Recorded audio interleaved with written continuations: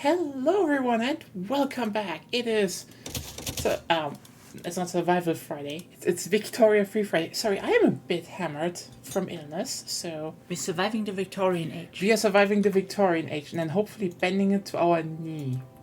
Will? What was the correct term?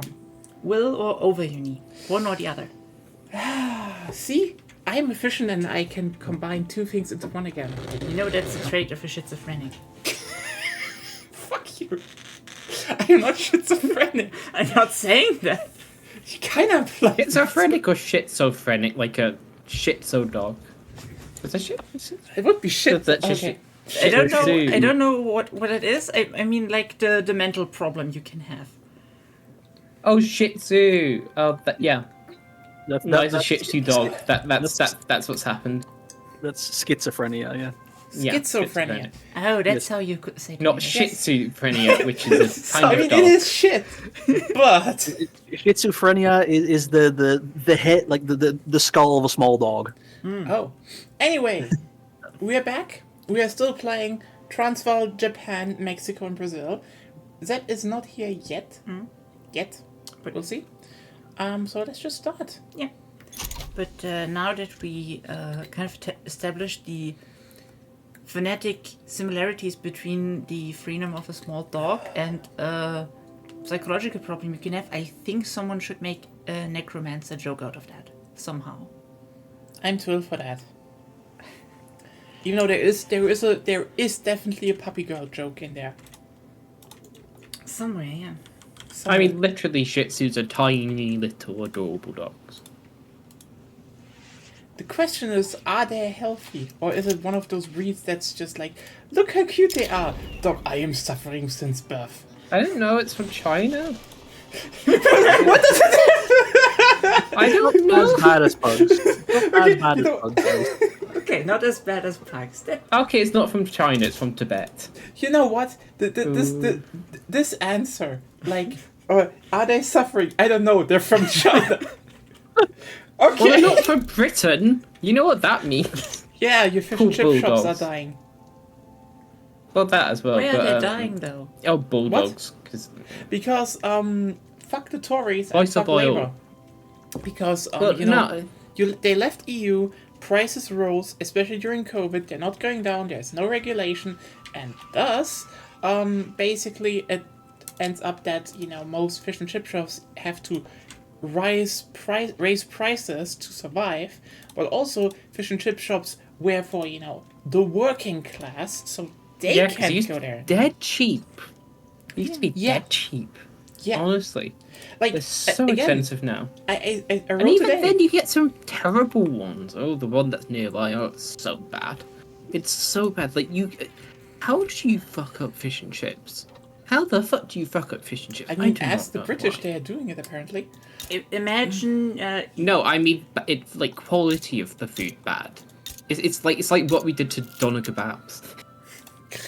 It's what that place is doing to fish and chips.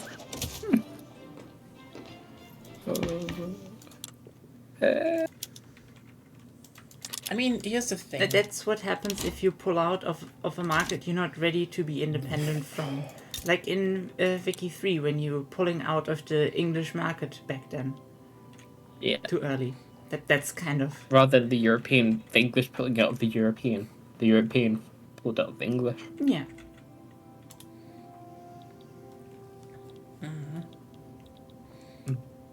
Yeah, Shih Tzus have problems like other British dog breeds, so it's not all our fault.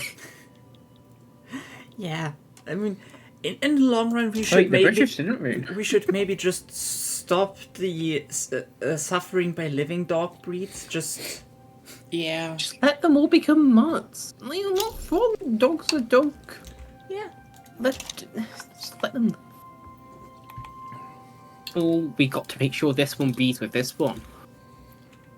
I mean, So what? we can get even shorter nose that causes like terrible breathing issues, and they all die by like 8. Yeah, and honestly, the best dogs are any, either husky or shepherd. Oh, a healthy dog is a healthy dog. Yes, The best dog is a healthy dog. but that doesn't smell because, god damn it, so many dogs smell. All dogs smell. It just comes with the Yeah, but that's a territory. problem. Cats don't smell. Yeah, but cats are vicious. Yes, but cats are better. Says the cat. Oh, Brits are everywhere now. But Brits are everywhere now. That's a problem. We looked at Brazil. Oh no! Brazil, what is happening? You need to kick out the Brits? Not yet. I think. Hold on. Don't I have?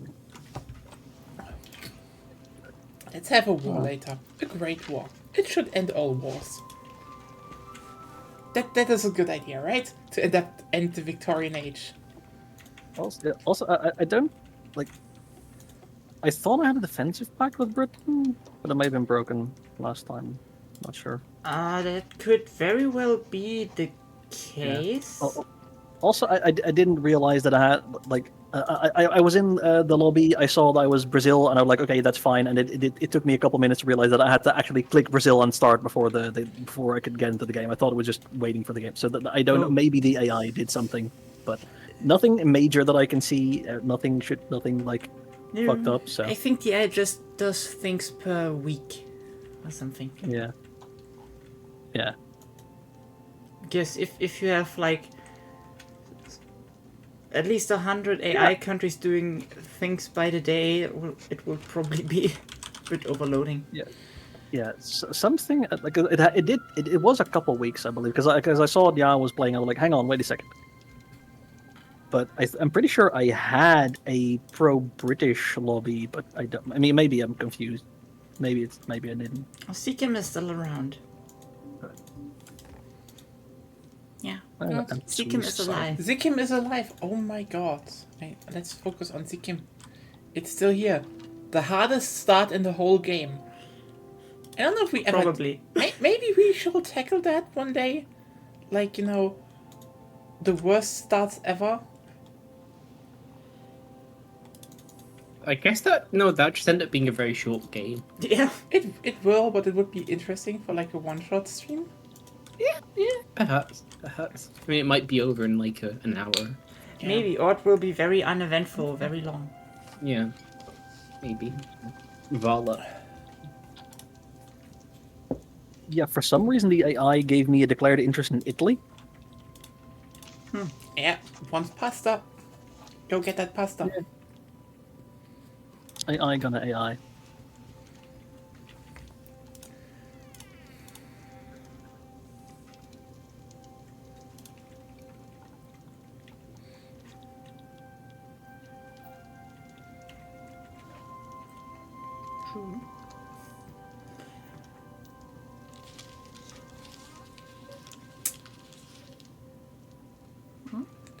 I'm just I'm checking 9,000 credit. Oh, I'm actually getting myself out of debt slowly.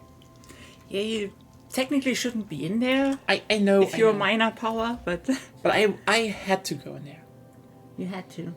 Well, I don't want to be there, but I'm also in credit right now.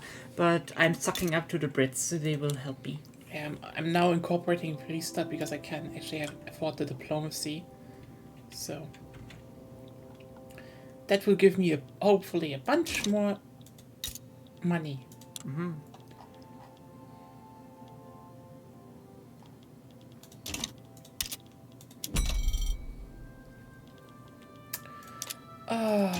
Caffeine actually helped a bit.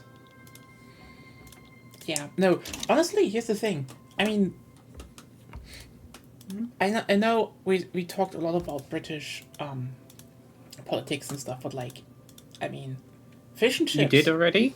Yeah, fish and chips. Oh, I mean, what I British. want to say. That's not really British politics. That's more British economics. It's more like, they weren't even rationed during the war because they were like deemed disimportant. And like, honestly, here's the thing. It's just the economics. Okay, fish Yeah, and chip shops are high energy use places. I know. Guess what's just gone up? But you know what? Energy prices. You know what? In the They UK. maybe should be subsidized. well, then that requires higher taxes, and we're already going to increase taxes in October. So we'll see what happens. How about you decrease the taxes on the normal people and like raise taxes on rich people?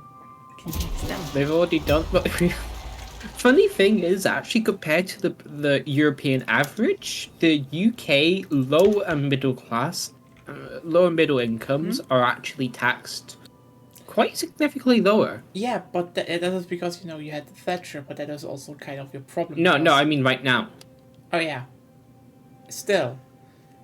You know. Now's the Like now's the question. The British tax, essentially the What are you losing actual for? effective tax rates. Yeah. Like as you increase salary, it's really weird. There's massive jumps in the UK, and it's not very smooth. So you can get things like where, okay, yeah, who's gonna cry about £100,000 a year? But like there's issues where like if you just suddenly earn slightly over £100,000 a year, well, things like child benefits that just gets cut off. Yeah. You then end up below £100,000 in terms of your effective tax rate. They have similar problems here, that there are sometimes weird jumps, but that is, I mean, honestly, just those weird. Those are by design, kind of. Oh, ours aren't by design; they're just badly designed. Oh no, yeah, Also no, they council are badly tax. designed because It's they so kind of regressive. Oh, yeah, because they kind of enforced a certain feeling of, you know, like, here's the thing. Remember that Futurama joke about No. you know, why are you cheering? They're rich and you're not, but I might be rich one day. The thing is, that is kind of one of the things that why, you know. Oh yeah, I think this actually the Labour should be equivocating capital gains and standard income tax, which is good. That's something. Like, the thing is, these harsh jumps in taxation are usually there because they're basically a looming threat over people, because like you start, you know, gaining a bit more, which is what people want, and suddenly a lot more that you get now gets cut, and a lot of people don't like that, you know, for understandable reasons. I don't think it's bad. I don't think like having an increase at a certain amount is bad. It's more just when there's like an actual. It results in like a disconnected amount. Yeah. Also, Like there's an actual sudden. Can I say one thing? Because then people will find things around it. Yeah. This might be something that comes right off the mount of a dirty little communist like I am, but like, you could even give child benefits to like rich people. Because here's the thing, I do think it would be more democratic and more equal if everyone guaranteed got child benefits, and there wasn't like weird cutoffs. Because like, but the But rich, then you just paid the higher rich people would, taxes because the amount. Yeah. it wouldn't be much more now. Like, I know, I mean, the yeah, richer you are, that's sort of the less children they have anyway. So isn't that kind of like the whole UBI sort of thing Basically. in a way? There's Basically. depending on the implementation. let me put it like this: even people with good income, okay, can struggle because sometimes it is that, you know. If you're in Ironically, London. I know that Fucking myself. Fucking hate London. It's fucking expensive there. Yeah, like for example, my parents, you know, I wouldn't say, you know, we were overall wealthy, but you know, it definitely was, you know, the typical middle class family. Okay. The thing is just, Yes. I'm just gonna rant about the game in a second. The thing is, because some of the jumps in the brackets, because it wasn't like a very smooth taxation curve, ironically, sometimes at the end of the month they had less money than people that earned a bit less because, you know, different tax brackets, which is stupid. That happens. Also, we should have household taxation versus individual taxation. My hot take. Yeah, it's like, the thing is Thatcher that households. the thing is just that there are countries where they made taxation flat, like 25% of income, which is then, you know, the smoothest thing you can have because it's percentage based. It makes sense, You know? I think they should just place, rather than having like tax rates, have a tax equation. Like just have a polynomial function. And then people can just like plug in their amount. You know, Rather than there's a it lot being of like, oh, there's like a certain amount which isn't taxed, and then a certain amount above that which is taxed at this rate, then a certain amount above that which is taxed at I mean, that generally rate. the So government stupid, knows. just have a polynomial. Have Generally- a single fucking function. Generally, the government knows anyway how much you owe them, so you shouldn't have to do anything in the first place. Oh yeah, we that's don't. But one I mean in terms of like the government's work, Yeah, but I mean, rather than. but here's also the thing that I would point out that like if you have like a clear gradient, it would mean that, well, rich people are gonna pay more. Like, Of course, it would just be not a parabola, but like and like it'd be like an that's the thing. exponential. Not exponential. Modern taxes in most of Europe and America are fucked because trickle down is still pretended to be a thing that exists. Let's not forget it? that. Yeah, that's the reason. Like every What neoliberal place in parties- Europe still does trickle down? No. Here's the thing. It's not that they say it, but nearly every single neoliberal party in Europe, or neoliberal leaning party, wants tax cuts for the more rich. They don't say trickle down because they know it's a bad word, but they still want it in effect. It's We don't, stupid. as far as I'm aware, in the UK, we don't actually have a proper neoliberal. Even the liberals are not neoliberal. I mean, they're Thatcherites, so, you know. No, the liberals are not. Oh. The New Democrats. They're not neoliberal. They're not. Actually, they're on the left of Labour. They're closer to the Greens. Even though the Greens are no. The Greens are neoliberals. No, honestly. Yeah, I mean, No, the Greens are just NIMBY parties. But, oh god, it's not. I think I've. campaigning against like, They oh, we mistook don't want a the- substation or energy power lines in our constituency. Oh, we want to fit the skyline. I mistook It's not like we need your to Greens- entirely revamp our I mistook your Greens energy with infrastructure. the German Greens. Yeah, the German, like, No, this is the English and The English Greens. no, this is just the Greens in the UK. I mean- There is no British Greens. There's an English and Welsh Greens, and then there's a Scottish Greens. I mean, let me put it like this. There's Northern a reason- Ireland doesn't have any Greens. They've got the SDLP and Alliance, but Yeah. that's Northern Irish politics, which is its own asm of. But that's the thing. I mean, what a lot of people forget is that you cannot one-to-one translate. Like, when I see people, you know, Like we don't have an FDP, or we don't have anything like the FDP Luckily. in the UK. yeah, luckily, but like, honestly, maybe even to a big certain detriment, considering the FDP is actually very gung-ho on trans rights. Yeah, so- that's one thing that's That's kind an of upside annoying of here. them. That is one upside of them. Oh, you get a new neighbor, Anja.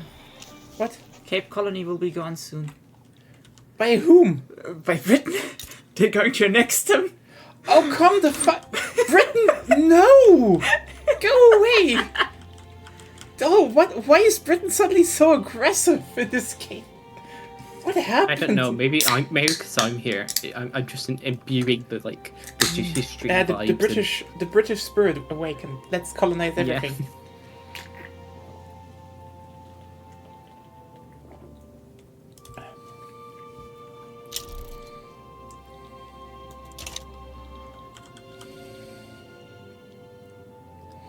Sardinia Piedmont. And they own Portugal. Huh. What happened to you, Portugal? What? I mean, they're kind of like Portugal now. Just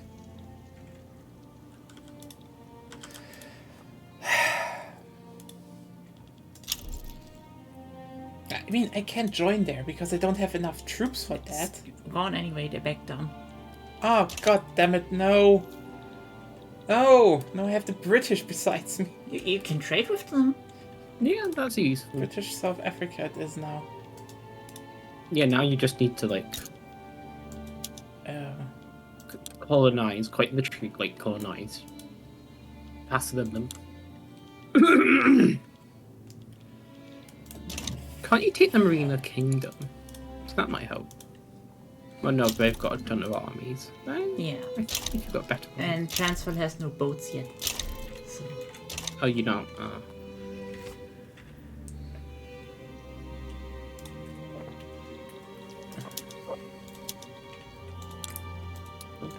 Friends, how do you like me? I need someone on my side.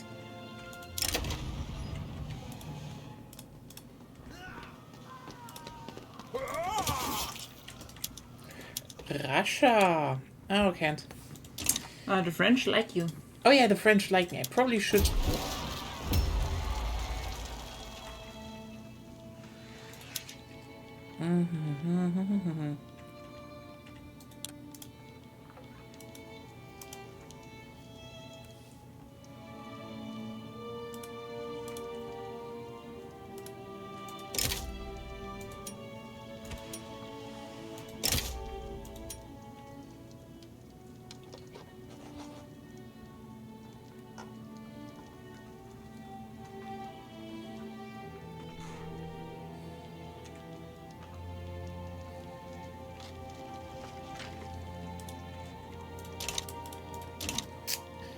Get on better terms with the French. When I have them in a defensive pact, then time to get the Brits out.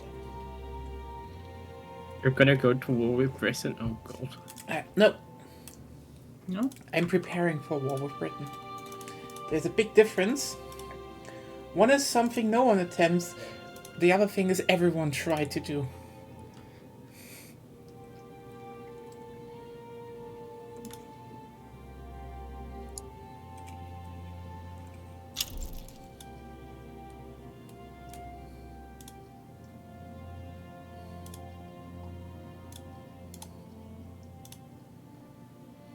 We have engines. Yes, we do have engines. Good.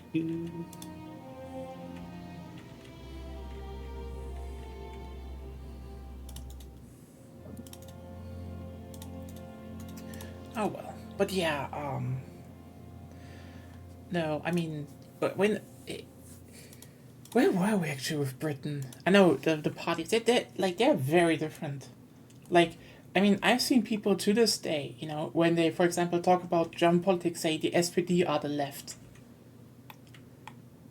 Which is like... Well, they're centre-left. They're more neoliberals. And idiots. Like, if you want to have more the center left/left party left in our country, it's the Greens. If anyone. And you know why you see that? Because every single bit of anti-green propaganda is backed up by Russia these days. For a good fucking reason. There's nearly no Russian propaganda against, the SPD or FDP, but a lot against the Greens. That should tell you everything about the party. Also, a Did Germany realist. ever get get a backbone, like, on defence? Or did we just hit you too hard in World War II? I mean, hey, we still have, like, the third biggest army? Yeah. It doesn't move, but it's Yeah, there. but in what state is it? In what state is it? Tell me. You can It's look. Not Württemberg. You can look at some flying aircraft. It can't fly, but Hey, let me put it That's let me put it like this. We sent, the quote-unquote old, not working Leopard 2 and Mardas to Ukraine, and they're currently rolling into Russia, so you know what? It's probably in a better state than we all expected. And- also to the Marina Kingdom. It's No already expectations. a protectorate of France. So Shit. just saying. But also, important thing, the whole thing about, oh, hey, the problem was that we didn't have enough soldiers anymore for the amount we had in terms of, vehicles. No, it's not soldiers. It's that you're just maintaining old vehicles which are falling apart. Which is weird, because that was not the it's case. low then. capital expenditure. It's the same thing the UK does. They in have a terms of problem. its They had a problem. infrastructure, Don't get me wrong, but the reality is, a lot of those old ones, again, are now in Ukraine. We still have the new stuff. We do have a problem with our helicopters. I grant you that. Then we had the thing with, oh, the G36 was a bad rifle. Turned out, no. That was something that, a general said. They tried to replicate it multiple times, multiple times. Oh, it's and it never fine. happened. It does the job. Yeah, that's the thing. It never met. It's as good as the SA80. Which we might finally be Let's just be replacing. clear. The G36 never had the problems they were told it had. It's still got an upgrade, and don't forget, the G36 is actually it's not going to be the surface rifle anymore. I know. Yeah, we're going to get the M416. It's like.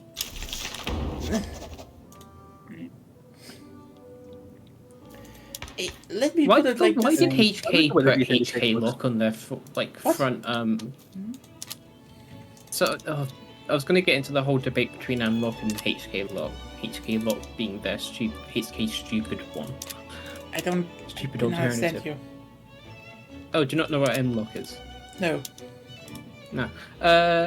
So you know how in the past the railing used to be like all like jaggedy on like M4s and stuff, basically. Mm-hmm. Well, they wanted to move to a smoother one, so you can actually hold your front end. And there's different competing standards. Most have converged around this standard called M-lock, but HK just to be different, not like other weapons manufacturers. They came up with their own, which nobody uses, but they're still trying to sell.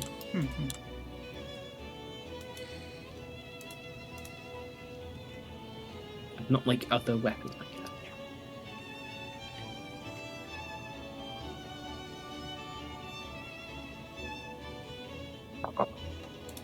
Oh well.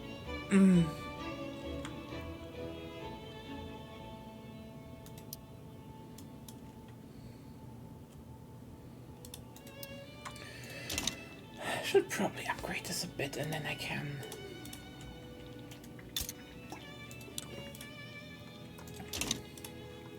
Start integrating more of my regions. Like Zululand. Maybe. Anyway, yeah. Chemical bleaching unlocked, yes. No, so it wasn't that bad, ironically, in the end. I mean, it.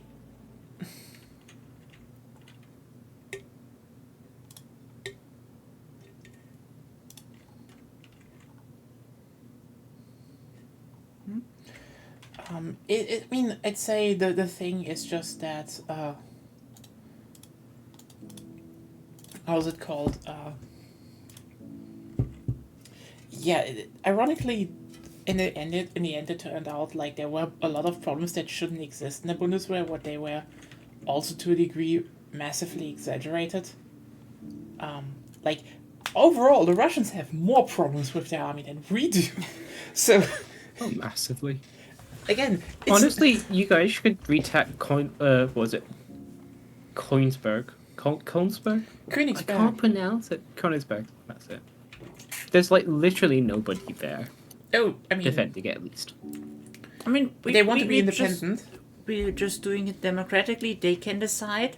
Yeah, that's No, one you should just thing. kick out all the Russians. Just Honestly, no. Here's the thing. A lot of the people in Königsberg. Okay, Königsberg is a bit more complicated. Okay, so first of all, I'm gonna say one thing. It is kind of shit that that a lot of Polish, propagandists are now saying it should go back to Poland. Again, for the longest time, Königsberg was Prussian. Most cultural remnants that are still living in Königsberg are Prussian culture, not Polish. Like the Polish control was centuries back. We don't fucking know about that anymore, okay? Like, it happened back in the day, but still, it's not Polish. Let's be clear about that thing. Like, a long, long time, no Polish people lived there.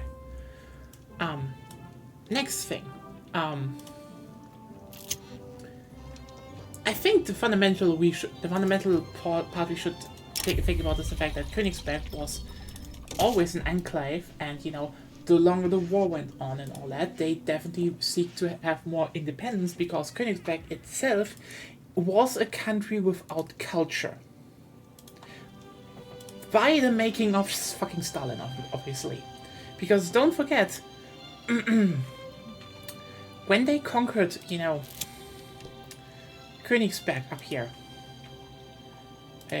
basically East Prussia, Königsberg, and Russia was like, we want to have this as a harbor, surrounded by Estonia, Poland, etc. They purged the people living there, literally purged them, and settled Russians there.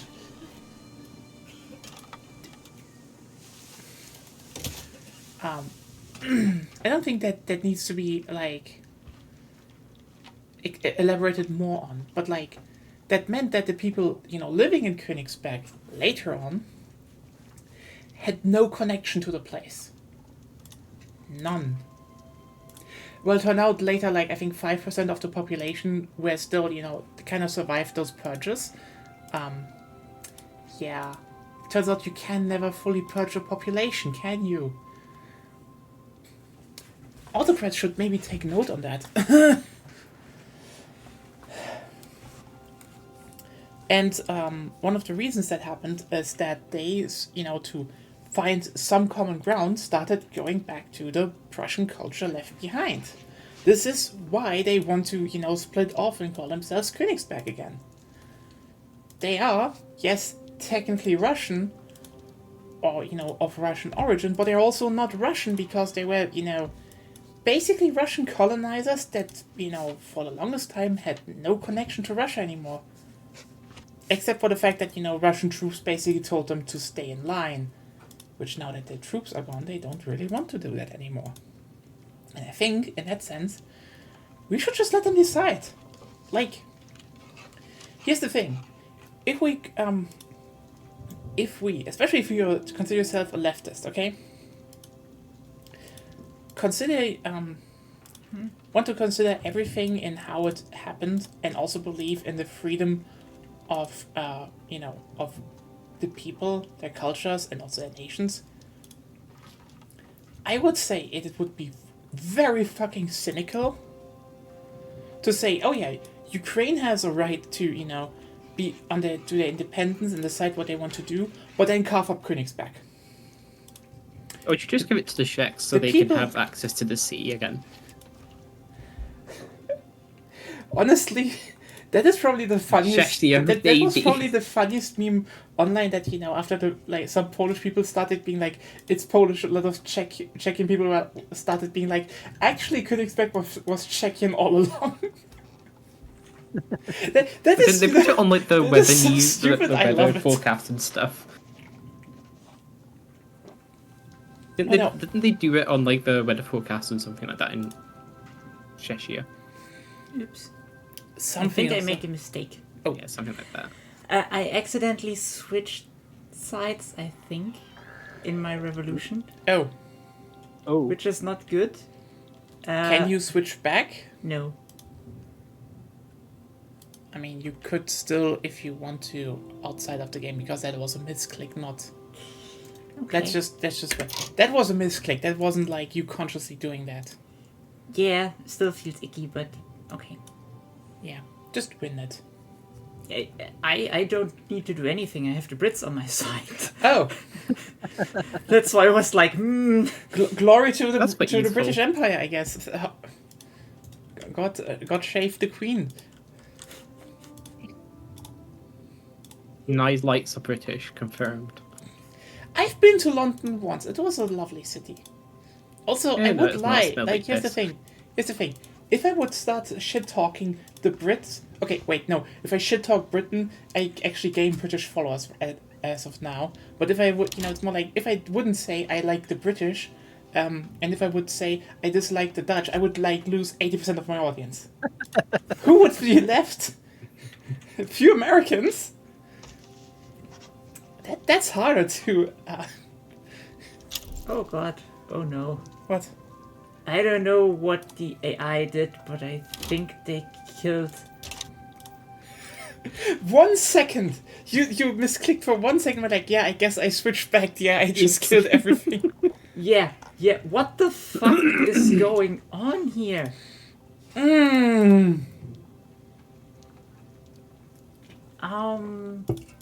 Okay, you're at least there. That's nice. Why are the mines not...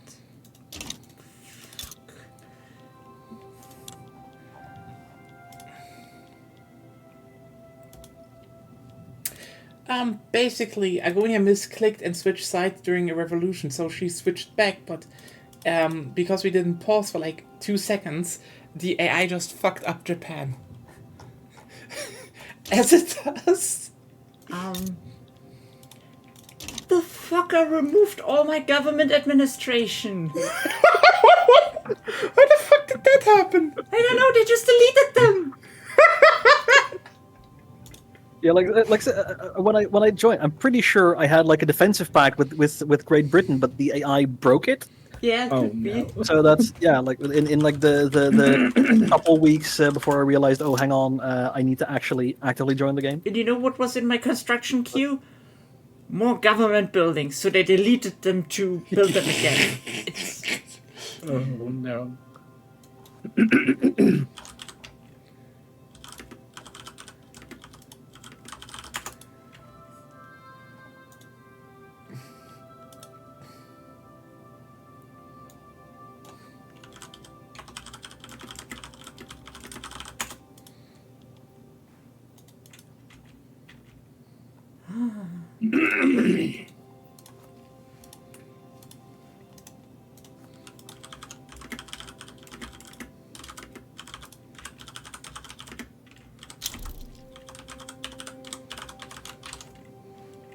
I don't even want to know what the revolt is doing with my stuff.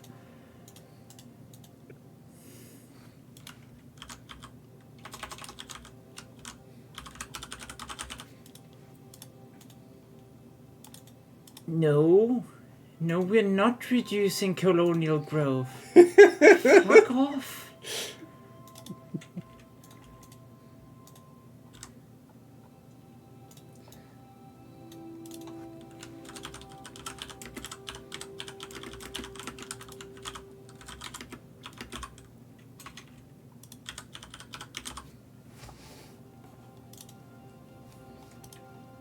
Yeah, posted about this on Twitter. I should not... should think a bit more. But I didn't sleep much, so I'm sorry. You slept what your body wanted to. Yeah. True, but...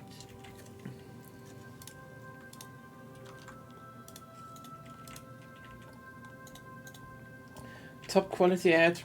Yeah, like here's the thing, Levinson. If I'd say one thing they need to do, they need to get into the program, is that for like at least one in-game month, the AI should not make like major changes to anything. And especially Like a not... delay before they can. It's like you're... as if you would play against a very incompetent human that by accident does scorched earth on your industry. Oh yeah, right. This is why I can't get engines from you anymore, because you're... Yes. Oops. This is a problem. Ah, well. But yeah. Okay. We have one.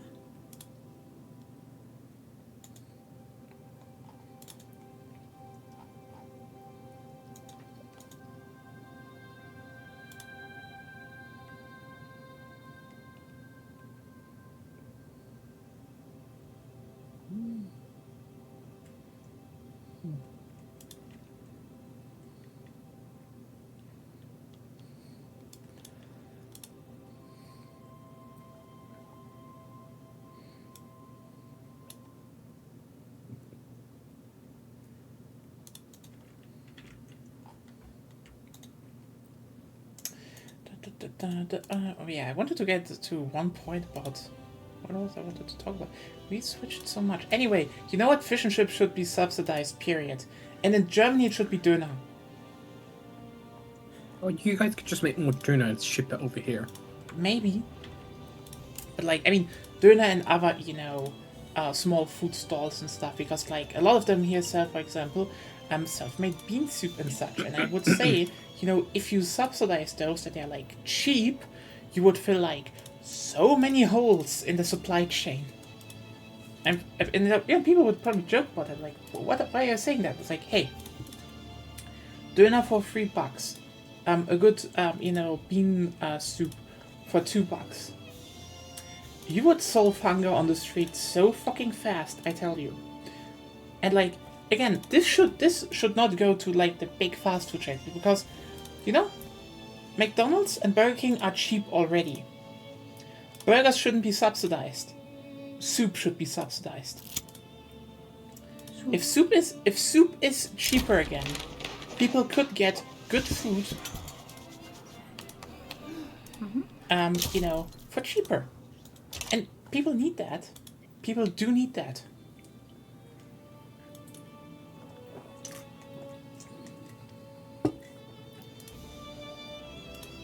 Like, one of the reasons, for example, why, you know, it's just, you know, the overall health quality in a lot of Asian countries is so much better, is if you, for example, look at Vietnam, you know, rice and a lot of vegetables are subsidized. So, for example, if you go on the streets there, you can just buy pho and, you know, other, you know, high quality street food that is quite healthy, just cheap. So, so basically people don't need a lot of money to get, you know, a good and healthy meal, but also, companies like McDonald's can't even break into that market because why? Why would you go to McDonald's when you can just have pho on the streets? I mean, yeah, I know, communist talk here. Also, did you see how McDonald's is like struggling? Well, not struggling financially, but like they're actually like losing out in market share now. Who? Like their profits have decreased because nobody's buying their shit. Who? Less people are. McDonald's. Oh yeah, yeah. It's not, you know, unsurprising. Like, I would say the biggest problem, like, McDonald's has one upside here in Germany, it's the biggest one, but everyone else is catching, like, honestly, if you're here in Germany, okay, and you want to eat burger, okay, there are a lot of burger chains that are pretty high quality, but still reasonably priced. And even if you're like, you know what, I want to eat from the big fast food chain, I'm sorry, but, like, Burger King is better. It's just hands down better. No, it's Yeah, at least in the UK. Here? Yeah. Okay, you know what? You had mad cow disease. We haven't. Yes. 20 years ago. So chill. It left an impact, I guess. But no, here in Germany, Burger King is better, just hands down. It's kind of interesting that apparently the difference per country is so different because, like, yeah, no, I'd say I need to check again, but, like, the last time I actually had Burger King, I even was like, no, even the fries are better now at Burger King. I know, shocking. That was the one thing everyone said about McDonald's. Oh, you know, at least McDonald's has, you know, the fries. McDonald's is how fast food fries are defined. And then last time I was at Burger King, I was like, actually, no, those fries are better. They're just hands down better. I don't know how they do it here, but they're better. Again, I have no clue. I'd say the one thing where Burger King is a bit behind is the fact that the ratio of their cheeseburgers is off. Because there's too much bun that is a bit too dry, not enough patty, and this, oh, hey. They're actually using, from what I remember, like, they're using actually, you know, mustard and ketchup pretty, you know, not excessively, but like a lot. They're like, okay, let's put a lot of it on there.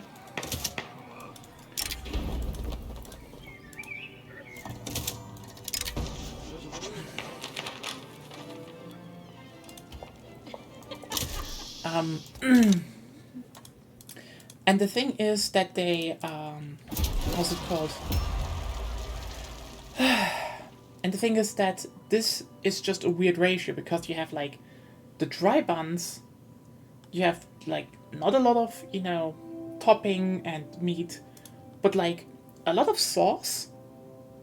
And it's a weird like the ratios off while, the McDonald's burger patty is like, yeah, it's smaller, there's not really a lot of bun there, but like ironically it just fits perfectly for the size. The ratio's right, it's not dry and stuff. But that is the one thing. Every other burger is better at Burger King here. Every other burger. Literally. There's not even competition.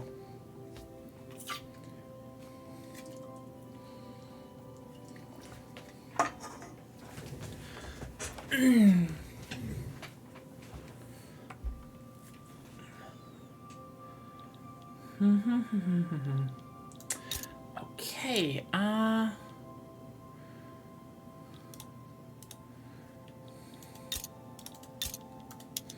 yeah, integrate you. That will take a while, but still.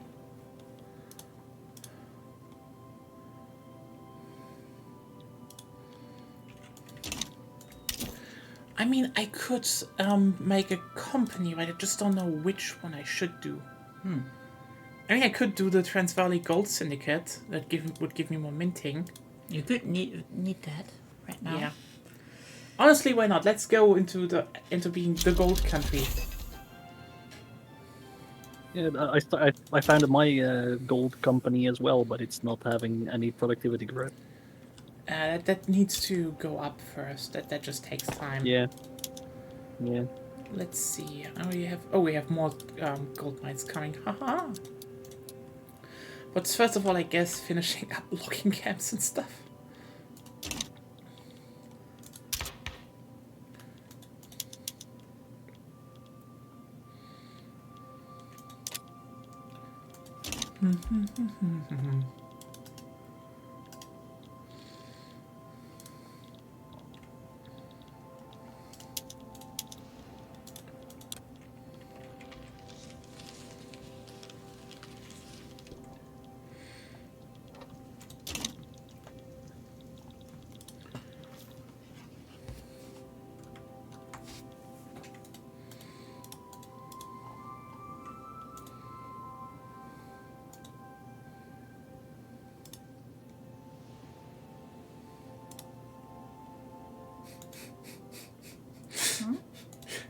I just saw the retweet from Lena. How do you pronounce that? Pronounce what? Bourgeoisie with hatred.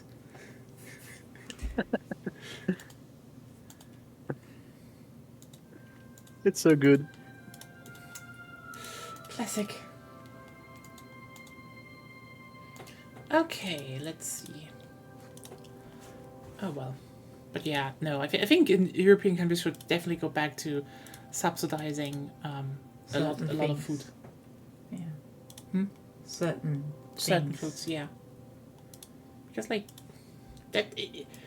Sorry, we can talk about how why do have so many people food insecurities and such. It's like because the only affordable food that is out there nowadays is from McDonald's and Co. And you don't want fucking McDonald's and Co.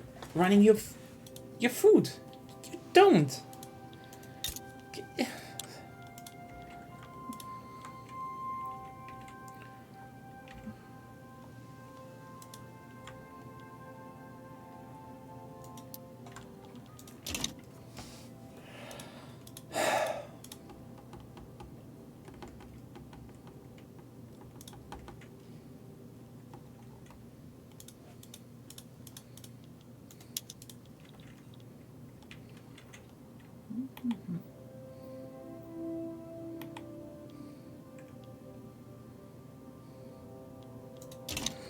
Oh, nice. I have a pro-French lobby. That's good. Yeah.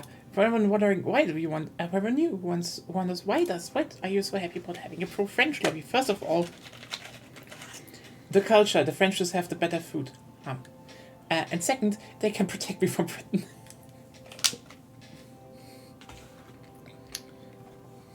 But a good thing about my civil war is I may be able to get appointed bureaucrats through.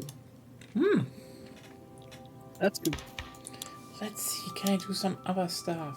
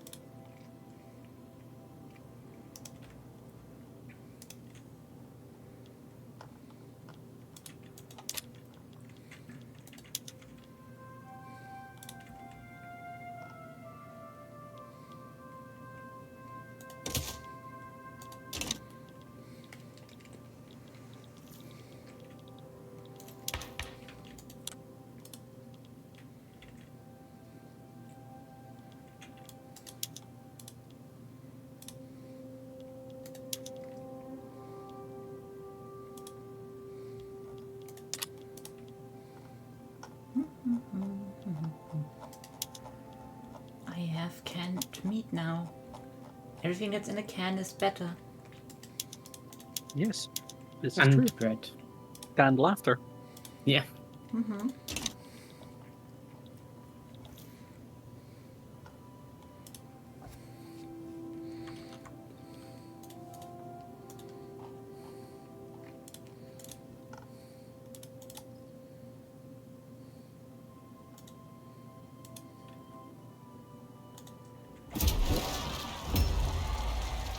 I'm getting to the point where I might overtake Spain's GDP. Oh, nice. Yeah, you're relatively close.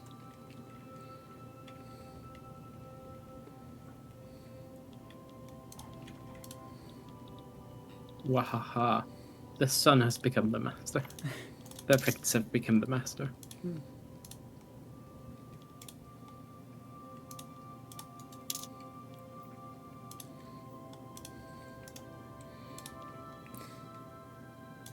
Hey, Sophie. It's doing well here. It's doing relatively well. I shouldn't do that yet. You know what? Let me just get a little bit more money from that.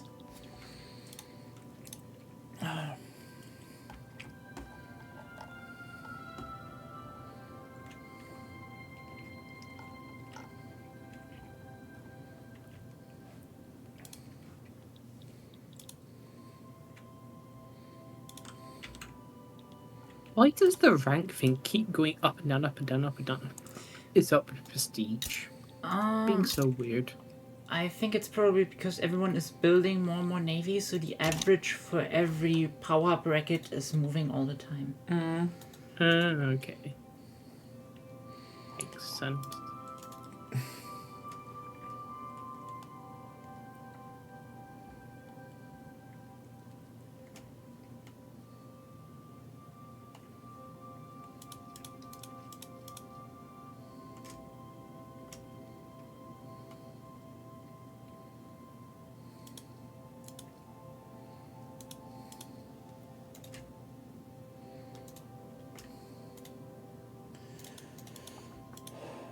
With that flag from... What's up with that flag from Mexico? Well, I don't know. What is going on in Mexico? You just have... Oh, essentially it was a military coup. Ah, okay. In Mexico and its military, they've got a bit of a turbulent history, basically. Especially during this time. Well, with this time period, basically.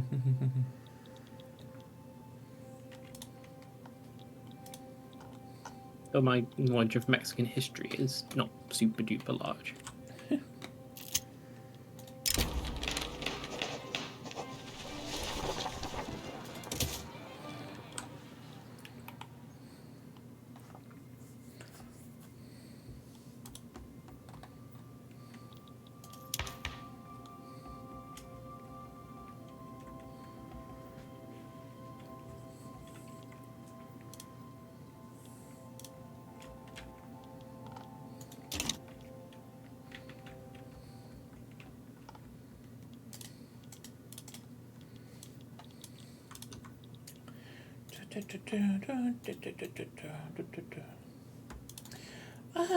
Any topics anyone wants to talk about? Oh yeah, the British billionaire who died in the Mediterranean. The Was it ocean Mike won Lynch? again. Huh? What? I mean, he Some did Brit- apparently scam, or was alleged to have scammed HP out of like $11 billion. Yeah, some British billionaire, also asshole, died in the Mediterranean. Oh, was he an asshole? I don't know. I think He's a billionaire. Like, They usually by do shit, though. definition.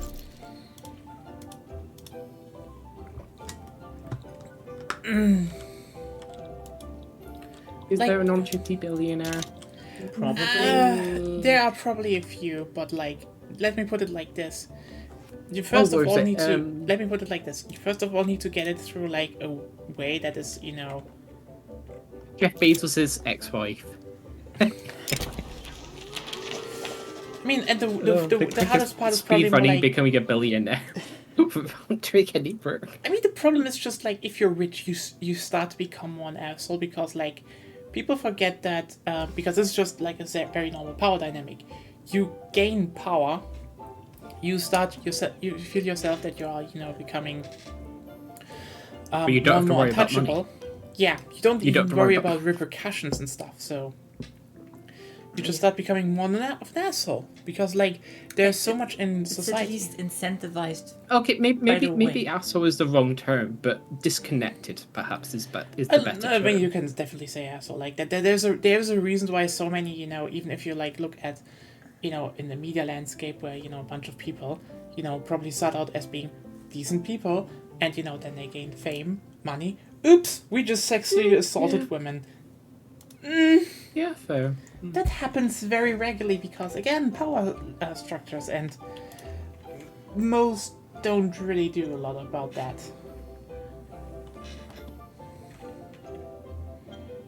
Or you just write a book and then suddenly the mold takes over your life. Oh god, not her. The mold is just. I mean, it's been nice because she's not been tweeting at all. Yeah, honestly, another win for Imana Hopefully Kili. the mold Thank got her. Hopefully the mold got her. She's become the bold monster. Imagine if you're sitting in that house and the mold keeps telling you transvestigate someone, and then you just look at your fucking laptop and there's like a sign: if you tweet now, you will be in so much shit in that. Is this sort of like similar to RFK and the brainworm? Maybe. More. Like, okay, let's just be real here for absolute fairness. It's probably not the mold. She probably is No. just hateful and stuff, but like, the mold is a Yeah. fucking symptom. She's just weird. She's just weird. Oh no. The thing is, she A weirdo. as a lot She of always people, had weird ideas. as a lot of people point out, like what is currently coming out. She apparently cut her whole family out of her life and is living alone in that house. So like, yeah, the mold is probably not the reason, but like, if you cut everything out of your life and you don't do shit on your own, there's gonna be mold in an old house. Let me put it like this: you need to look at it the other way around. Where did the mold come from? Where did the mold come? Where did the mold go? Where did the mold come from? Cotton eye mold. Okay, that was terrible. I'm sorry. And Joe. Oh yeah, another glorious victory for Team Orcas are like honestly, Orcas are such comrades.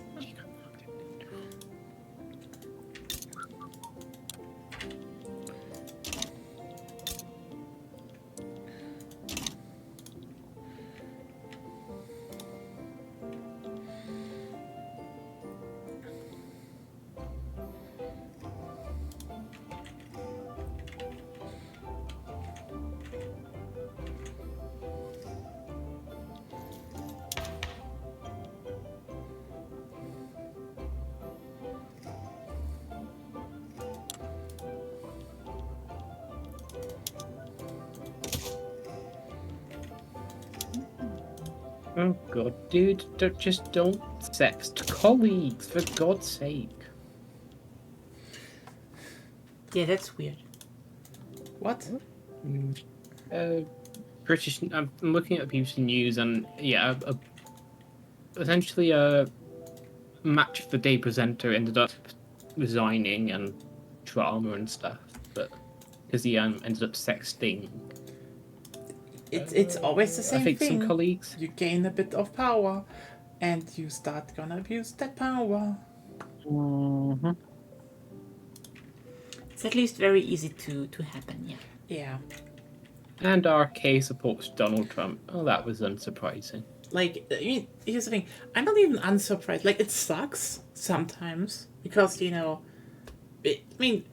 looking out outside the window nowadays, and you know there's stuff you grew up with that you like, and then it turns out the person who did it sucks. Like, for example, I really love the soundtracks that Jeremy Soule? Jeremy Soule did, and then yeah, you know what? I should not be fucking surprised. Watch them blaming that on trans people as well. UK, yes. I mean, when you think about it, an orca is basically a big shark, and Blahai is shark. So Blaha is attacking yachts. Ah, yes. What if the thing in the bed? But I mean, is also, another orca? orcas actually. They've been around. Actually, orcas have been around Galtabra. Gibraltar, they hate the British. They want to Gibraltar. seal them in. Gibraltar. Oh, we've got Big Gibraltar in this game. Oh yeah, Britain is doing Britain things. Britain is doing very British things in this game, and I dislike that. I need to get in bed with France. Probably. At least the British have built the Panama Canal. That's something. Oh my god! Suez. Oh, I see. Yeah. They're fast. Well, the AI is more competent now, so of course Britain is damn going it. to do Britain. It's funny because Britain definitely built the Suez Canal first, and then wanted, or was it France? It was Britain, I think, and then wanted to build the Panama Canal with the same methods, which didn't work out. Only and this is why they abandoned it. Except then the Americans picked up the same plan. Was we just need to adjust it a little bit, and then they built the. That's a big Brazil. Yeah, Lena's making Yes, big it is. Brazil. Yeah. Oh, Brazil. It's going all right. Yeah. Well, my single player Brazil run is also it is I think even bigger now. But yeah, so some things are going better there. Some things are going worse. It's I'm learning how to play the game. Yeah. And my Japan run is very RNG heavy, so there isn't much I can or want to do right now.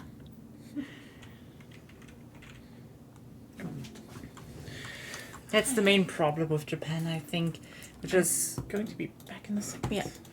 why I think it's probably not that suited to new players anymore. It's still totally playable, but there isn't much you could do proactively where you have control over.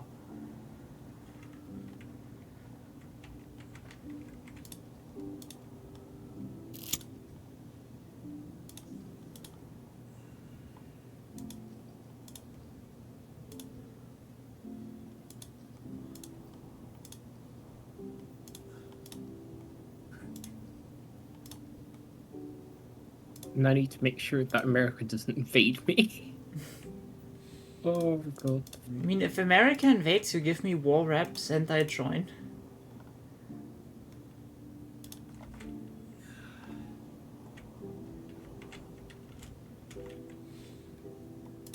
I haven't. Oh, I could set an interest in Japan. Mm-hmm. Yeah, I've done that. England.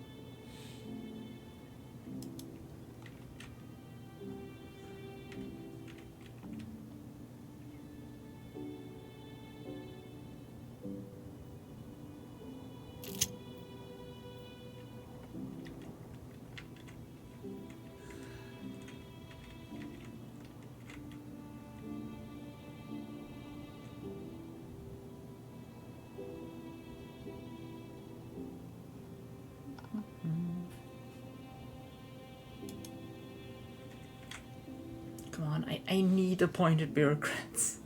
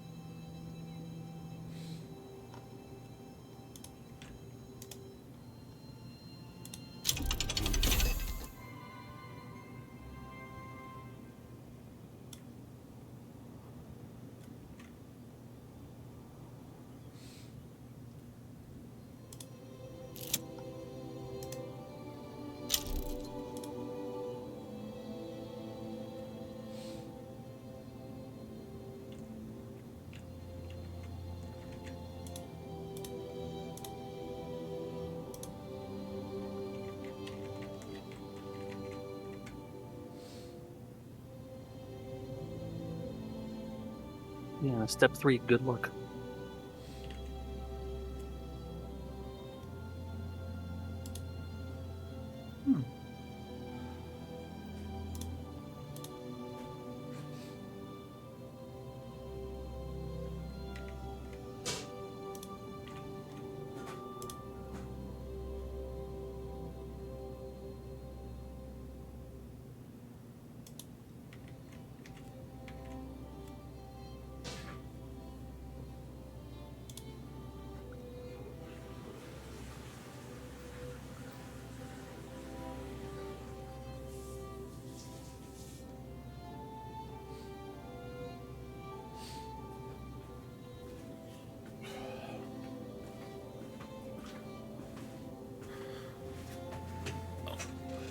No, you're back.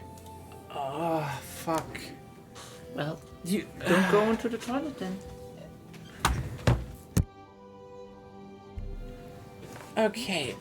Fuck that.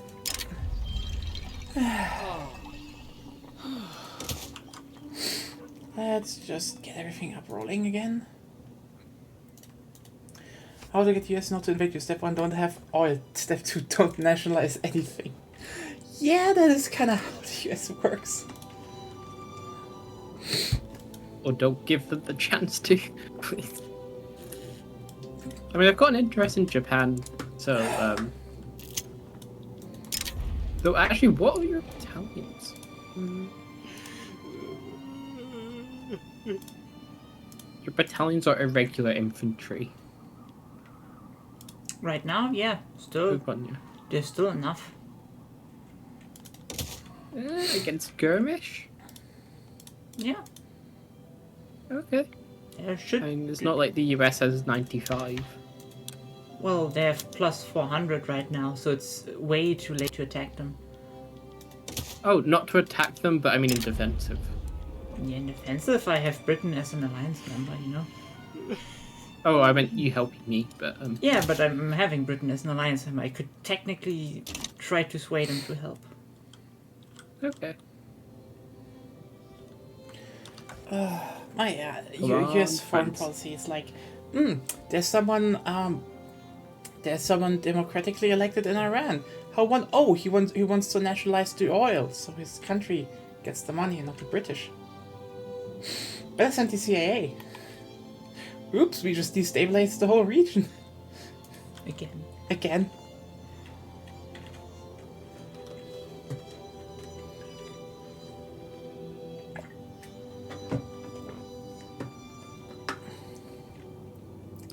What do you mean, everyone went behind a hardline religious leader because our autocrat was just too cruel? What do you mean with that?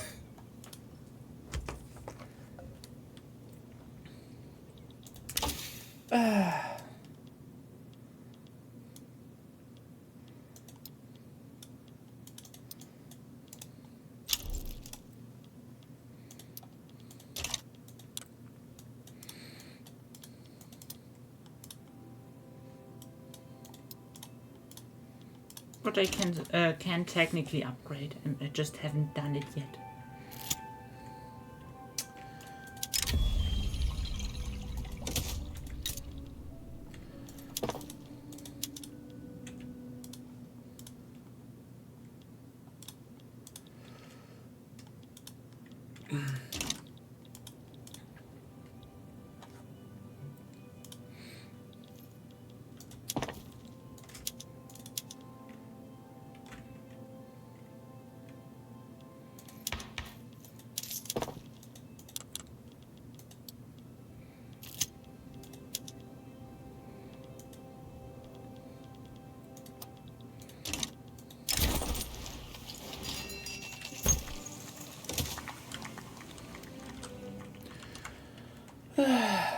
Any other topic? I feel like I wanted to talk about something, but could be.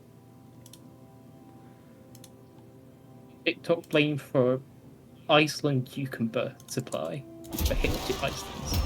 What?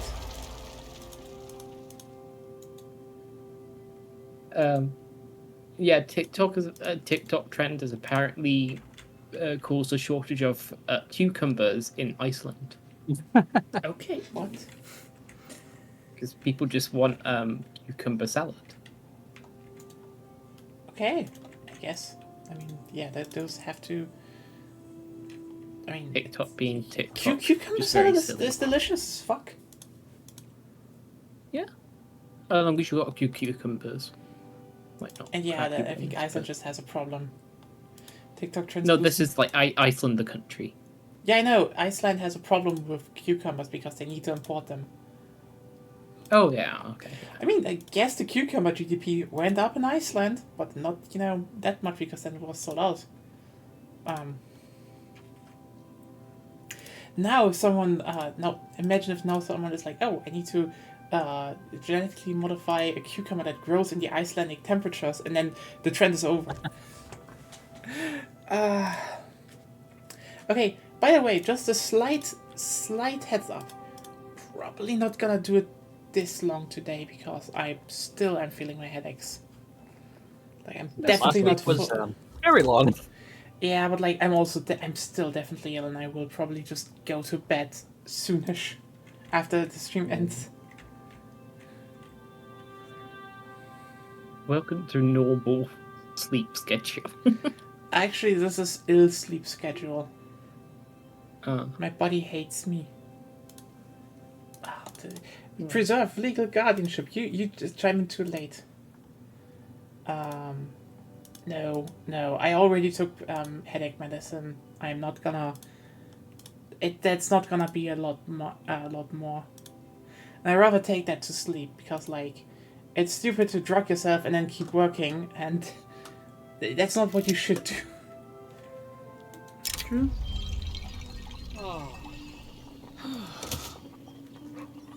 Thank you, Claire. Also, hi, Claire. How are you doing? I mean, the stream will probably still go until like 2 a.m. or so, but like not much more. And there it's gone. Yeah, booing the landlords is like the most sensible thing to do. You know what? Time to suppress them. Fuck them. Get them out.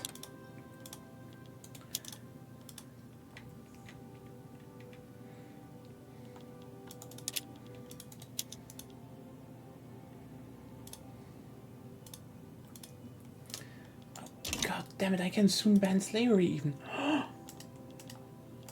Very good. Yes. I need to fix it for your Dutch colonies, basically. Yeah. I mean, if you do it now and the landowners rise up, then you can like kick their asses in suppressing them. in the civil war, and yeah, then they'll be diplomatically completely irrelevant. Just for a short while, though.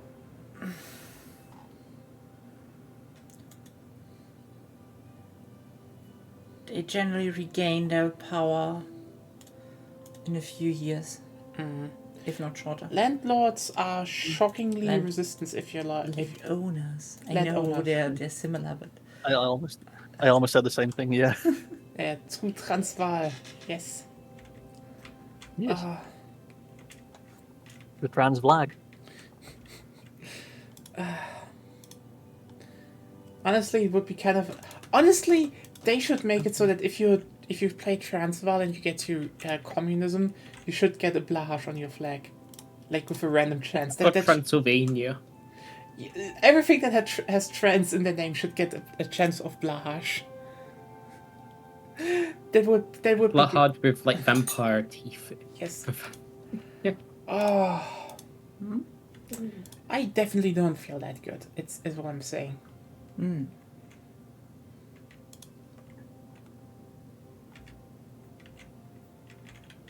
The worst part is now my brain is like, hey, you want to write again, and then everything else is just like, no, I am dying. The worst. finally have enough support for dedicated police force that it's actually worth trying to enact it. Wow. Yep. It took long enough. Yeah, I can imagine. But yes, I said Japan is very random. It's a very Sporadic. Huh? Sporadic. Not really Japan is. sporadic, but like there isn't much you can do in Japan if you mainly concentrate on the industry to quickly liberalize. Because you have just so much population, it's hard to build up capitalists.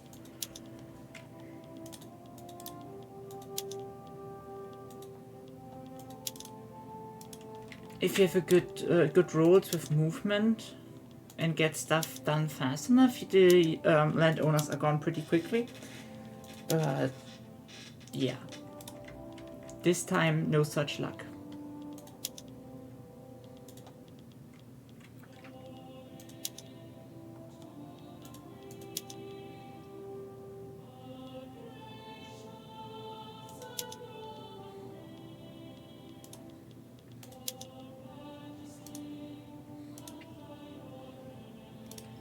Ideological block with a big shark statue, yes. Definitely need that.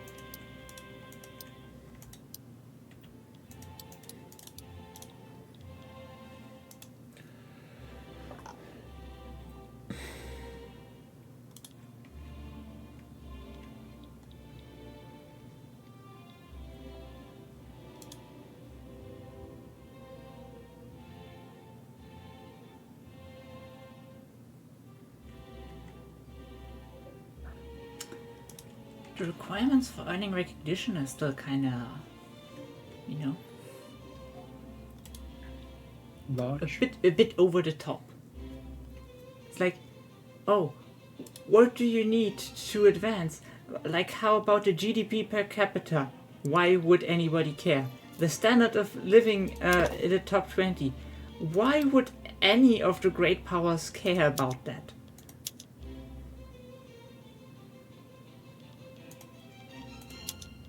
I think it should be mainly about prestige and GDP.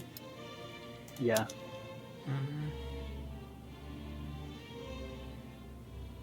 Well, that I do think that kind of depends because, like, I'm pretty sure. Yeah, Qing's GDP is pretty high, but like Qing has the highest GDP in the world right now, but they are They're always like they are still on record. yeah. Yeah, but like that's like they were still like shat on during the 19th century. That's why I'm saying they would also need prestige and probably Yeah. military stuff because they're a bit above the British East India Company in terms of prestige. So Yeah. you probably need both because no matter how some countries might value how nice your citizens have it, in the end you're being recognized because you have money and you have power. Yeah. Yep. Your power projection. Yeah. Yeah. The military is probably one of the biggest factors. Yeah. Yeah, that's why I'm like, they should maybe change that a bit.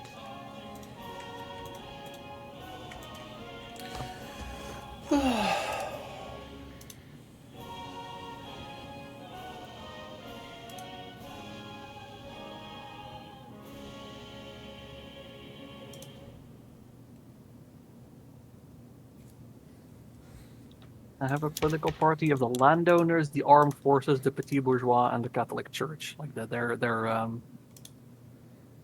I don't like them. Like they're thankfully out of government. They don't have enough juice to really do much. Like my current government is intelligentsia and industrialists, and I have 100 legitimacy. So that's nice. Yeah, legitimacy is always nice. Yeah, the rural folk hate me because I switched off of agrarianism to interventionism, and the trade unions are just too tiny to matter. Yeah, they did take a while. Yeah. That sounds lovely. Yeah.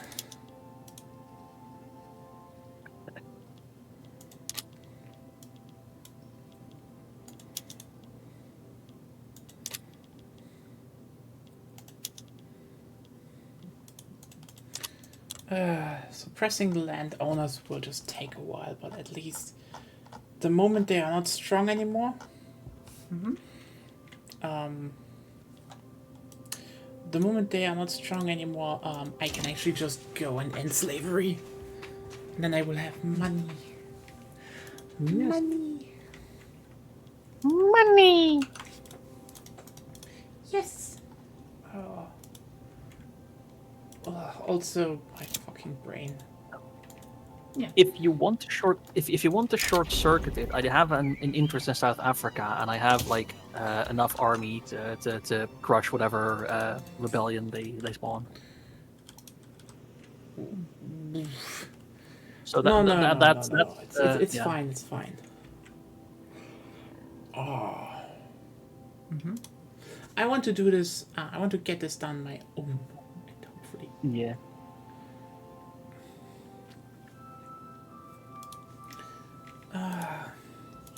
Yes. Hey. You know, if you can't do it because you feel too bad, you can stop. But if you go if you go the whole stream like sighing and telling everybody how bad you feel, That's not what I'm doing. That's what you're doing right now. Stop it. It's kind of what you're doing. Yeah. See? Yeah.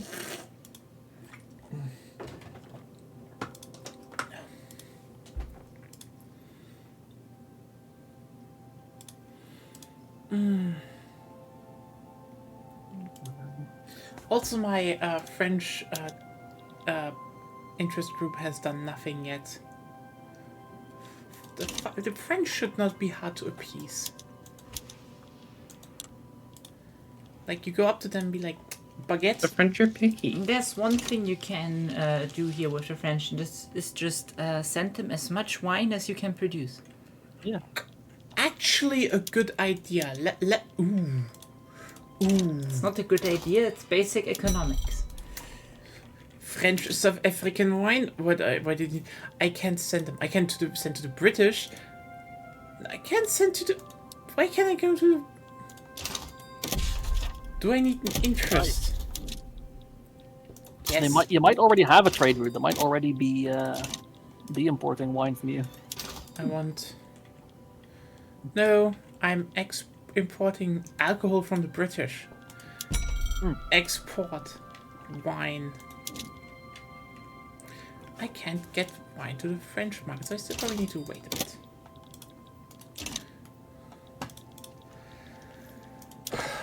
The French should like me.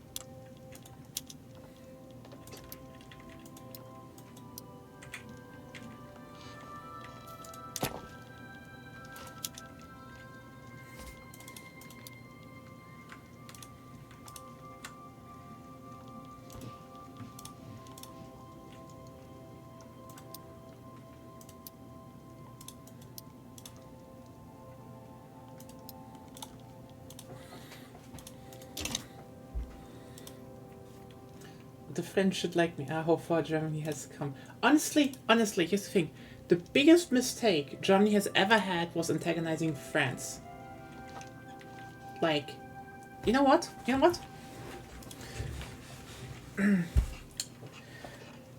France and Germany belong together. Don't forget, both our countries were founded from the same country. Charlemagne moment. What? Charlemagne moment. Yes, Charlemagne. And here's the thing.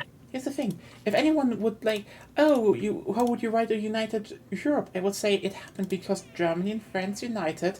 Everyone in between realized, yeah, but you know what? If we're not giving in, we're fucked. Because yes, glory to France and Germany, and the capital would become Aachen again, obviously. Anyway, but also, who drove that wedge between us? Who was like, actually, Lotharingia was you? I bet it was the British. They were the only ones profiting from that for centuries. I blame the British. I mean, that's just a good idea anyway. What? Always blame the British. Always blame the British.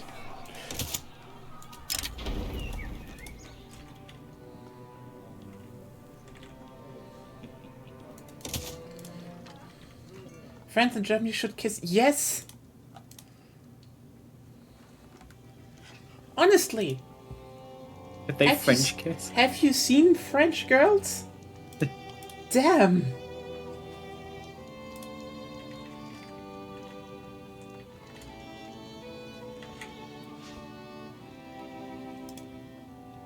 And they have some good principles, like, kill aristocracy. That was pretty base of them. Baguettes. Yeah. Baguette is just the best. I'm sorry, you know what? And even one of the... It's very good. Hey, one of the most famous Bavarian foods is basically French. Don't forget that. Also, banh mi, Vietnamese sandwich, and a very popular sandwich worldwide, also based on baguettes. Based on French bread. I want to say, in Bavaria, if you're gonna eat Oberster, that uses camembert. Ooh, camembert. Do you know what Oberster is? 9. Yeah. Oh, let me show. So, I mean, I had the luxury of growing up in, the region that was Bavaria, or, not just you said, we owned Bavaria technically, but also it was close to the French border, so we had the best of Bavarian culture and French culture combined. So you can sit down in a beer garden and have the best beer, but also French and Alsace food like the Flammkuchen and the fucking best. Anyway, the beer garden is one of the best concepts ever made. So don't. Flammkuchen is so good. Yes. I love Flammkuchen. And yeah, we just have supremacy. Yeah, and also we have a bunch of beer garden here, which is like, again, for everyone who doesn't know, the main concept of the beer garden and what makes it so good is the simple fact that it is not a place where you need to pay to be. Yes, most beer gardens sell some food nowadays, but in Bavaria, to this day, a beer garden means it is a garden with benches where you can go and get beer. Yes, from usually the brewery that is attached to that, but they can't charge you for being there. They can charge you for not getting alcohol, and they can charge you for bringing your own food. So they are always like someone brings some of their own stuff and shares it with other people. It is one of the best concepts for a third place in society that I honestly, just hands on, one of the best concepts, because you have something where you can walk to. It's great for in spring and summer where you can just sit outside and you have shade and all that, but you can also get just some maybe a bit to eat there. It's usually nothing big. Yeah, it's amazing. Yeah, when I was at my parents', we went to And I mean, they can vary like what they have. For example, some have Flammkuchen, yes. Others have and Flammkuchen or Schnitzel, and the other ones had other stuff they made there. Like sometimes it's sausages or other stuff, but yeah, they usually make a lot of stuff themselves, like Obertstar, and it is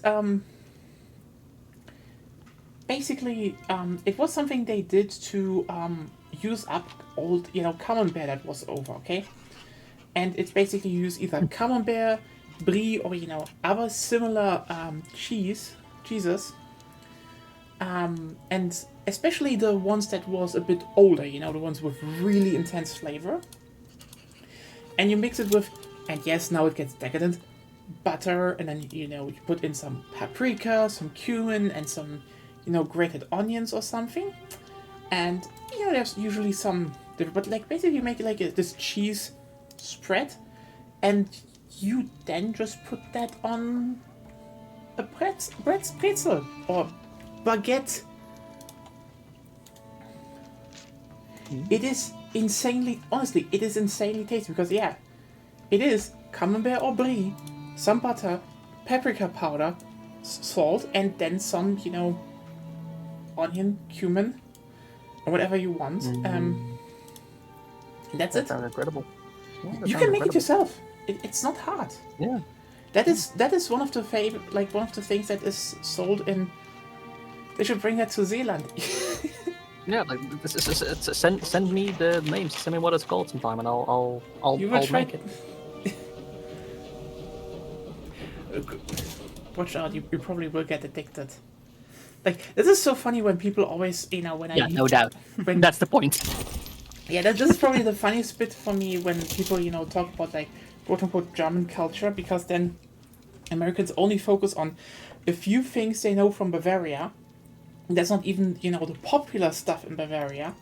And the good stuff about Bavaria, that is even ignored by people in Germany, because like, sorry, here's the thing. The Bavarians were onto a lot of fucking things in their culture.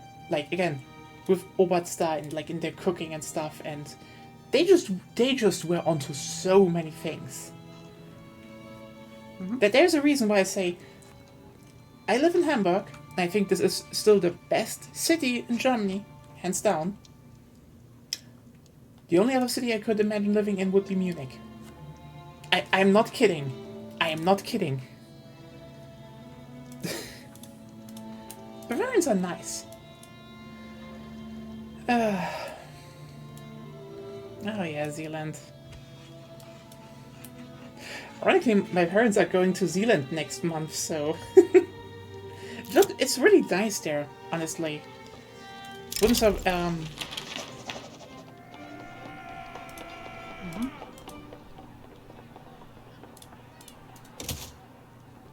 Whereas with Public Garden, we can just get nice drinks or food if you want to. Yeah. You know what?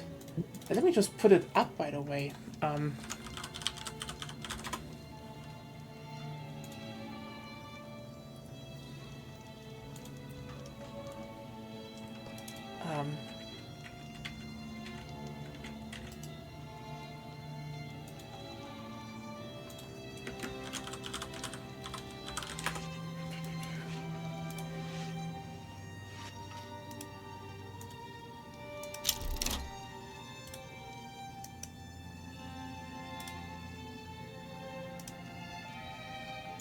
Oh god, I realized I still had that one interview on my phone.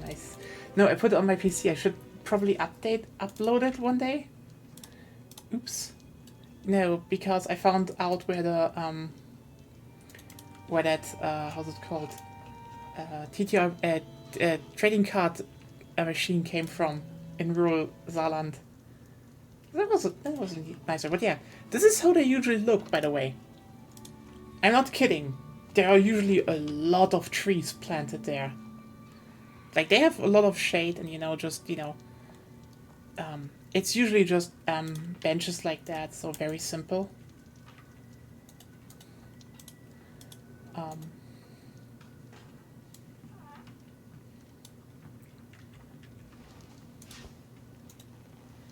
they're usually not even big. They're like a lot of times just very, very small.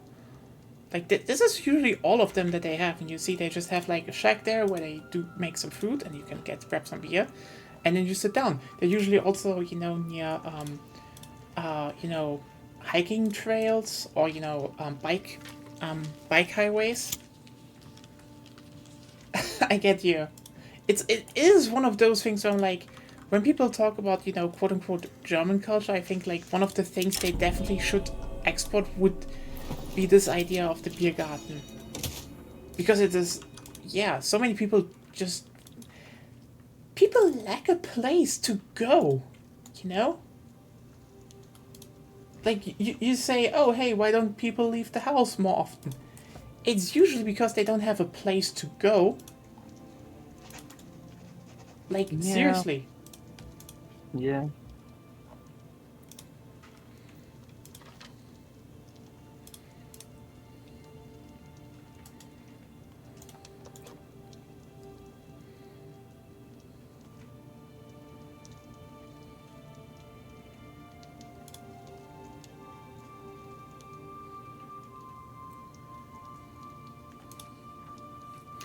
Yeah, actually, this is literally one where I've been to.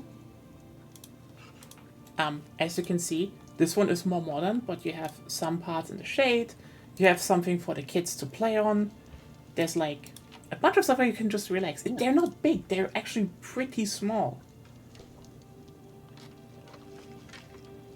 But, oh,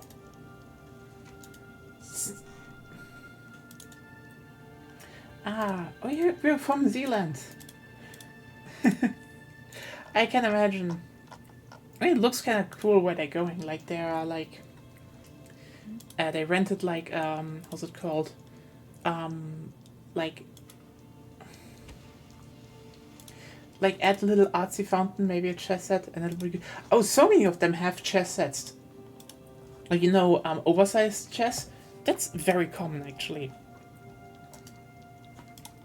Harder to steal like chess pieces that are the size, or like harder to misplace and lose chess pieces that are the size of a medium-sized child. Yeah, but don't get me wrong. Like, a lot of people go and play like card games and such in Biergarten. That is very common, actually. Very common.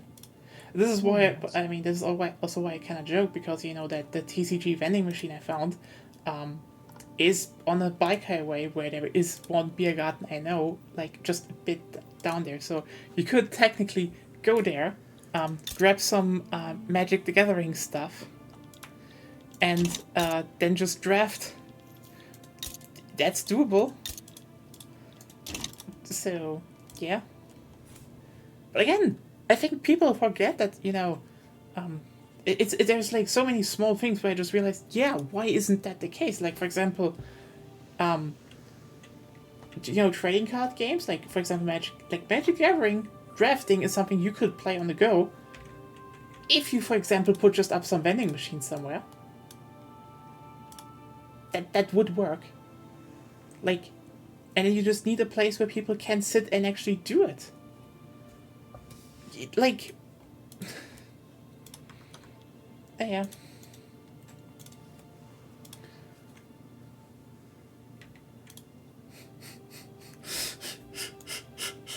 Oh god.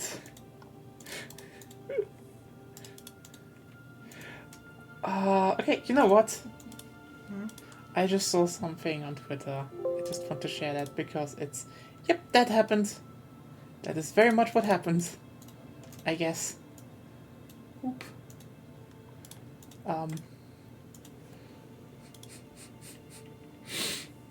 It's not wrong.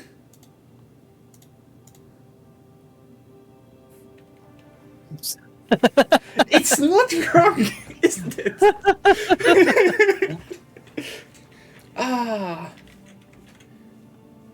I still remember playing Skyrim on my old calculator. No, seriously, someone actually someone demade Skyrim, quote unquote, as like a wizardry clone to be played on Texas Instruments stuff. And they had some really Let me just look it up because Like, sorry, those calculators were amazing. But...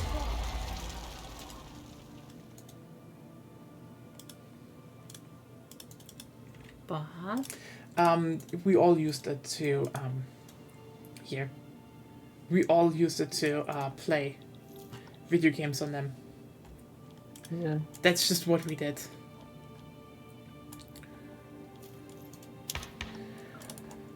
Just let me get the... I guess we're doing homesteading now. We'll see. Yeah, it's kind of great. Yeah, I guess we're doing laser guided bombs now.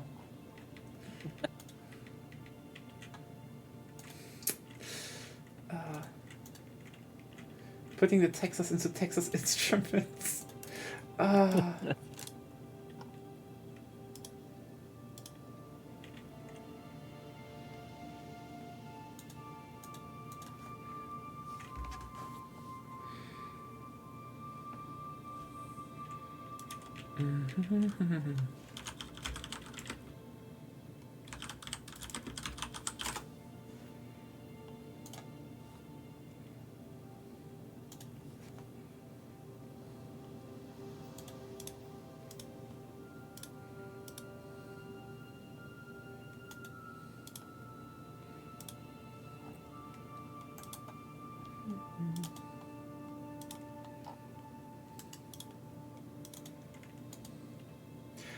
But yeah, honestly, now that I forgot, yeah, you're from Zealand. Fuck. Kind of sucks that, you know, even, small trips are not that easy to do. But yeah, I'm a bit, but the cool thing is about, like, you know, having, like, you know, your, they have, like, houses on the beach there in Zealand. It's really cool. Look at that. You just literally fucking sleep on the beach. Your own little house, and, like, that's cool, right? Oh, wait. I need to put it up again. Ah, there you go. That's cool, right? Like, that's something where I would say, yeah, I would fucking love to do vacation there.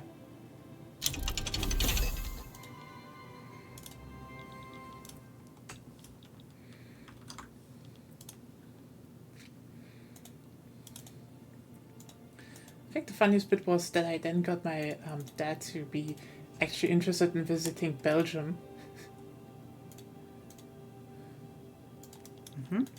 Yeah, because basically, like, just like not even an hour, like it's basically right at the Belgian Netherlands Belgian-Dutch border, and across the border is like the longest tram line of the world, just going along the coastline, and it's cool, you know.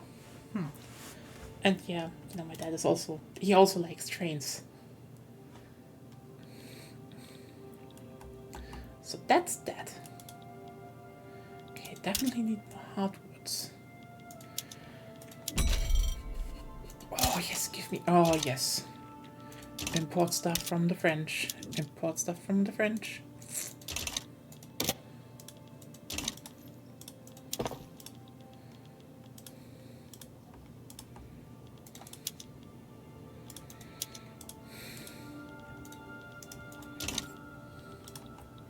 Oh well. I'm thinking about what to still talk about.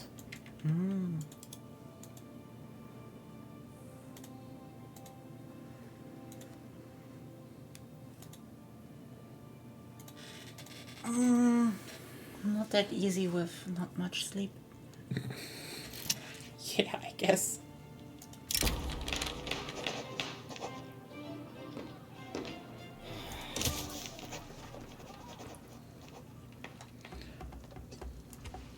I am slowly working my way really out of this. Out of what? You know, I have my taxes down again. You know, you don't need them to be that low if you still need to Build stuff? Yeah, no. I had enough revolutions. I keep The main them. problem is, why is your authority so low? Oh. You're suppressing shit you have no business suppressing. Oh no, I have to suppress the landowners. How much clout do they have right now? Look at them. Still at 15. They were a lot higher. Yeah. So this is actually important. Relatively, yes. Yes. Especially, you're probably still on serfdom right now. Yeah, I think so. Like, Yeah. I need to should remove that. Yeah, I can afford that. It's still just less. I definitely need to get my authority up again. Yeah, authority is very important.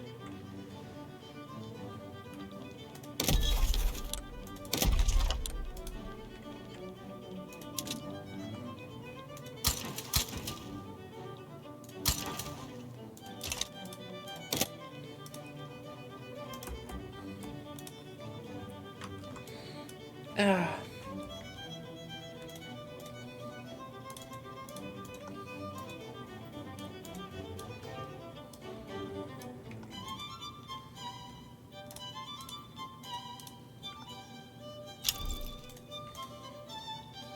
The Great Great Crusade. Crusade. Oh God, Spain, are you coping a little bit? Beware, Brazilians. This might get ugly. You can stop being so loud, please. Okay, let me just check. What is the great? Okay, they're constitutional monarchy. Let's look at their power block. They're a religious convocation. Oh no. That yeah. makes sense now. And sacred civics. Yeah, they have Cuba, Johor, Here, and the Philippines. Spanish Space Marines. God. What would Space Marines be in Spanish actually? Space Marines, ole.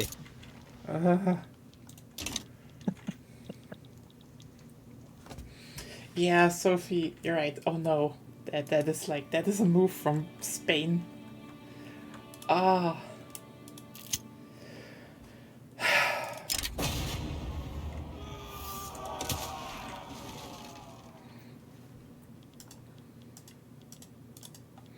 But yeah.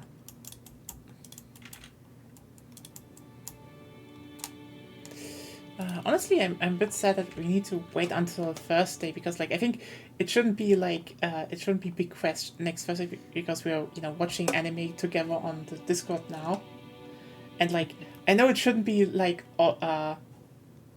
unsurprised. Like it should be kind of obvious that the gay witch anime is gay, but like we're not really at the really gay stuff yet.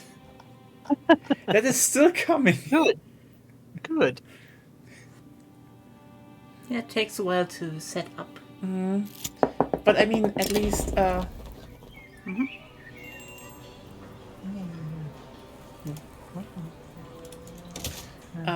mean, at least you can see that Perrine is definitely very jealous. Yes.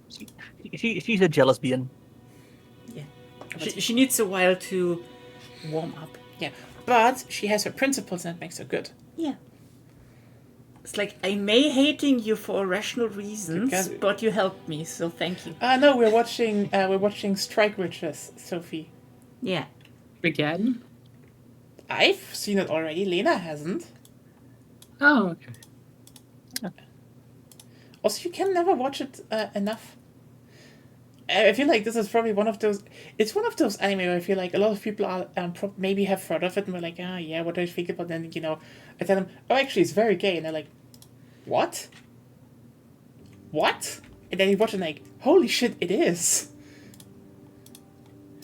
It's like, yeah, that's a pretty. Honestly, it's kind of wild to think how much of a predecessor to, like, without that show, you wouldn't have stuff like Girls and Panzers and stuff.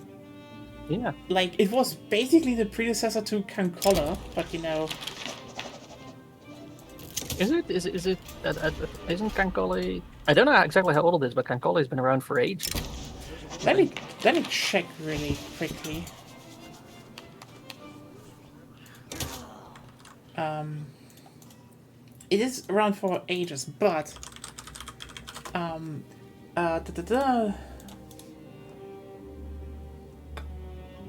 No, they're 2013. That is still, that's like 6 years or so later.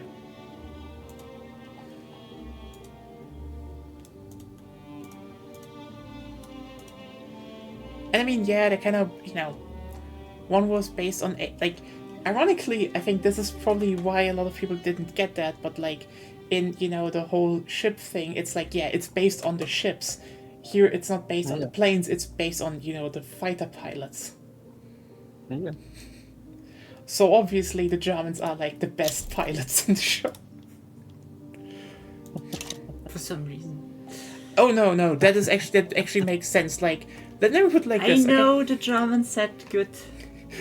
It's like, you have like, oh, what's ace pilots? Oh yeah, you need to kill have this many planes shot down and you get counted as one. Like, okay, and like, oh, some like British and French got to 80, and like I think a few Germans, and like, yeah, it's mostly from that time. Dip over 100. Like, okay, Red Baron, and then it's just like this one German guy with 362. There's just like a 200, like confirmed kills gap between him and place 2. And you're just like, what the fuck? Yeah, that And always raises questions, right? Like, and- how? Honestly, the thing is, they confirmed that multiple times with, also shutdowns from, from reports from the Russians and the Allies. Like, no, he really had that many planes shut down. And it's why that we are still talking about the Red Baron when, like, the Red Baron was just a school child in comparison. Yeah, it's weird, right? Yeah. I mean, I guess people don't want to hold up, Okay, was he still considered a Nazi after he joined the Bundeswehr, or does that title change? I don't know. I haven't put much research into the person, so I couldn't tell you if he was a Nazi or not.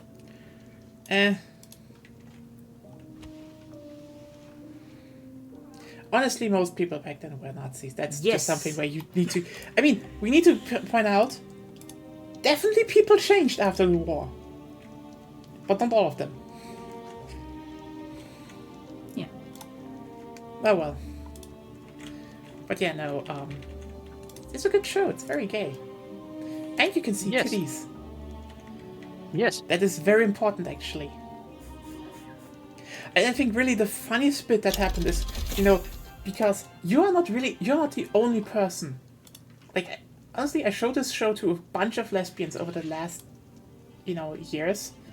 And basically all of them were like, ah, yes, to live in a world without pants. I'm like, okay, wait, do lesbians hate pants? Maybe. Because if that's true, it's so funny because, like, I grew up being like, okay, you know what, maybe I need to explain everyone I need to explain how everyone is not running around with pants, but every lesbian seeing the show is like, oh, fuck yeah, that's heaven, I don't even need to wear pants anymore. Like, okay? Did this show cook harder than anyone expected? They're just porky piggy it. I don't know. It's like, this is probably the weirdest thing, like, because you're like, oh yeah, this is probably just some fan service shit, but like, again, basically every single lesbian I know was just like, yeah, it would be kind Fan of nice service to live doesn't have to be without- bad. What? Fan service doesn't have to be bad. I know. It's not It's just so weird that this one hit specifically positively in that sense. Fair.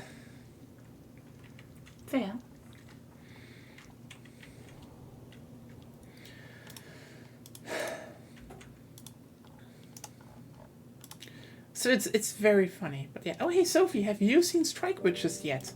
That's a big question because if you're interested, they're going to the Netherlands in season 3. It's gonna be very important.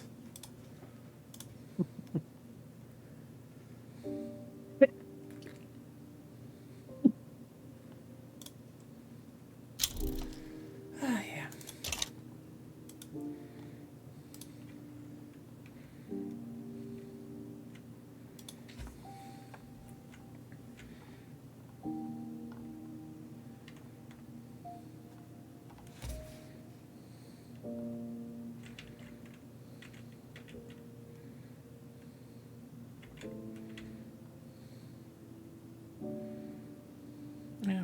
But yeah, we're not even close to the good Perrin content. Like, it's funny. Everyone probably gets introduced.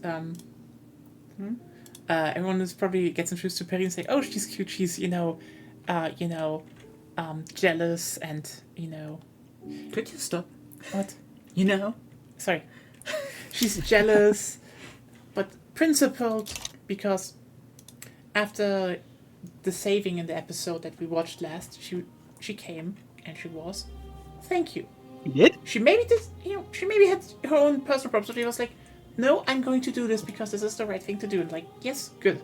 And then she just does even more good stuff later. Like, she's great. You should watch it. I tell you, this is one of those shows where you're like, oh damn, I really overlooked that. I think that's probably the saddest part about the fact that this show probably flew under the radar for so many, because everyone thought, oh, this was, like in the 2000s, it's just done for the male gaze thing was just very strong, and on rewatch I was just like, no, that is definitely not done for the guys. The show even has more of like a very small, maybe we should bait everyone. Like, no, they're gay. They're definitely gay. It's rare, just someone commit to that. Yeah. Which kind of sucks, as basically all the shows that later spun off didn't go that route. They were just too cowardly. Like, here's the thing. Girls and Panzers is definitely inspired by that show. Oh, no doubt, yeah. And they definitely wanted It should to. have been more gay. Yeah, they clearly wanted, at least with, the main two characters. But then they didn't, and it's like cowards. Yeah.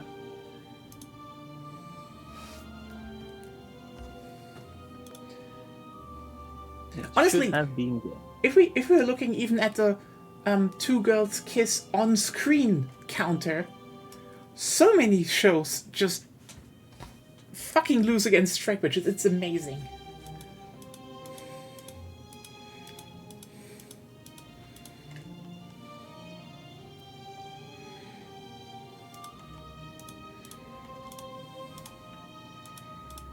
Yeah, I get you.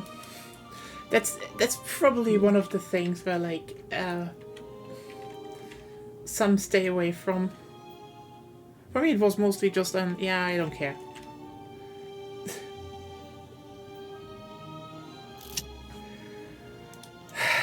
I guess I have to.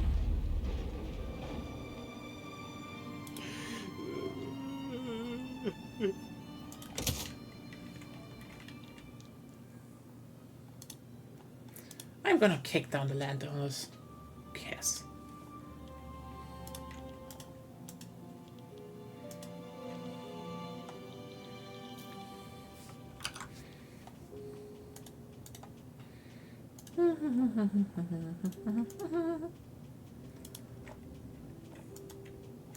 I have boats now. Nice. Congratulations on having Japanese boats. Yeah. I have found a new Japan. Like, I'm conquering this island here. Which island? This island. Oh, yeah. Just for just for everyone wants to know, she just circled around everything in the world, like all of Europe, like this island. I'm getting this island. It's another island. It's alone in the sea. It's like African Eurasia. That's the island.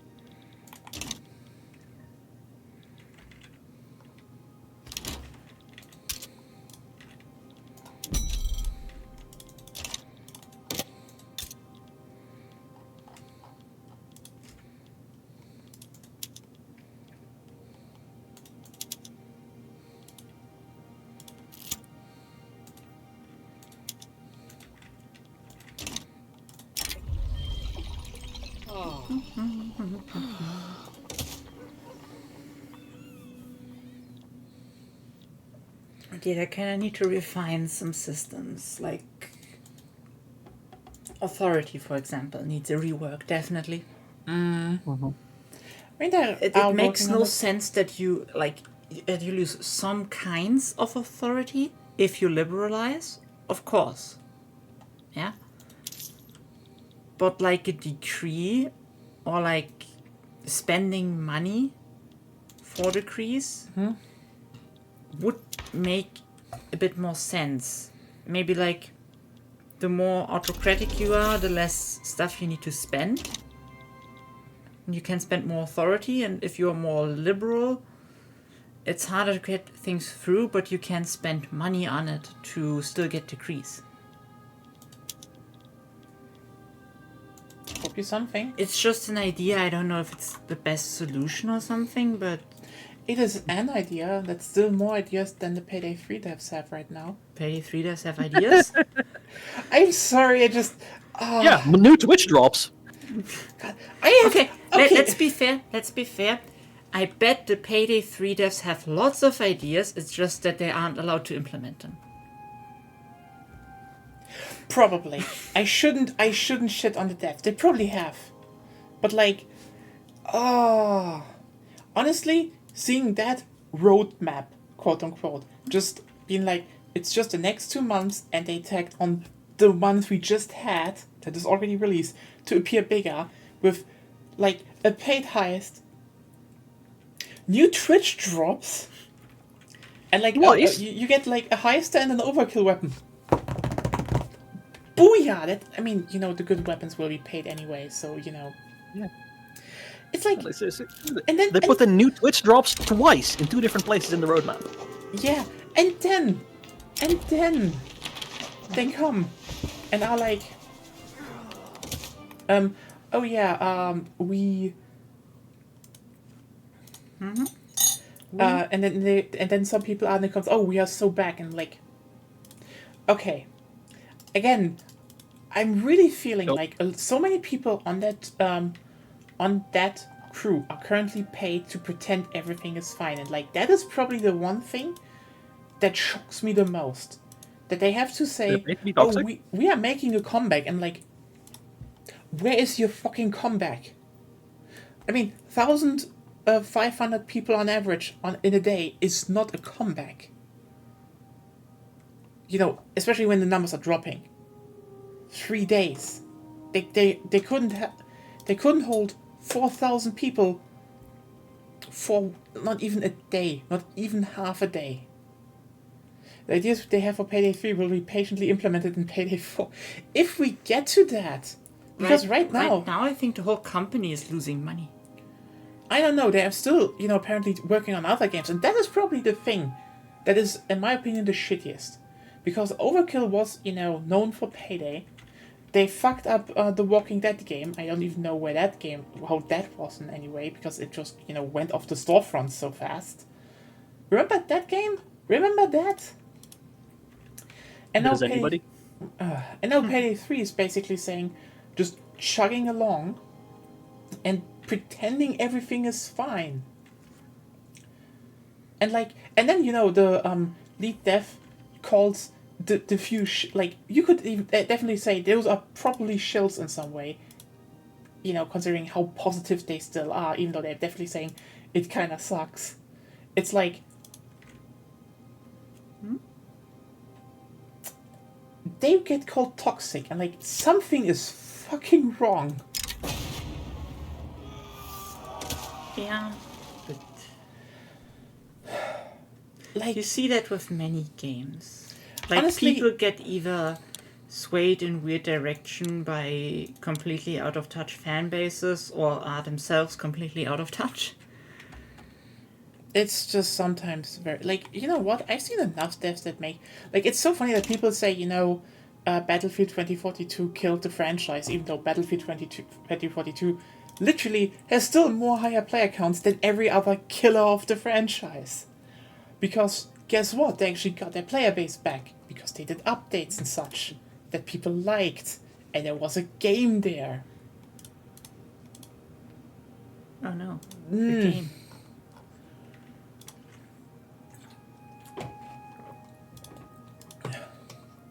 You know what?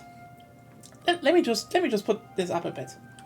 Everyone was like, "Oh no, they ended, the seasons, and after season 7, it's over and stuff." There's probably still something coming.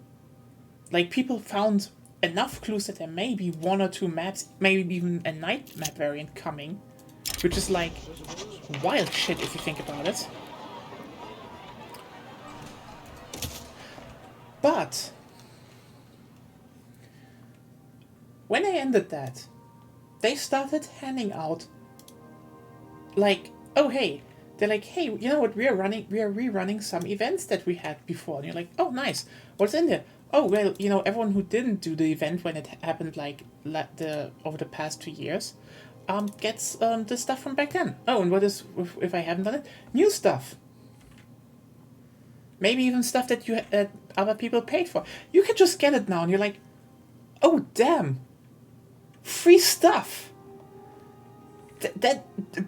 Imagine that. Imagine a company just handing out free stuff. That's nice. It's kind of wild, right?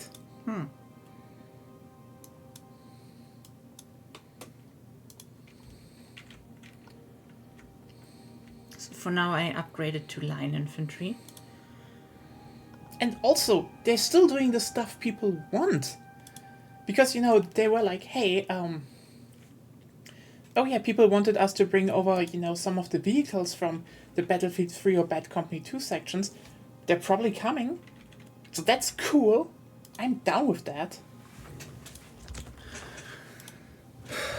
Yeah. Payday 3 is just like... I think the funniest bit for me is the fact that there might be now a good build where you can, like, the best build might be where you just play with 1 armor plate that you can refill constantly of the new system. But every single person in the game, when you go online, runs with the armor that kind of works like a shittier version of the armor from Payday 2 and 1. Just that should tell you something, You should look at that and be like, maybe people want a different system. Right? But I guess no. I can't go for commercialized agriculture yet. Commercialized agriculture is locked behind research. Yep. So, and also the rural folk wanted homesteading, so they're getting homesteading, which is still better. I want to get the landlords out of power. Yeah. So I totally agree with that. Yeah, if you play in the current patch versions with like tiny countries that are like research-wise behind Europe, you can play the game at the end of the 1800s.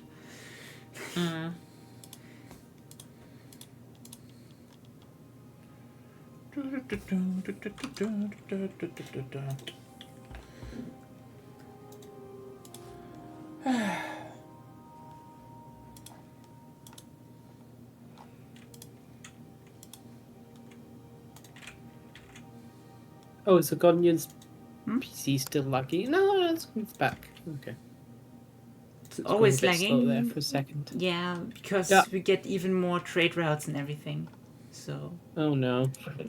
It will happen, even if I don't expand much.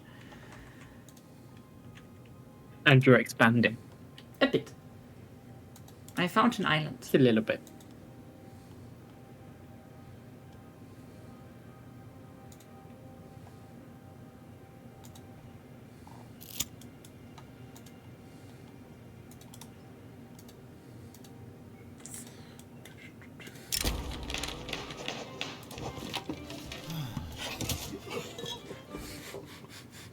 %94 homesteading now. Let's go. Can I get it now, please?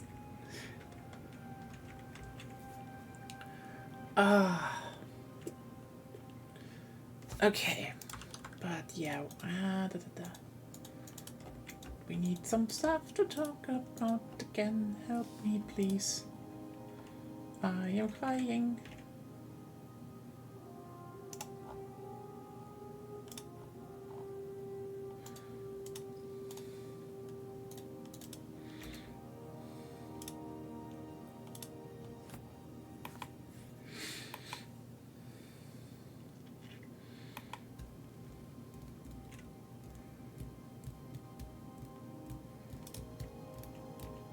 Humiliation in South Germany. Prussia started a humiliation diplomatic play against Austria. Ah, I thought it was more kinky. Oh, Schwarzburg exists. Okay. That's new. I haven't seen Schwarzburg. It's basically Saxony, but like, we have Schwarzburg. Yeah. Congratulations, Schwarzburg. And was, Hohenzollern took over Württemberg. The fuck happened in Germany? Magical things. Yeah. I guess so. Yeah, I still don't know how Sardinian Piedmont owned Portugal. That was... They're strong now. I guess... But they're always pretty strong in the current patch. Yeah, I guess so. That is something they probably had to patch in.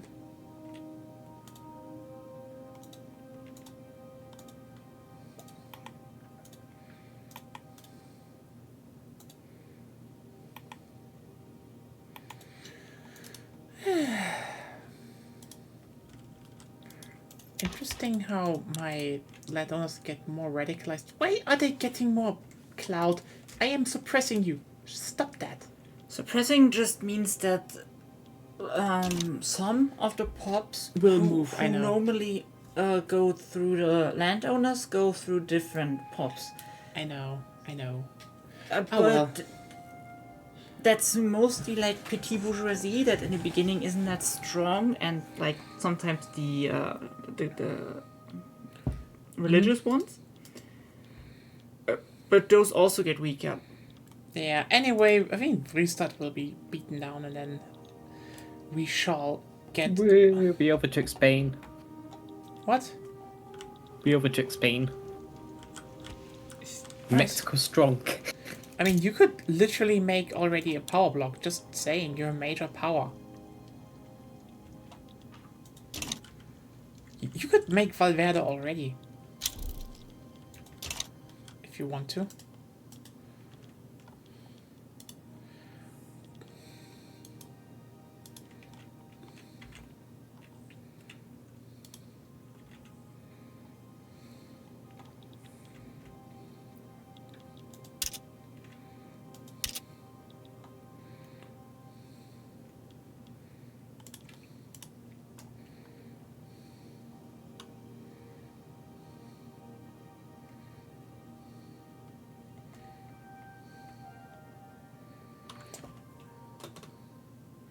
Do pops going from one interest group to another interest group just means a change in balance of power within 8 hive-minds that have influence over the country?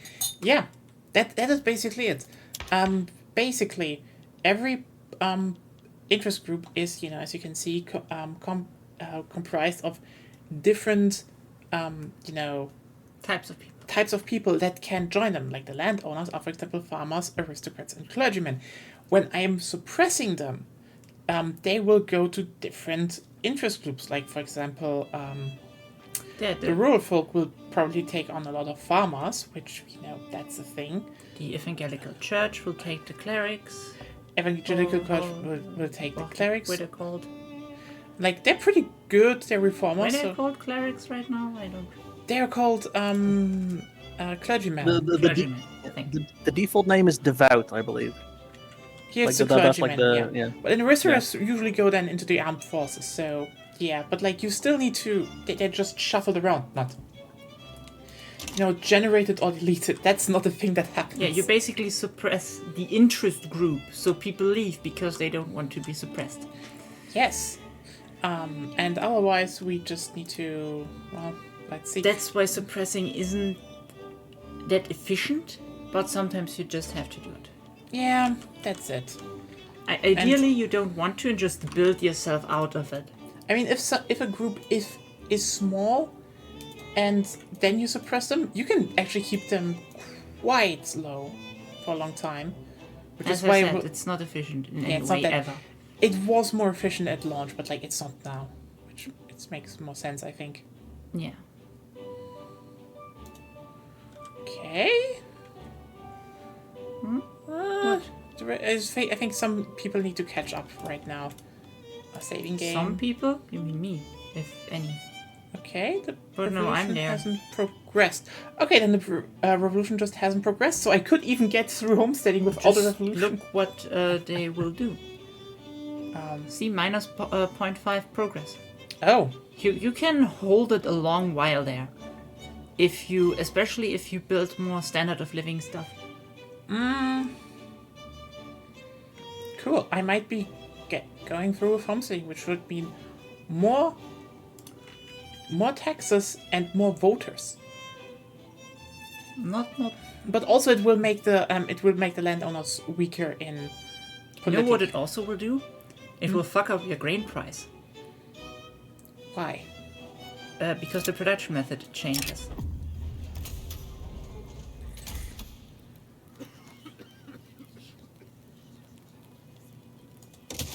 Now I have 99%. Okay, we might still get the revolution. You were very unlucky, but you just hover over it and you see if something happens.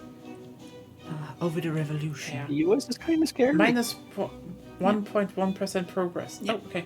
Because the longer Okay. it goes, the more it depends on how many radicals you get. Yeah, and radicals is like, I don't have that many. Yeah.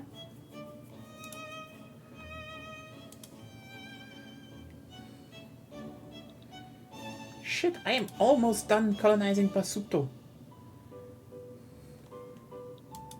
Honestly, my problem is I always read Pretoria as Pretoria, and I hate that this one Family Guy joke is stuck in my mind. That's You remember that?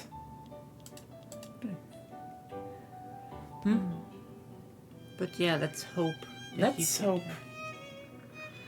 Just, yeah, it should be doable. I mean, I kind of want to have to... Look at this. This is doable. I could just clobber them down. I could force everything through. Oh, well. But, you know, it is good to not have a civil war.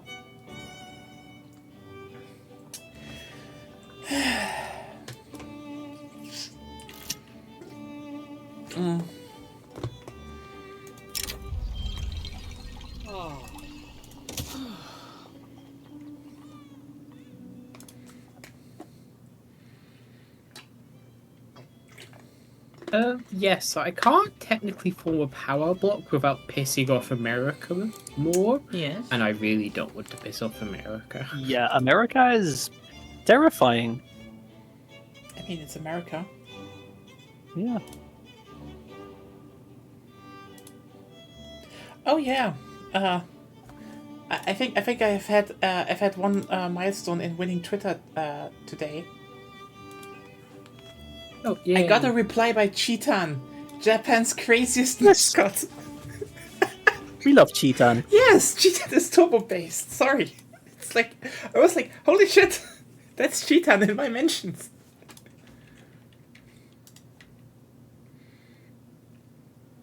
Oh, you too.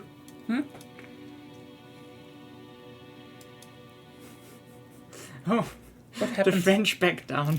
Obviously. What? From the British? But God do you damn know it. what that means? I have French war raps. Oh, oh, Thank you, Mexico, for joining. Big money. Yay. We both turned the tide.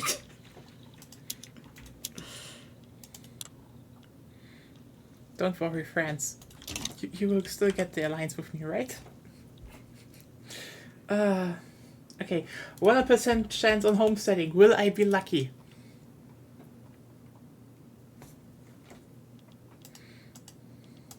Fingers crossed. You never know. Yep, there we have it. And that means the... I know they won't enact close borders, fuck you. Close borders, no. The most terrible thing ever. Yeah, I would fucking end this. How weak and fucked up are your landowners right now? They're at 14 per. Sad and very angry. Yeah. But how are your grain prices now? Let me check. The grain prices. Not that bad, sadly. Try to do this one here. This one? Yeah. Let's see if it works. That's. Oh, you mean that? Yeah, because then they will help you do things like certain things, like interventionism and stuff. And if you get that, they're happy. And with that happiness, you can enact slavery ban. I am exporting wine to the French. That's good. God damn it. Let's give ourselves a bit more colonial growth speed.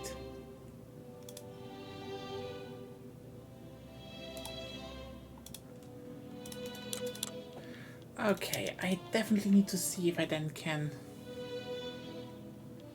They're definitely radicalized now.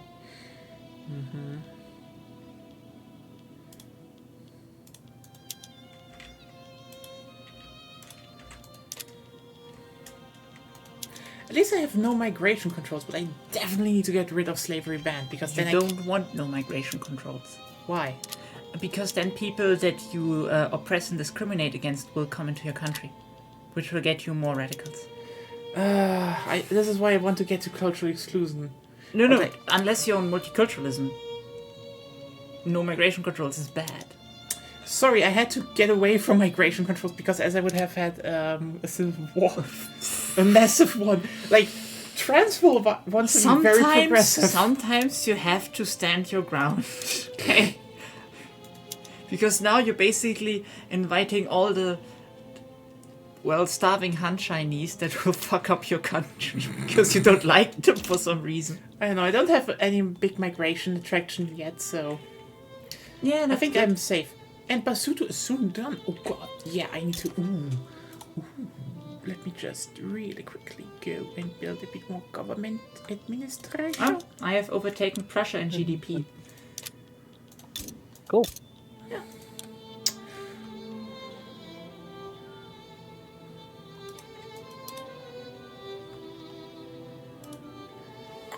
Always nice.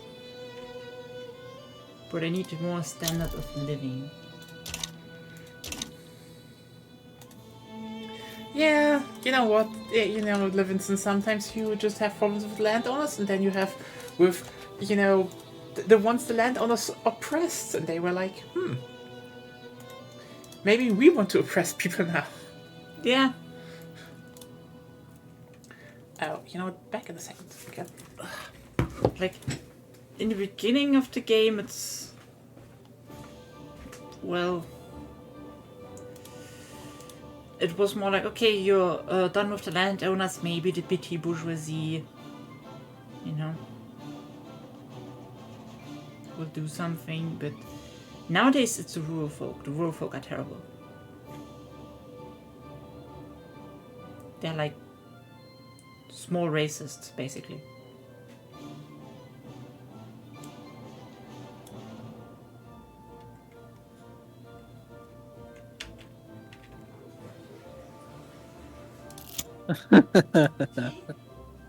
Yeah, sure.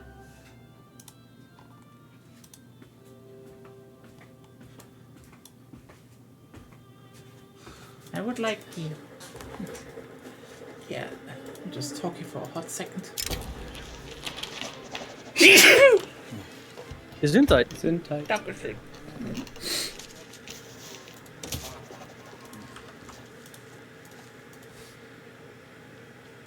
Nonsense, farmers will never give people trouble, right? Right? Worthy of a parody skit where the pops be like, you thinking what I'm thinking? Yeah, let's rebel. Yeah, they do that a lot of times, sometimes. A lot of times, sometimes? Yeah, they do that sometimes. 60% of the time, it works every time. Mm-hmm.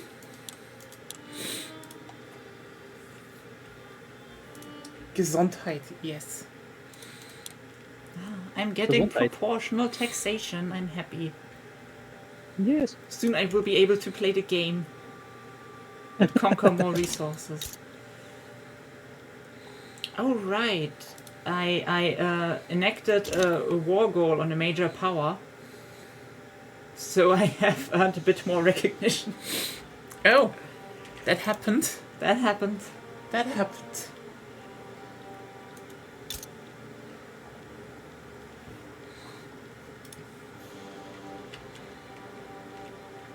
I still need so much more stuff. 80. Spain wants a defensive pact.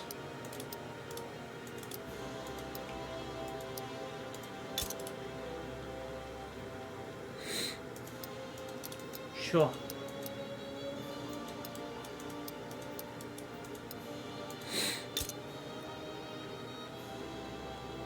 Spain is also pretty fucked up. Great Britain has a big chunk of them, and I think the Spanish get several other things. And they're at war with France and Britain. it looks Again. Like. Yeah. It's like, the fuck? Probably the Spanish attacked and the British backed them or something. Wait, no. Britain is at war with Spain. Is the name. It's France is at war with Spain and Britain. Spain and Britain are currently on the same side, fighting the French. Yeah, I know. Yeah, I got it wrong when I first read the war.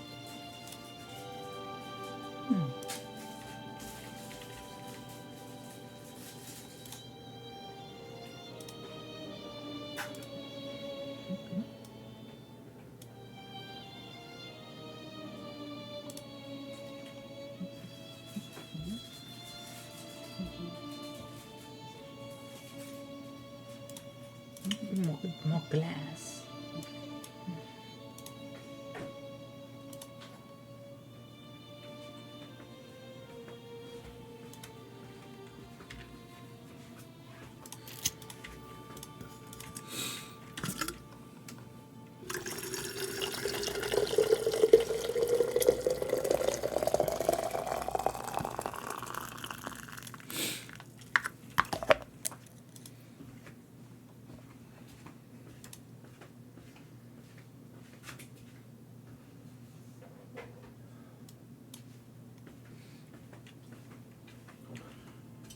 Prussia wants a trade agreement. No, I don't need to treat a trade agreement with you. I'm not even trading with you that much.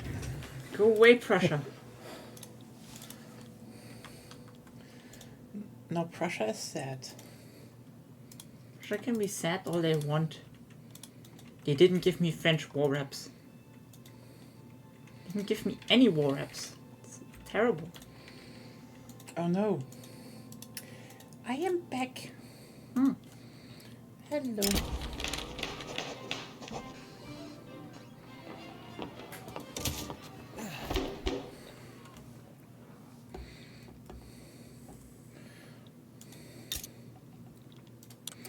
I can incorporate Zululand soon. Yes.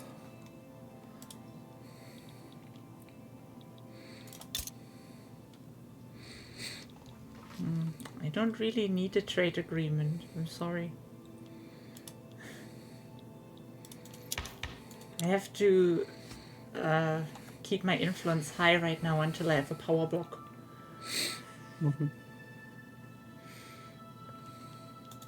I'm sending you stuff though. Don't worry.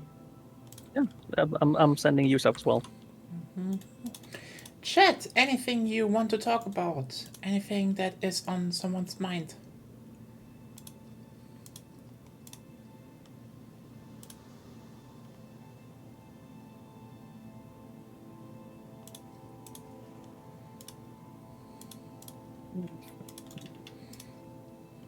Huh. Oh, remember how a few days ago, or like last week, The Verge just published that one article about, yeah, we just pressed escape on Deadlock and now we so basically didn't cite an NDA. And then they just talked about the game and posted footage. Which was, yeah, you know what, kind of unprofessional to do that because it's a bit of a shit move. But also, Guess what just happened? The devs just said on the Discord, yeah, actually, you know what? We just allow you to publicly talk and share gameplay, even though, the game stays invite only. It's like, you know what? Ironically, The Verge won.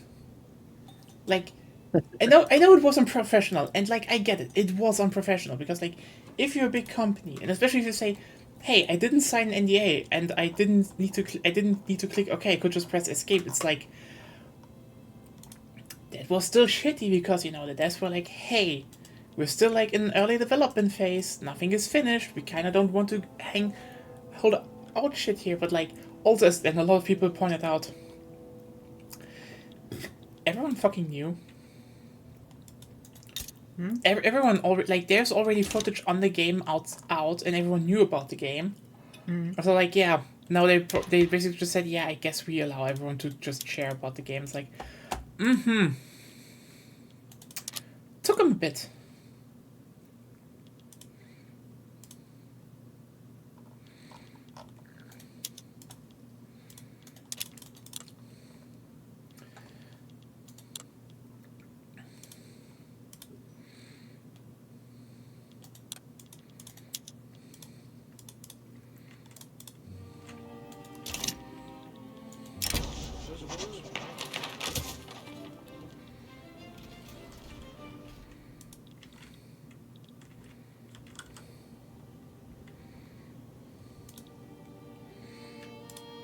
Isn't a lack of NDA in itself basically free good publicity for the corpo?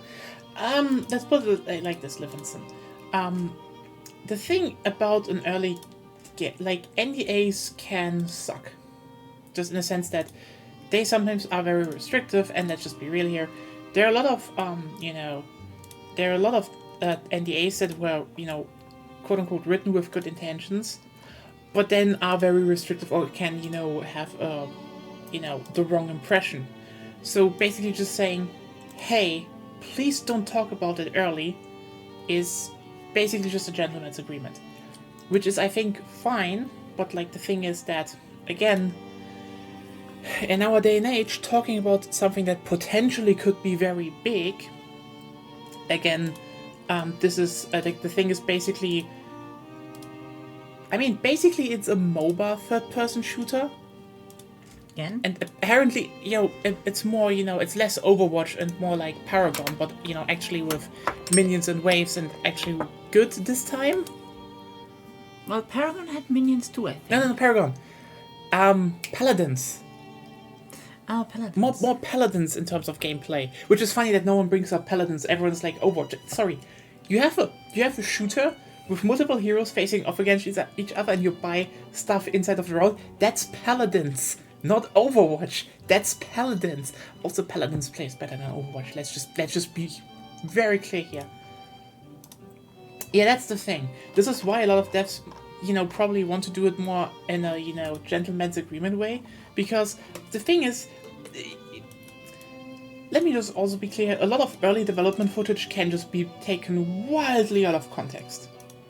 Like, okay, you know what? Small thing. I still have some screenshots from, like, all alpha builds of, a few games. A few, actually.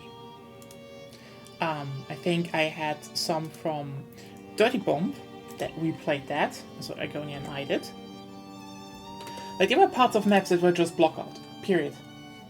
Or some stuff just wasn't finished, like, on the main map they developed, the third sector was just not there. It just ended after the second. Some balancing, like, for example, some guns were just, like, people were way more bullet sponges to the point there was a period in the game where you basically played shotguns and swords. The balancing was just like, yeah, they just tried, hey, what if we just up the time to kill, and then the game became a melee fest, which was fun in its own right, but it kind of was like, yeah, you play one character. You play one character, and the ones that had still something like turrets and or could plant bombs and stuff fast. So that was more the case what happened there.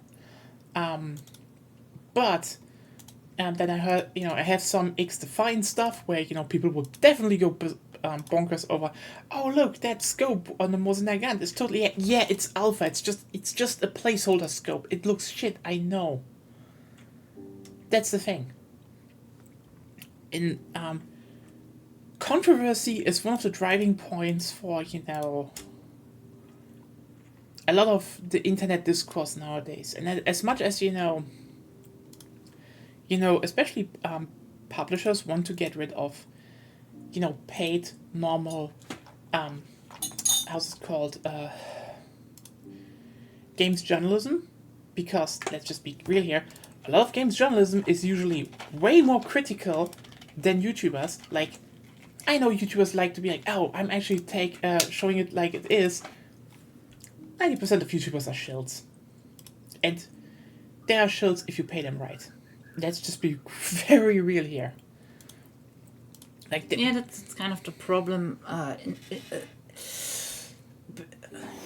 Like based on just getting money for those for videos about games, you kinda automatically tied to the people making the games. Yeah. And thus there will always be an incentive to shill them. Just so you get into good graces of the people who make the games, so you get more money and more sponsorships and more people watch you. It's really sad because in the current system, it's really hard to get a positive relationship between game reviewers and game studios and publishers. Also, one thing, it's not that it's not that games journalism was like the big media was like the good ones or exempt from that, but it was definitely different to a big degree, because sure, sometimes when you look at what the fuck is that for a name? Bonsoir, Régnier, la tour de pain Chambly. Yeah, it is too long of a name. I'm sorry. Sorry that interrupted me. I was like, no, that is the most French name to ever French. But let me be clear. Most YouTubers just posture that a lot of YouTubers posture themselves as being more critical because they just have a few targets they are against, and then show the other ones. That is always what happened. Sorry, you saw that with most of them. While big companies they get usually told to be paid off or racist, and it's usually because they have on average kind of a more it's a job for people. People just review a game. They don't really. It's more like, hey, we need this game reviewed. Will you do it? Yeah, okay, good. I need to play through it now. They usually don't even have a lot of incentive to be big about a game.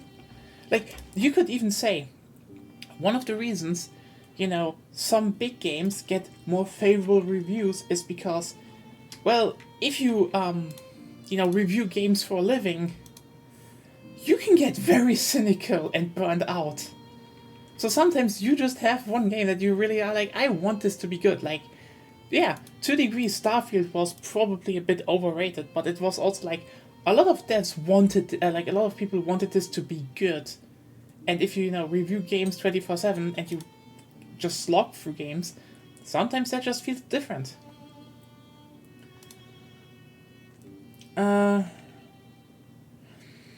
And Livingston, that is definitely the... Okay, here's the thing.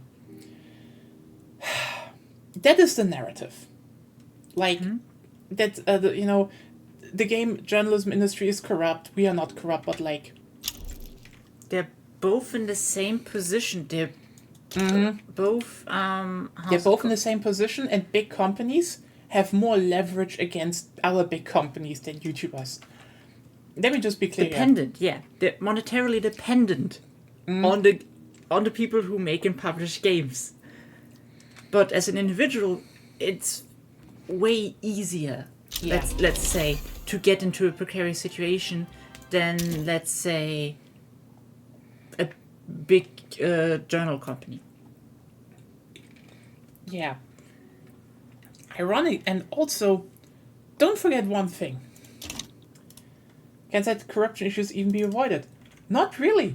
In the current system, no. As long as the reviewers, no matter who they are monetarily dependent on the games and getting early access and stuff, it will never be fully resolved. Yeah, ironically, I would say, unionized games media is probably way less prone to corruption because, most of the, stuff about, the whole deals and stuff comes from, management.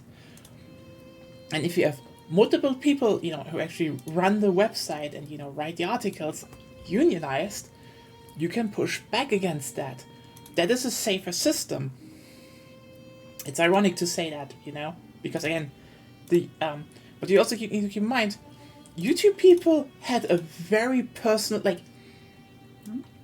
here's the thing. One of the reasons Gamergate became so big was the simple fact that YouTubers had a financial interest in backing the narrative. It was a lie. It was a straight lie. Yeah. But let's just say you're a big YouTuber, and your whole thing is positioning yourself as, I am actually critical. You just hate it on things sometimes because that makes you seem more critical.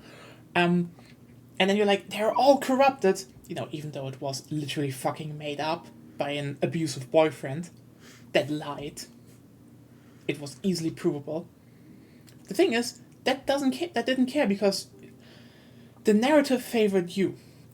And the more radical you got your viewers, the more they would spend money on you. And that's the thing. Yeah, and the more extreme people are in some, let's say, stupid views, the more they isolate themselves and thus congregate to socialize at your channel. Yeah. That's the thing.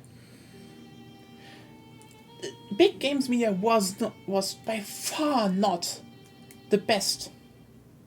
But we lost some of the best because of fucking Hulk Hogan, rot in hell.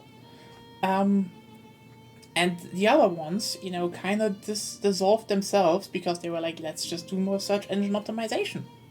But the thing is, YouTubers being like, oh, we are actually non-corruptible, fuck off. You're one person and you're very much incentivized to, be positive about one thing. The best part you can see that with is, Payday 3 right now. There was a big YouTube scene around Payday 2, and a lot of the big ones moved to other games because of the simple fact they didn't get invited anymore because they were more critical about Payday 3. And even those that stay basically still keep saying, oh yeah, it's almost perfect, almost done, almost good, and then basically say, yeah, actually, there's a lot of stuff sucks still. That's the incentivization here. Because you need to get invited to, to stuff at Gamescom and shit.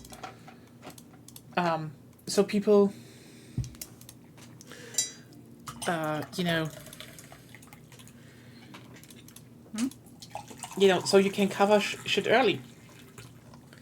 I know someone, okay? And here's the thing. I will not I will not say names, but I know he runs a bigger YouTube channel. They're currently at Gamescom because they're kind of associated with a company that currently has a bigger game coming out. They're covering that. This is simply the thing they need. Because if you can provide first footage, interviews and all that, people will come to your channel. If you're just doing shit after launch, you will be late. And here's the thing. Yeah, they're incentivized to be more positive. Frankly, I don't think about the game in question.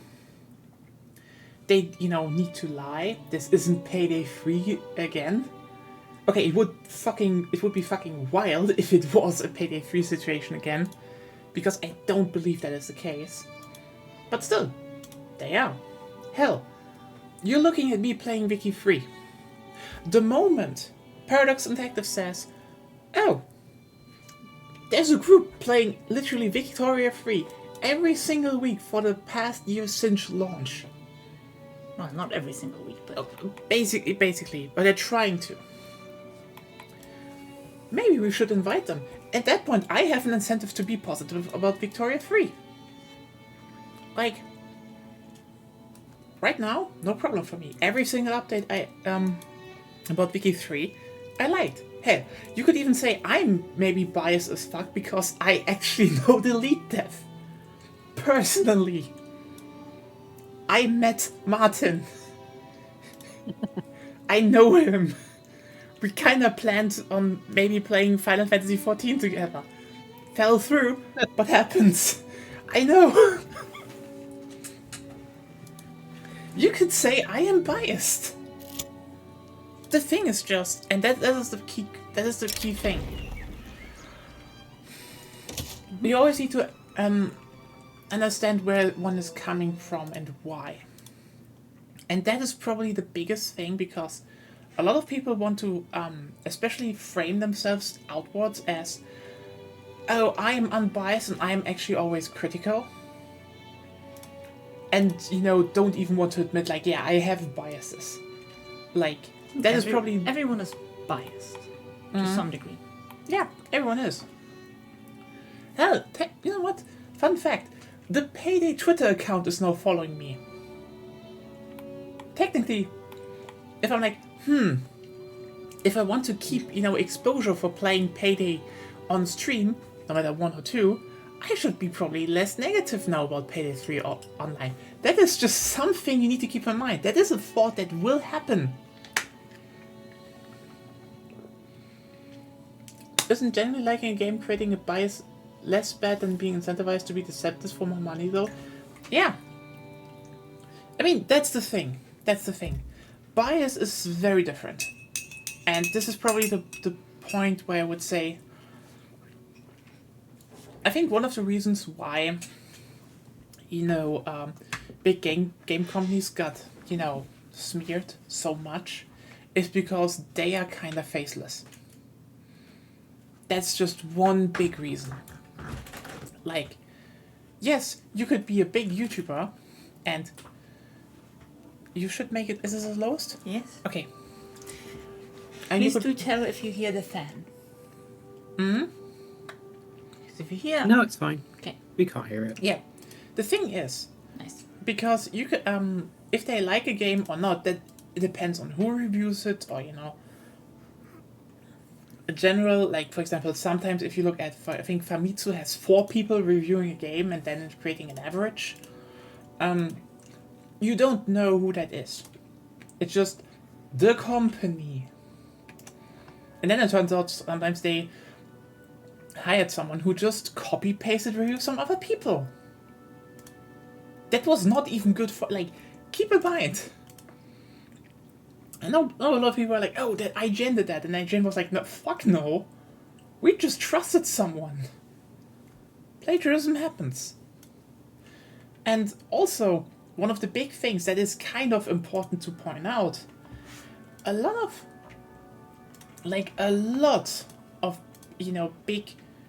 bigger game outlets covered smaller games. Like, a lot of indie titles were covered by game journalists. A lot, because they have to fill, again, they have to fill their shit with something. For them, an indie game coming out, and you can say, oh hey, this is Lesbian Silent Hill in space. That is an article. Like YouTubers are not incentivized to cover Signalis. Let me be clear here, they are not incentivized to do that. It is, and you can see that now that a lot of publishers collapse, a lot of people are like, wait, there are so many, high-rated indie games out there that get overlooked and failed. How is that coming? Because a lot of the early coverage was always by, big game press. Always. They had to fill it, so they did it. YouTubers are not incentivized to do that. Just by nature. Even if you like a game. At least not externally. Internally, maybe. Sure. But externally, But yeah, and that will always cause friction. It's it's a mess, basically. I think both are fine, but like there's a reason why, you know, big companies want YouTubers. YouTubers are way more easy to influence. And also because, you know, parasocial relationship. Like, Levinson, why are you watching this channel?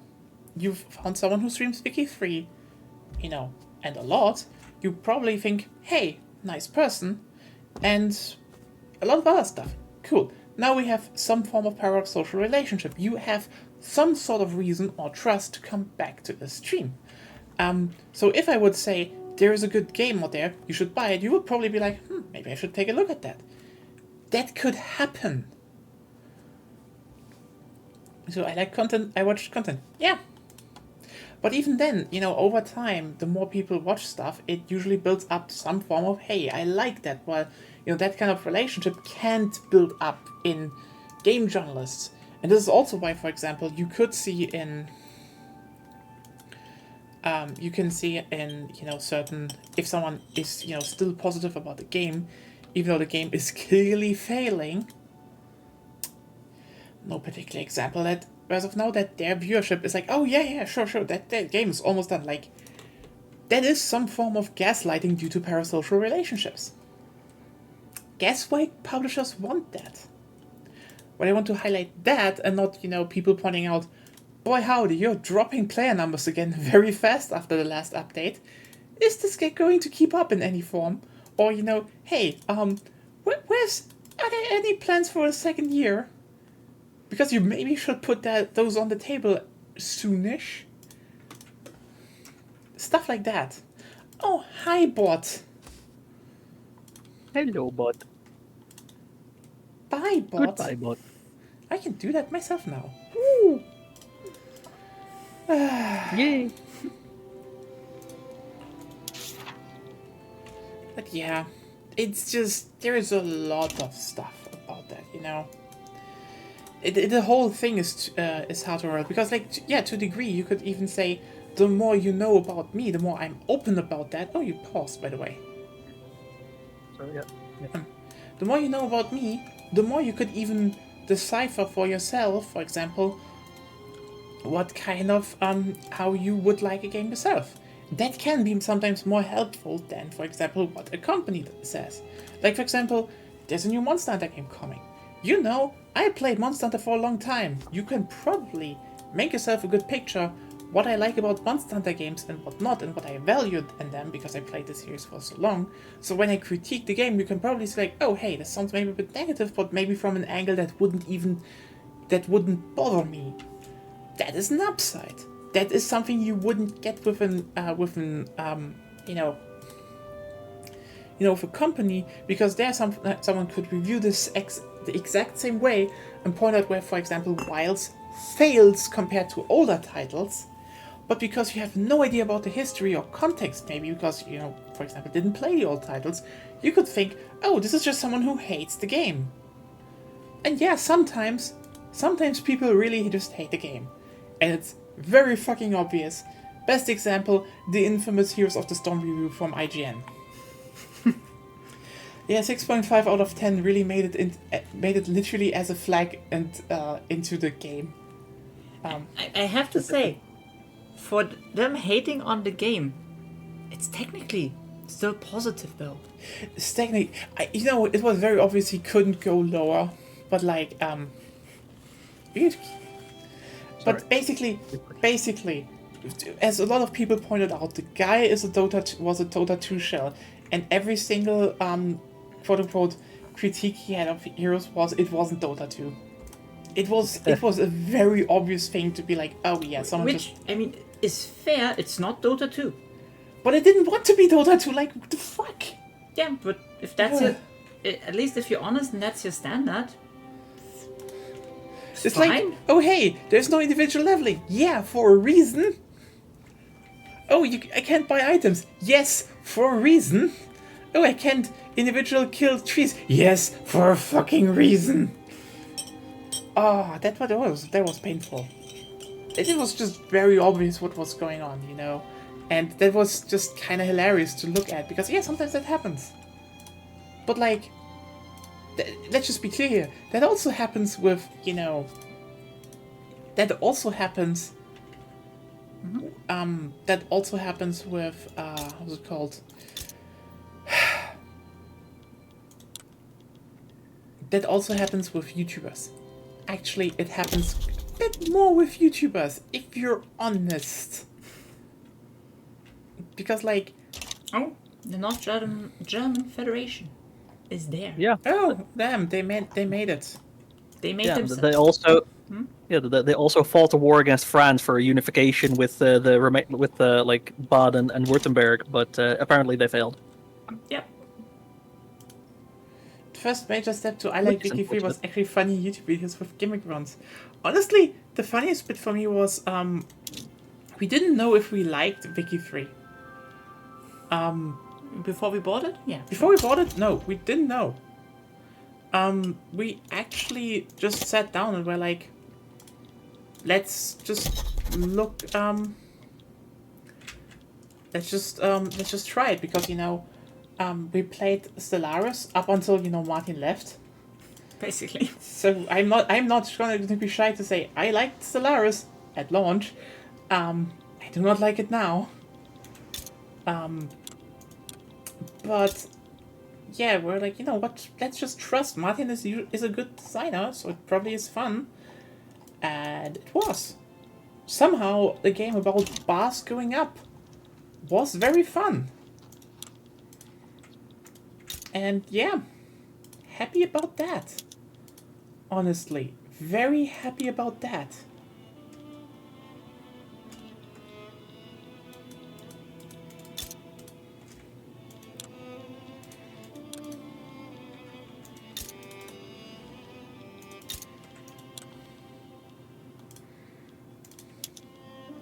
The North German Federation declared that they protect me. They guarantee Yeah, my... they're also protecting me. Yeah, they protect you, me, You Java, get protected, and you get protected. and New Granada. Also, Java exists. Cool. Oh yeah, right. Time to conquer the Netherlands, I would say. Oh yeah, the Dutch East Indies are just gone completely. Yeah, they are. They don't exist anymore.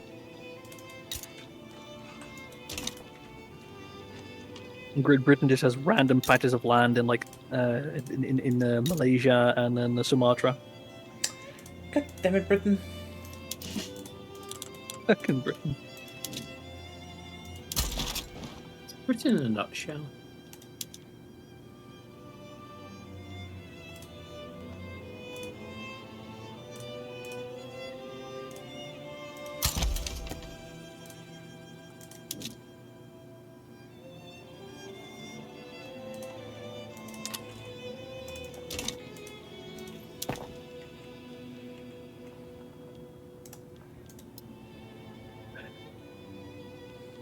Well, my current government suddenly hates Mexico. Why?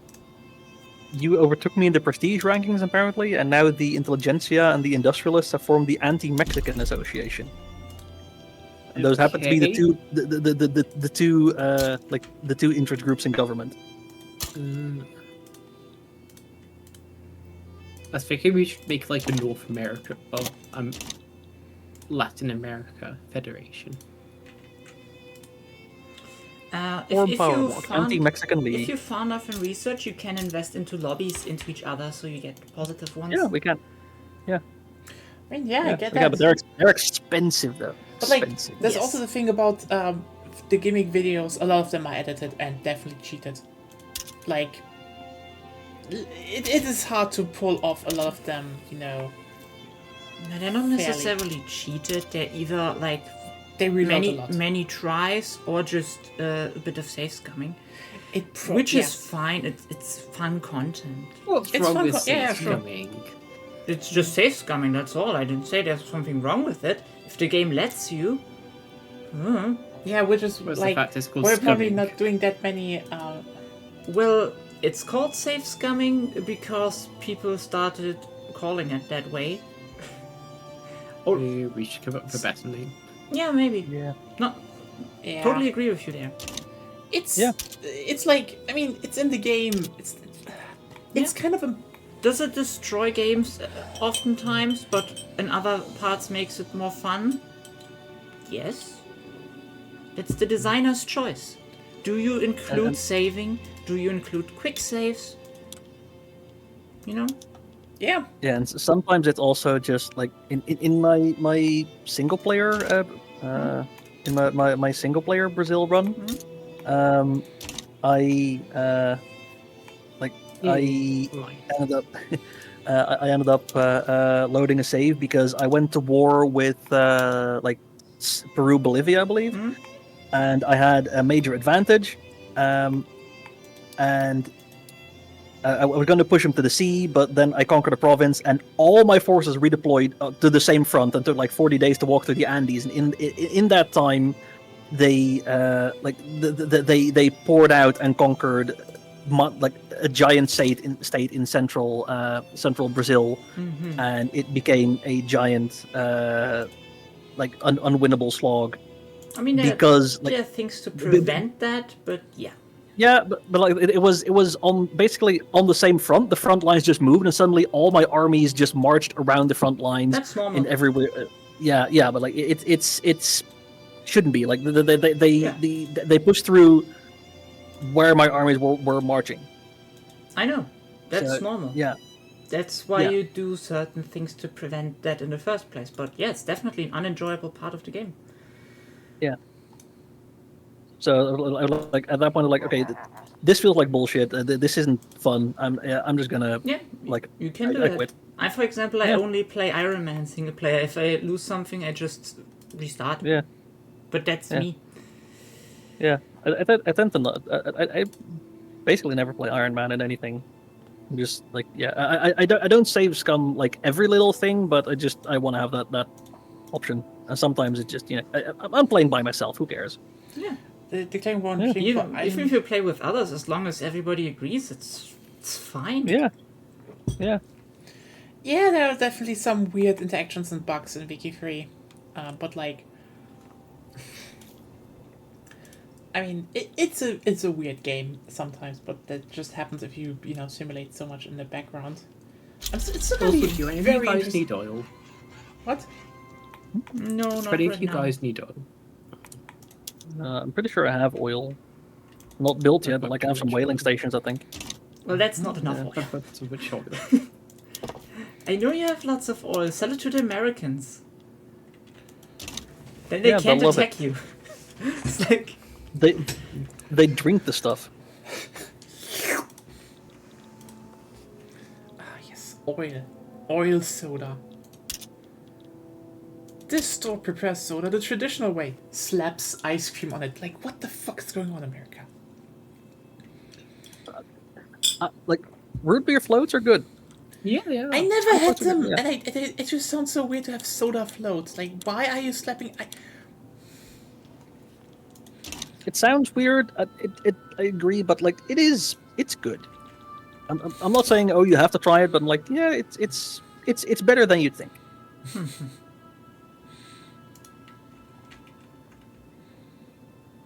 I wonder how my GDP per capita even gets calculated. Do not incorporated states count? I'm not sure. Is there a way to like look at how? Is there like a list of your states? Because the ledger only showed like every single state in the game. I think there was one, but I don't know where it is now.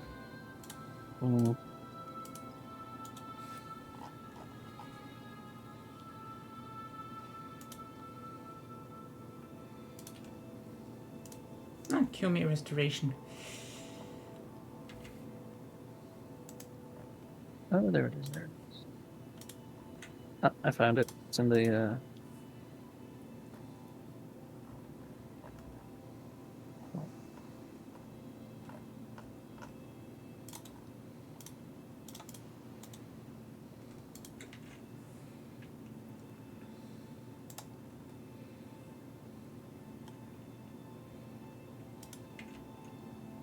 Found it. It's in the outliner under diplomacy for some reason. Oh, yeah, that explains it. Yeah.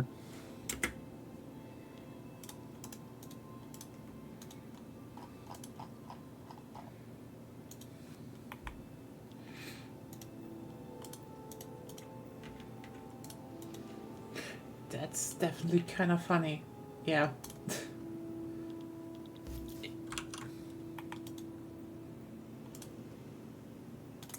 Huh. Okay. Time to get shit up.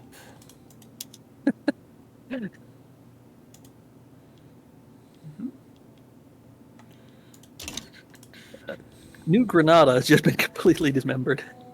Oh. El Salvador. Yeah, that happens. Yeah, You should conquer Venezuela. I want to, but I can't yet. Like, there's the border there is still impassable. I think that means that like it's impassable. Do not have a navy. I do, but You're not big enough. I'm still expanding it. Still expanding.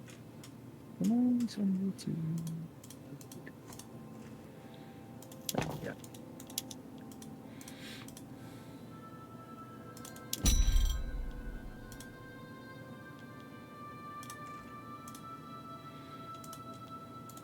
Funny thing is, this war started between Nicaragua and El Salvador, and I think one of them,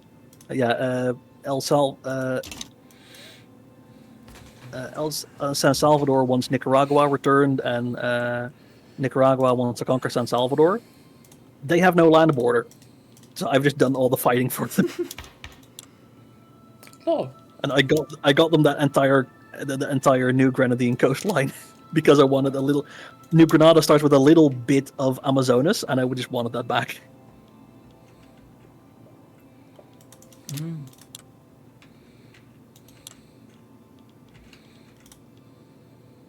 Messing with borders for fun and profit.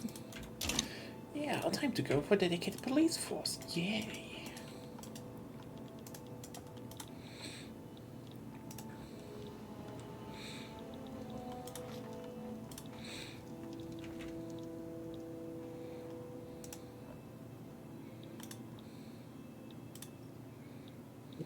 I lost.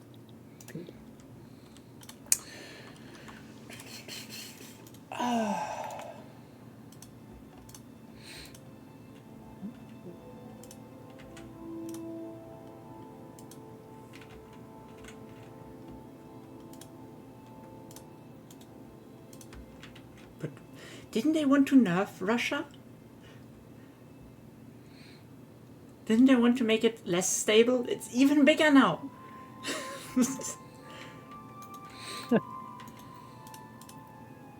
Oh God, Russia.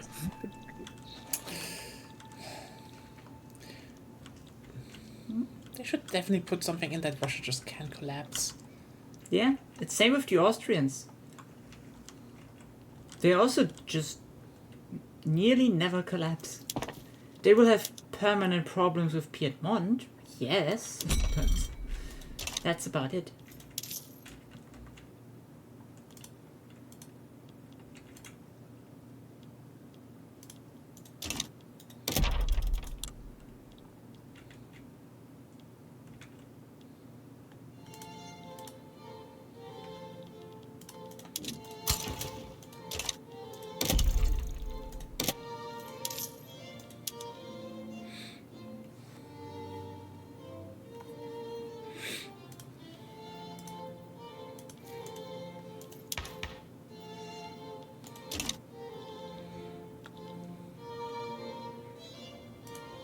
Senegal.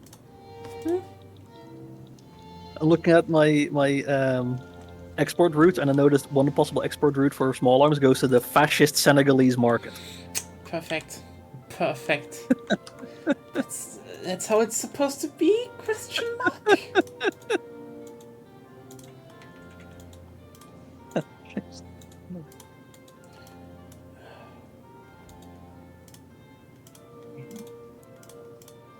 They are ruled by the church and the armed forces, and their ruler is white.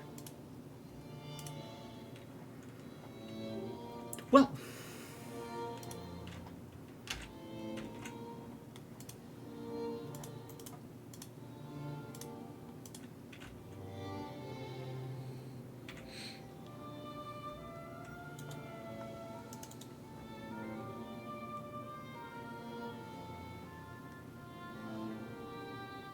I need the Independence Republic back, but it's America's fucking When did protectorate. Senegal And turn America is fascist? terrifying. Honestly, probably After they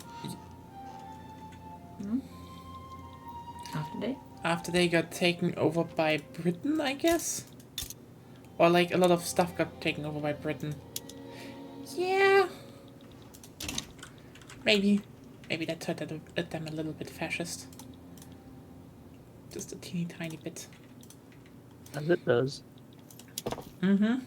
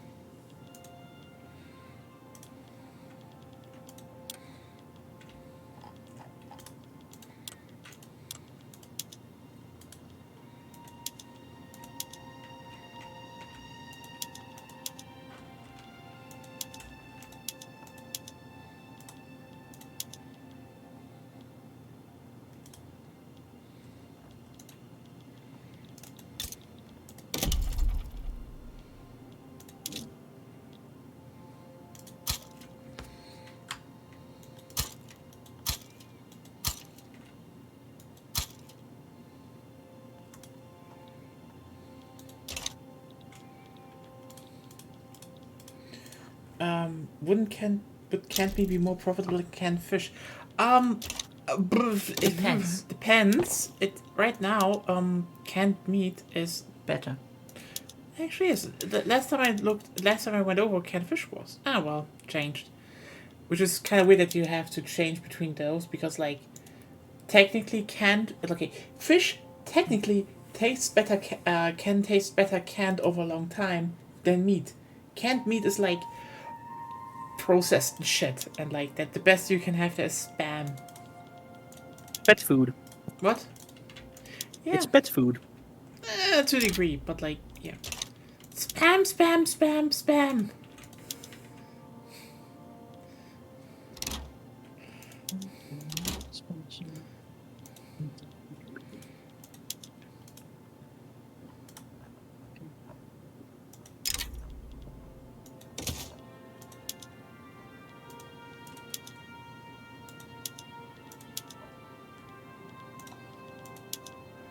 Oh god.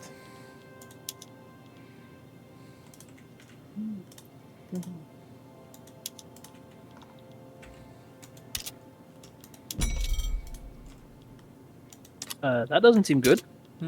Uh-oh. What? Oh wait, hang on. To say? What happened? Oh, America decided. Manifest destiny. yep, that definitely happens. Good luck. Well, you have Great Britain leaning your direction, so that's nice if you can sway them. Also, I'm going to offer you to join you in return for returning the Rio Grande Republic. So that hopefully that will happen.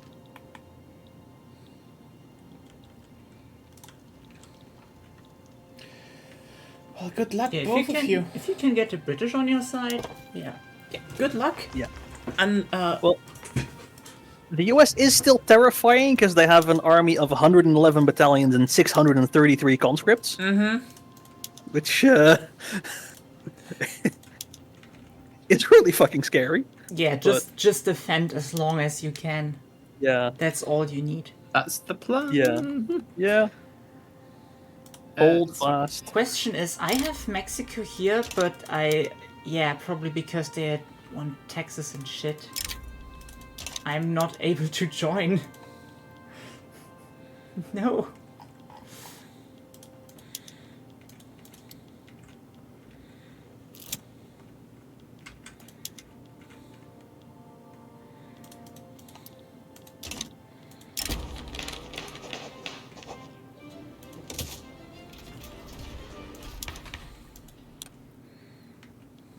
Ooh. I don't know.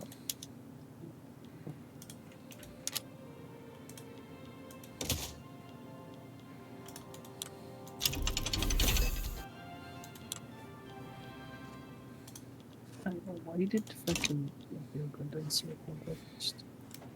Hello. Oh, hey, Zep. Hello. Welcome. How did the volleyball Yeah, go? your country decided to attack us. Volleyball went well. We had our first scrimmage today.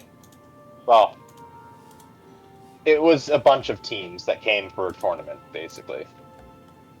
But it went pretty well. We kind of got our team position-wise and some other stuff figured out.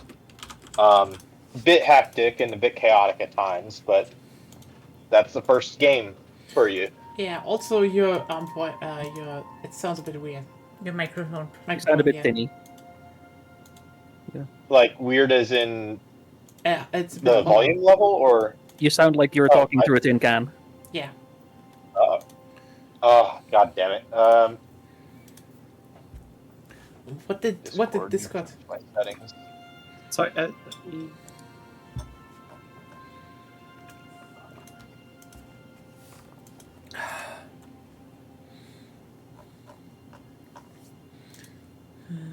Sometimes I wonder if someone could just declare war on me and say like, get rid of slavery. I have We the target of sway or offer support. Oh my goodness. Leader, I think you accidentally blocked my sway support with Britain.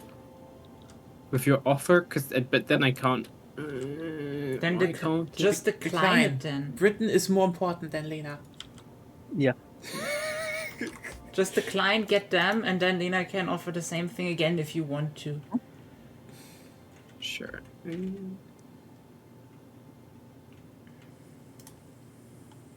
But yeah, okay, so my audio should be fixed now. Yes, it is. Discord had decided. Discord decided to switch to my headset microphone instead of my actual microphone. Wonderful. Oh, because I right-clicked on it, I didn't decline it, but I can't. You just, Where do I find think it? you wait for it to time out, maybe? Yeah. Okay.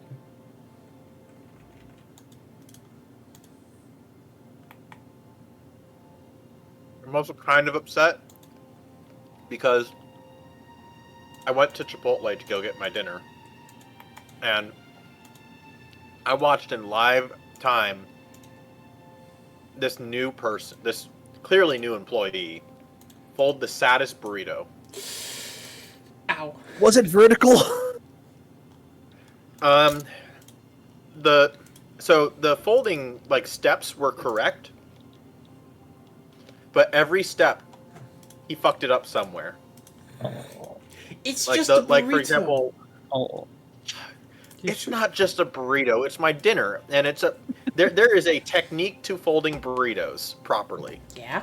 And for example, on the second to last step, when you're about to roll it up, he squished it instead of packing it.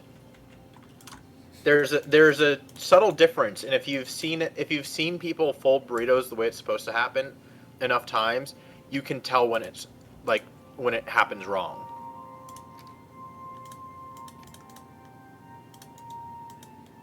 Yeah. They have to learn So somewhere.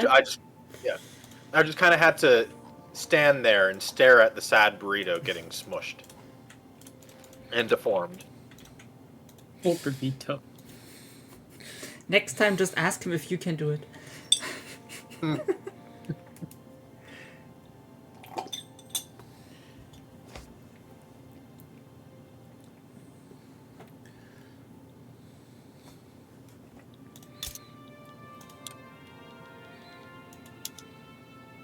By the way, I don't think you guys have heard of this news yet, but the brainworm dropped out of the presidential race. Oh, Yeah, that I heard. happened.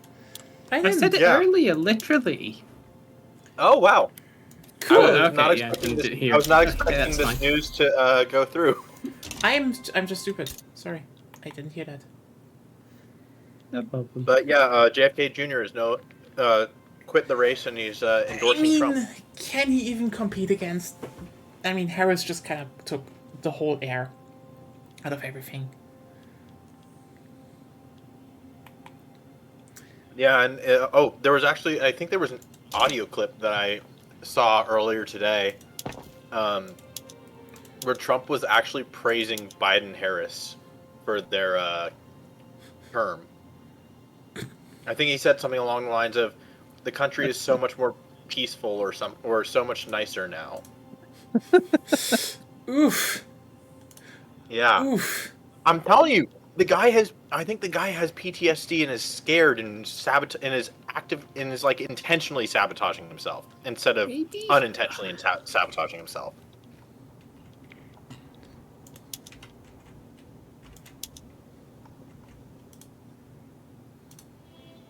I mean, I wouldn't be surprised.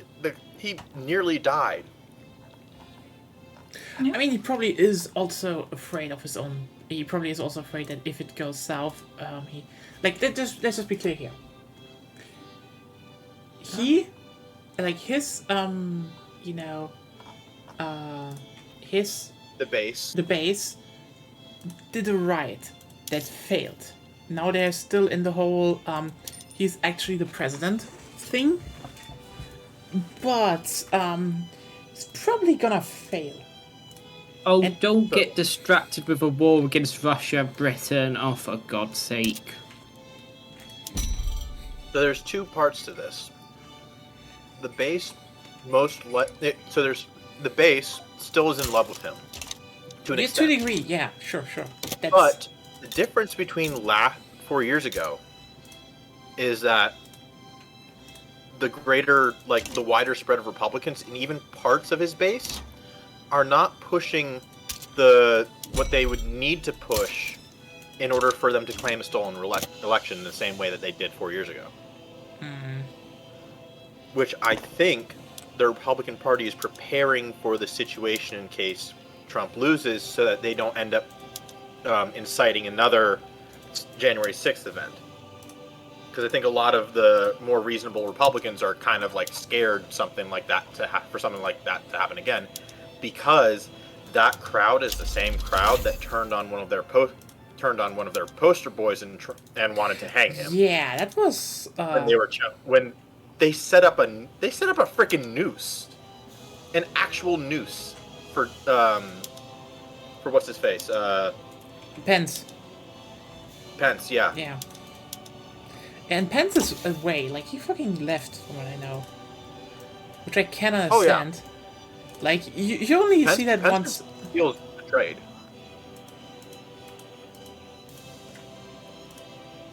He was hard betrayed by Trump, because Yeah. Trump didn't actively call them off when they were chanting, "Hang Mike Pence."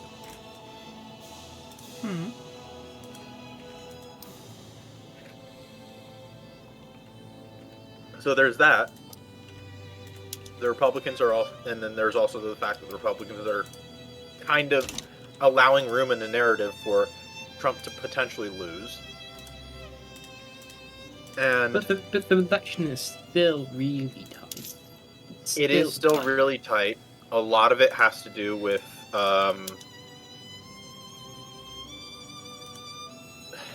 so there are various problems with political leanings right now.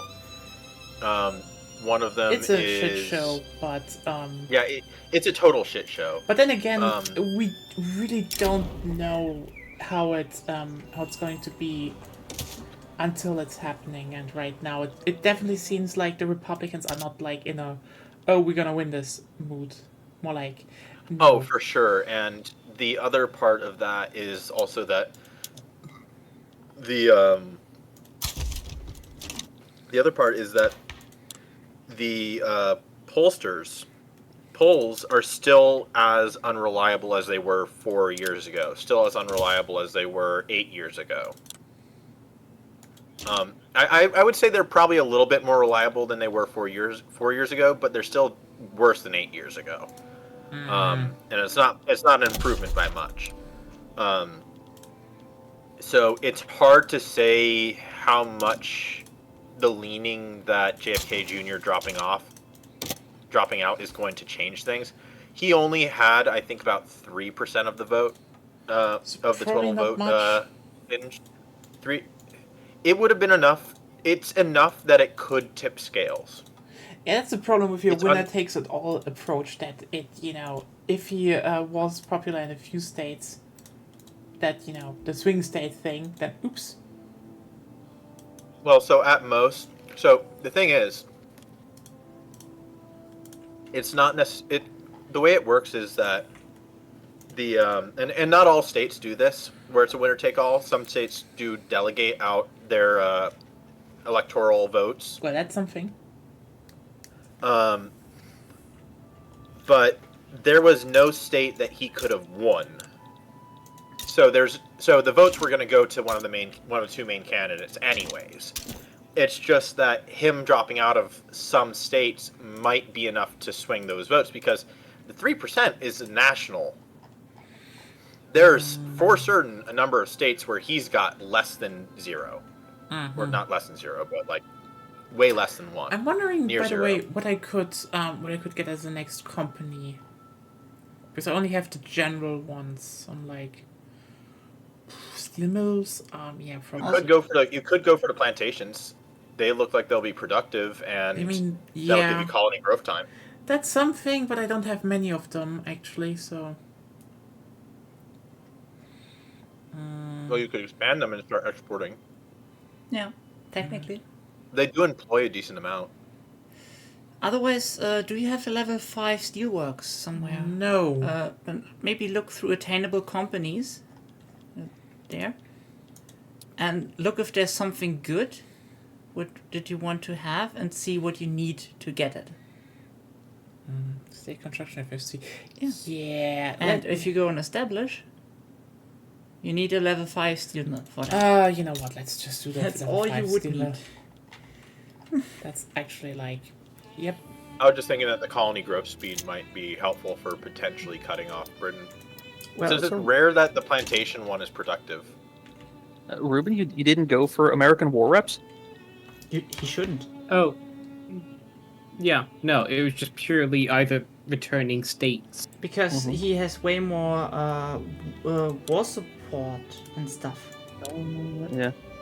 Like, Yeah, we are beating them down. Congrats on Slowly. beating America. have they pulled far. out their conscripts yet? No. Looks like it. Yeah, there are 407 Americans on the border. They raised half of their battalions. 305 out of 631. Yeah. They still can hang But on. you don't know how full those battalions are, though. Yeah, that's the problem. And it's almost guaranteed none of those are trained. Yeah, of course not. Well, our number is going up slowly. That's always good. Yeah, I mean, my whole part of this is just to wear the Americans down. Yeah. I'm not gonna take land. I'm not likely to win. I just want peace. I just noticed every American commander is set to defend. Damn. Yeah, that's probably a sign that their divisions are low on manpower. Yeah. I have two. What's this gonna do? Not yet. I just see the I have British two ones. attack. Yeah.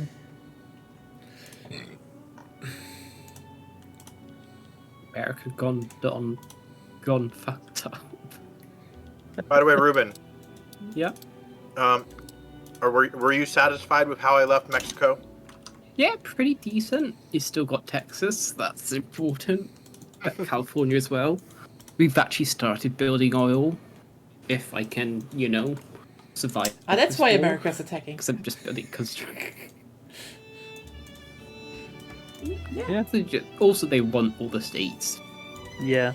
They want to manifest their fucking destiny. Yeah.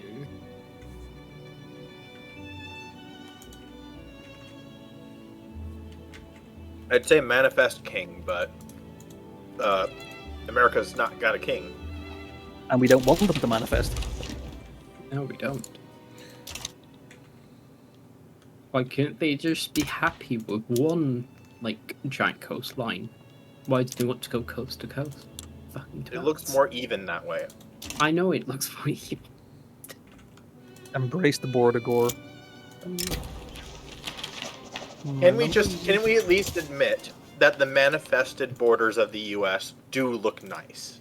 Oh, yeah. Okay, yeah, fair. That's way more That is satisfying. But that is all. But that also happened because you manifested all your destiny all over America, and we're like, here's the line. That's a very British thing to do, I have to say. Yeah, that's the one British thing you still did. Yeah, the Brits are pulling their are actually pulling their weight. Yeah. Well, so part of the reason why we did the line stuff, well, the straight line It's stuff, easier with the Brits, I know. it was in order to get the Brits, who were still #1 of the world, to fully acknowledge us. That's also why the War of the Pigs almost happened.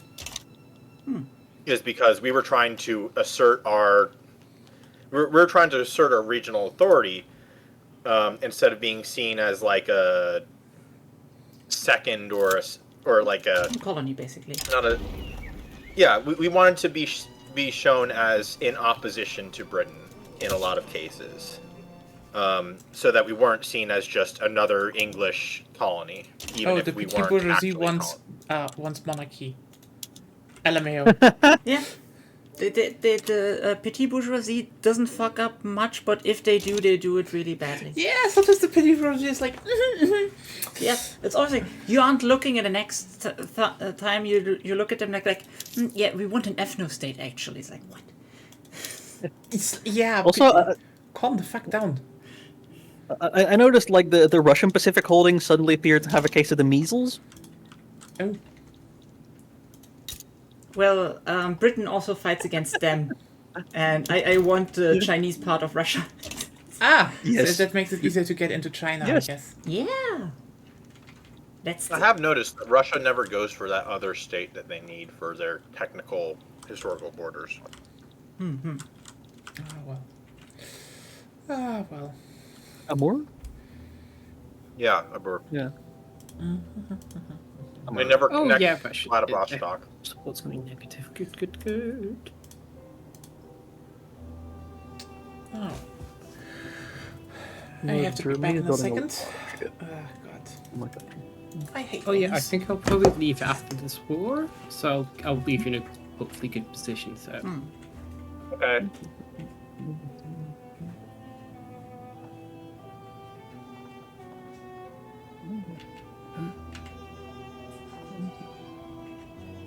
Now, you would think a front line would move faster if there's no army on the other side, but no. Yeah. You gotta set more generals to attack, unfortunately. Yeah. It's probably the thing I will have to do now.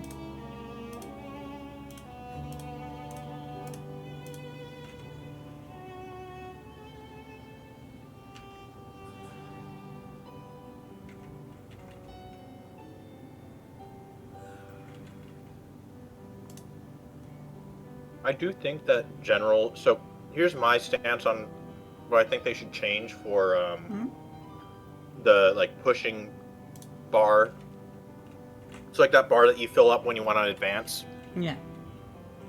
I think it should be a push-pull thing based off of general skill and stance. So, like, I think that a sufficiently skilled amount of defensive-leaning generals should be able to vastly slow down that battle bar. So that fewer battles happen. And you can and maybe give a stance so that you could say, oh, hey, I want my defensive generals to allow more battles to happen. So maybe like a, so I don't know what to call it, but some other version of a defensive stance. or make the regular defensive stance like that, and make a special version of the defensive stance specifically for delaying battles. You could just call it. You could call it delayed because there's been like delay events and delay tactics and other like Hearts of Iron Yeah. has delay as one of the possible combat events. So that would crack.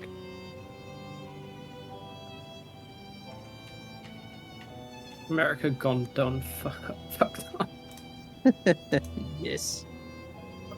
The Oh, war support also is dropped. machine guns. The PM machine guns on your armies should reduce enemy attack speed while you're on defense, because Yeah. It depends on with what Their they're whole attacking point in the is- first place. Like, if they're just marching into your fire, sure.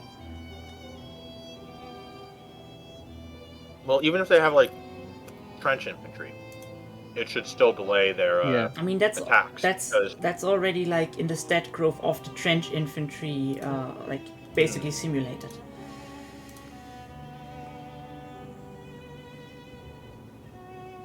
Yeah, I guess I can see that. You could although change I it, though. feel like I attribute. You could change the stat growth and then implement it that way, like you said. I think that would be a more understandable way, but I do understand how trench infantry could be seen that way as separate from the machine gun no man's land delay to the reduced frontline growth or whatever. To I could see that attributed to just the nature of how it takes time to resettle into new trenches and dig new trenches and stuff like that. Yay. Thank fuck. I'm 21 months Okay. away from failing Report it integrating the here. Brazilian nation. Now I can actually complete it. Thank fuck. Thank you very much. No problem. Okay, so yeah, I'm gonna switch over with Sep, if that's okay. Yeah, sure. Yeah, isn't Right. here anyway. Okay.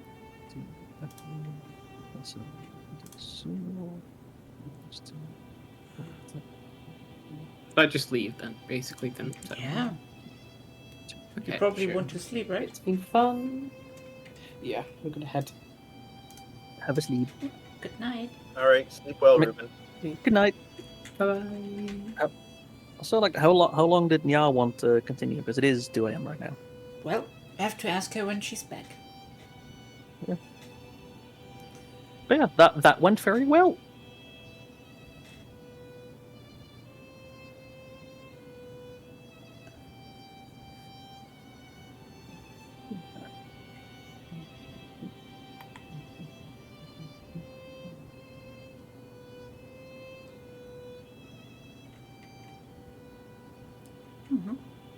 So, when we're ready to unpause? You gotta wait for me to join in. Okay.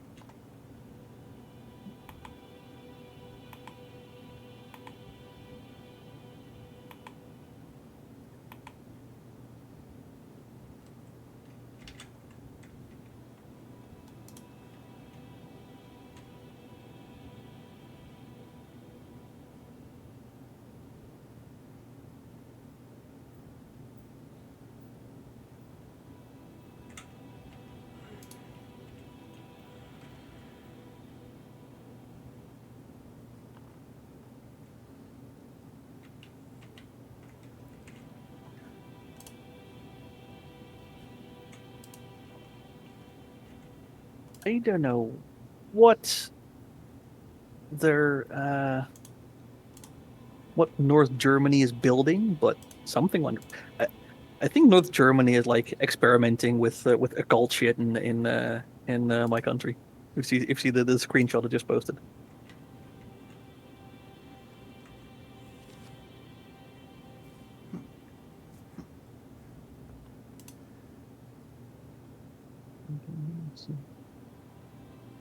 Oh, because you're gonna Oh do my. cinematic plans. Yeah, no, because I just annexed that and the game is still paused. That's why it just hasn't updated yet. Yeah. But like, Although sometimes it doesn't update anyways. The null state thing is really weird. yeah, Hasn't happened this game, right? no, it's a foreign construction queue in in Rio Grande do Sul, which is the state I just annexed. So that's probably why it's. Yeah. But I It mean, might stay until the yeah, construction is actually completed, even though it won't build anything. yeah, we'll see. We'll see.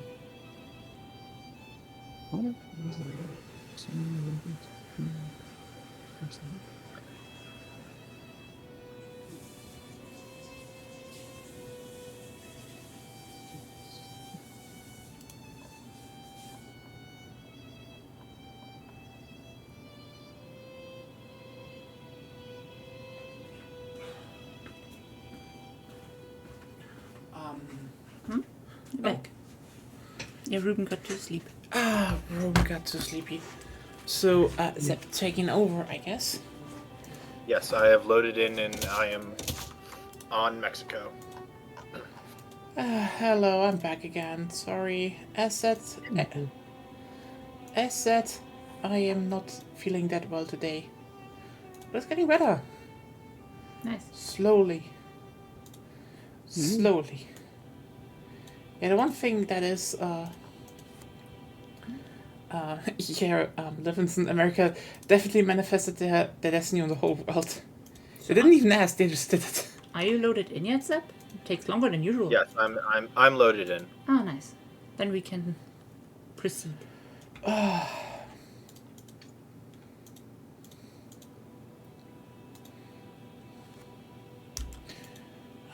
By the way, have we all seen the Civ showcase?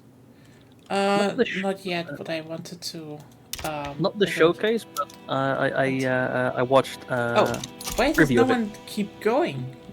Everyone could. I like what they seem to be doing with Civ. Yeah. And there was And you're out of. And I was Yeah. Wait. Save game. Oops. Oh, I haven't seen much except the Gamescom stuff, which was like cinematic trailers mostly. I read a few things like that you have now, different ages and you have to go through the civs and stuff. That's actually neat.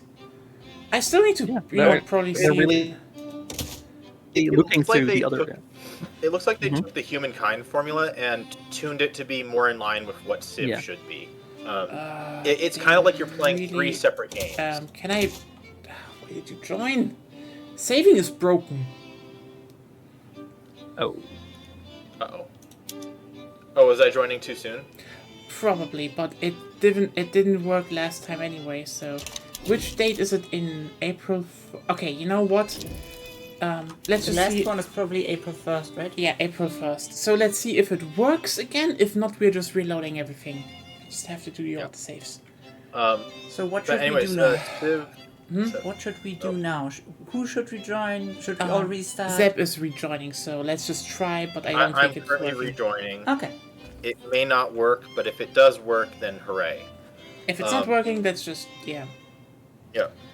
Okay. Back to Civ.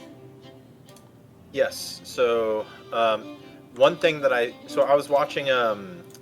I've been like paying attention to some of the creators because they invited a whole bunch of creators to go to the office in Baltimore and try and playing some of the early game. And I was listening to Quill18 on his videos about it, and what's really fascinating is that what were the specialty districts in the past are now just urban districts, and these urban districts contain two buildings, or they can contain two buildings. One of those buildings can be, say, the granary. On your capital city, the main district has one of those slots occupied by the palace. And apparently if you put, like, say, two of your unique cultural buildings on that same district, you get a special, it evolves into a special version. So it's kind of like a synergy for your culture's unique characteristics.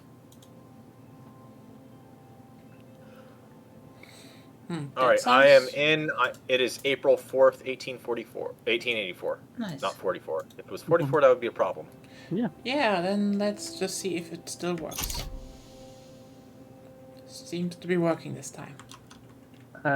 Yeah, but I've still got the out of sync screen up. You can just continue without. Continue with it. Yeah. Okay. Yeah. And there it is again. So, meaning... It looks like it happened on the tick. Yeah, Yeah. meaning... On the week. Let's restart the game. Leave game. Whoop. Game status left. Exit to Okay. desktop. Restarting. Yeah. If it doesn't work this time, then we can try me loading in on Cuba, then switching players. No, this should not be the case. Normally that works. Yeah. Well, so this There is we what go. happened last. Feels like what happened last time we tried this and had. Yeah, tried it's having weird put that in this is a Ruben. problem, but like... We know that I can swap countries onto another player's country. There we go.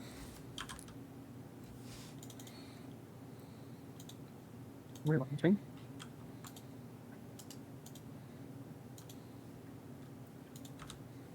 But I have been with Civ. I have been seeing a lot of people and I don't know how many of these people are actual people, complaining online about, oh no, it's immortal leaders, but not immortal cultures. They die, and I'm like, I think about it. I'm like, okay, we're in a game series where we have nuclear Gandhi, and people accept that as normal. Sure, it's a meme, but don't suspend your. I mean... You would be don't- you would be surprised how many people actually believe that Civ is a historical game. Yeah, I mean, the whole leader thing is what I would say, it is to a degree, I would say, something that just is in Civ. Like, you could make a way better system, in terms of how leaders work and such. There we go, that's that. Non-historical, they die, they switch out. Maybe, more like Crusader Kings or so, that it's just generated on certain bases. And it could be factually the better system. And people would by the way, it's open. People would kind of rightfully say, this feels off for Civ. Because Civ always had the leaders. It was just like, yeah, you know what? That's just part of the game. Like, is it unrealistic? But yeah, it's just a game mechanic. Another aspect of this is that I feel like the whole immortal leader thing, is also just an intentional choice for game balance and maintaining some kind of not really historical connection, behavioral connections between each Civ. I mean, it's also just the fact that this is just kind of an interesting part for balancing and you know what? I'm going to say this: multiplayer balancing, because you can say I have a general buff for what I want to play. So there's a general thing and there's a specified thing that changes as you go, which is like, that sounds interesting and makes everything a bit more dynamic in a game where you generally play very similar stuff.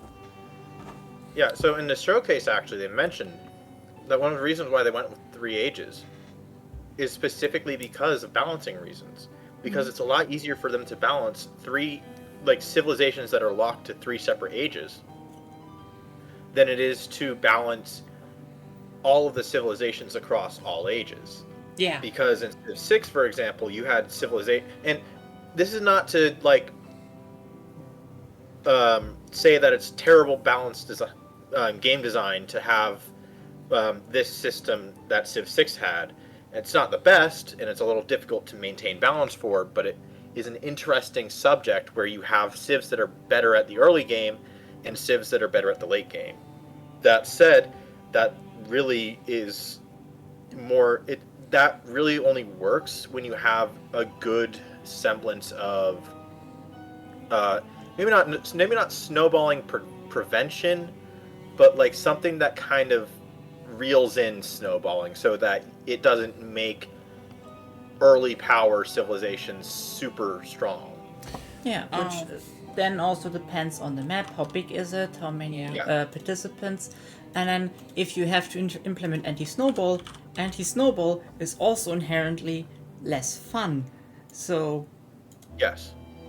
the new system allows for less anti-snowball, thus more fun and better balance. Yeah. By the way, So- no, I don't have Total War 3 Kingdoms. The only Total War games I have, like basically on Steam, is Empire and Shogun 2. And I think Shogun 2 I got through bundle. Empire based. Hey, this was the game where I installed Steam. I bought it at the store. I still have the fucking box for it. Also, I'll mention for Empire. Empire is the one Total War game where I've actually, I know, I say this as someone who has probably 8,000 hours across all Total War games, at least. Actually, probably more than that. Empire Total War is the one game, Total War, where I've done a full world conquest. And I did it as the Maratha Confederacy. Specifically, a rebel faction of the Maratha Confederacy that is a republic and not the Empire or whatever it is. No, I don't. and I my don't think I final have the action- expansion. Let me just check. My final action in that campaign, I will always remember it. I gave, I was bored, and so there was only one nation left. So I literally did a region trade and gave Paris away to Quebec. I gave Paris away to Quebec, killed Quebec, well, the part in the Americas, and then did like let them build up so I could do one massive battle in Paris. Nice. I don't know. I don't think I have it. So no. Again, I Also, didn't really I, have a lot of interest. Ironically, I never had much interest in playing Shogun 2. Actually, like, for what I know, it's probably one of the better ones. But yeah. By the way, Lena, Personally, you I can think join. that the Shogun 2 love. It's open. Personally, I think that a lot of the Shogun 2 love is nostalgia based.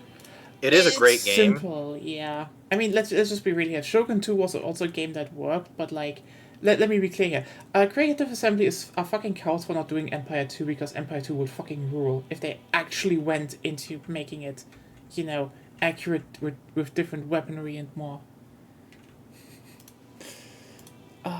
Empire was great. It was just buggy as fuck. It is funny that you mentioned that. When I played Empire, which I think I'd started playing it about a year into its existence, I think I maybe had one crash to desktop. Yeah, that was they fixed a lot of stuff. But Empire was kind of was a bit of a mess, but holy shit was it. Like it is still to this day the most ambitious one. Like, I mean, ironically, Empire is the reason I would say I would say if it weren't for the fact that the Warhammer games were combined into a collective cumulative title, that is the only thing where I would say that Empire is no longer the most ambitious title. It was most ambitious title up until but also Warhammer 2/3. Let's not forget, Total War Warhammer could only run because Empire walked. That is like the most clear successor to Empire they ever did. Empire was proof that gunpowder can work in a Total War game. It wasn't. In Fall of Samurai kind of did that. Kind of, but it was still more. Fall of the Samurai was very much way more of a, you know, more unique units. But like, I feel like, especially now with Total War Warhammer 3, they definitely they owe us an Empire 2. I want Empire 2 with like more detailed weapons statistics and ship combat. That was amazing. Oh my god, the ship combat in Empire. So, I know that it's not the best ship combat game, but they tried honestly, for the time. For that era of wooden ships, I think that Empire 2 is probably the closest thing to a gold standard there is for naval battle games using those kinds of ships. I think even like a lot of the naval battle games that are like pure naval battles do not match up to Empire Total War. It is. I haven't wild. played it myself, but Ultimate Admiral Age of Sail, is that... Are we all? I think I'm aware I'm of promoting it. Age of Sail. Excellent. Age of Sail, from what I've seen, does a solid job of it. And in fact, I think, if I remember correctly, the people who did, who created like the Ultimate General, Ultimate Admiral games, I'm pretty sure that they were directly Can we inspired start by again? Total War. She said she's in. We're I'm starting. ready. Oh, it's also running Yeah. already. I'm in. Yeah. I'm not waiting. Not anymore. God. Oh wait, you're owning Arabia. What happened? You didn't look. That's the what fuck? happened. The game ticked. By the way, Livingston, I do have Total War 3 Kingdoms. It's a great game, but I completely understand why they discontinued the support for it, because the game is buggy as fuck, and the code is even more disgusting. Like, honestly, I've talked with some people who tried to mod the game, and they said that what they could see was some of the worst coding that they've seen. Ooh. For a game of that scale. It, like, even there was a stream that Creative Assembly did towards the end of Three Kingdoms life cycle, where some of the developers were on there, and I mean like the code, like the ones responsible for base code. They basically said that part of the reason why they were one of the main reasons why they were ending the game's life cycle was because it was becoming impossible to work with. It's funny how this happened again. Yeah. Empire had a similar problem. The reason they did Shogun and stuff afterwards was because they reworked the engine to be like, okay, let's make the engine better to work with, everything clearer, and let's make it a more smaller size game that works. Okay, let's do a more ambitious title. Oops, Rome 2 just blew up. They just keep doing that. They just fuck up the engine. Like, that's probably the biggest problem they have when they have an ambitious game that maybe has some problems, that they just end up, how's it called? They just end up with a tech basis that they can't keep supporting. That is probably one of the biggest crutches that series has. Well, so part of the problem, I think, is probably that they keep for essentially each game, they essentially have modded their own engine into a new state before each game release. I mean, forking is normal, but usually you have dedicated engine teams so that the forks, become the new versions and stuff. Yeah, and so the scary thing is, essentially, from the guesses that me and some other community members I talk with have guessed, is that a lot of their games on release would work fine in the previous engine to an extent. It would have different massive problems when you upscale things to where it's usually played at, because they usually develop the game to run on the new engine. But some of the things that cause those bugs are because they aren't prepared to work with the new modded engine. Yeah, which is part of why people have been screaming at CA, please get a new engine. Although I think that subject is not something that's worth discussing because developing a brand new engine from scratch would be terrible. Honestly, they should just need a good engine team. Like, for example, a lot of people, back in the day said, which, was, and I will keep standing by that, oh, the Frostbite engine is a bad engine. But, then they actually started having a dedicated engine team, that developed tools that they hand out, and suddenly, as you can see, a lot more games start being, looking pretty, the new Dragon Age looks good, that's Frostbite.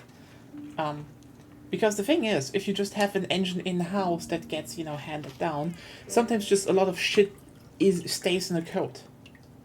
You need sometimes, and then sometimes you can have the lucky draw that someone, at 3 or 2 a.m. is still in the, office because he's like, oh, wait, I think I found something, and then he can read hey, guys, I found the source of this one bug that persisted for 3 games at that point. 3 games. 4 games, basically. And he was like, fuck it. Fuck, I can't patch this out of the engine because it was a deep engine problem. The thing is, if you're a big company and you're releasing a lot of games, the problem is nowadays not what engine you use, but how do you support your engine. And I know this is probably also controversial to say, Bethesda's engine isn't bad. Bethesda just doesn't put in the resources to keep up with the engine. The fact that the modding community is so massive in Bethesda, I think is, in my opinion, is a sign that the engine is actually quite decent. Oh, yeah, the engine because for the most part, it can handle a lot of the bullshit that modders put games through. Especially the Bethesda modding scene. Yeah, because that's the thing. The engine is old, and also I know some people make jokes oh, you can load in the Fallout 4 assets into the Morrowind editor. Yes, that's an upside. Imagine if you're if your engine can still get handled by the old one, but that's not the point. The point is, yeah, the engine is built to be very, very modular, so you can plug in a lot of things. The problem is just, again, Bethesda kinda ignored their forks. For some reason, Skyrim is a fork of the Oblivion engine, while Fallout 3 is a fork of the Oblivion engine. But they're different. But they're different forks. Which is, oh hey, so you meant to say they're both forks of the Oblivion engine, just different forks. Yeah, they're different forks of the Oblivion engine, with one of them having a clear upside in, for example, having stuff how that guns, for example, work on just a base level. Creative Assembly did the same thing with the Warscape engine. So Pharaoh Dynasties now too. Troy are all not based off of. If I remember correctly, they are not based off of the Warhammer version of the Warscape engine. They are based off of, I believe, the Attila version. Or no, could be. One of the two are based. One of those two groups is based off of the Attila version of the engine, which, if I remember correctly, is slightly older than it was for Rome 2. And Rome 2, I think the Rome 2 version is just a dead end.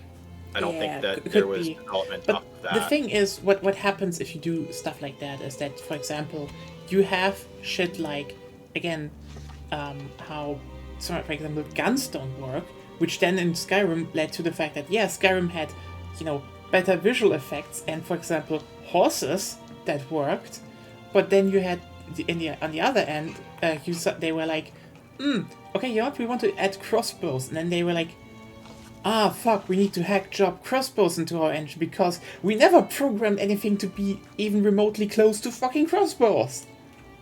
Which is God damn it, Bethesda. But yeah, for them, again, it worked for what the game was at launch. It didn't work for what the game wanted to become later.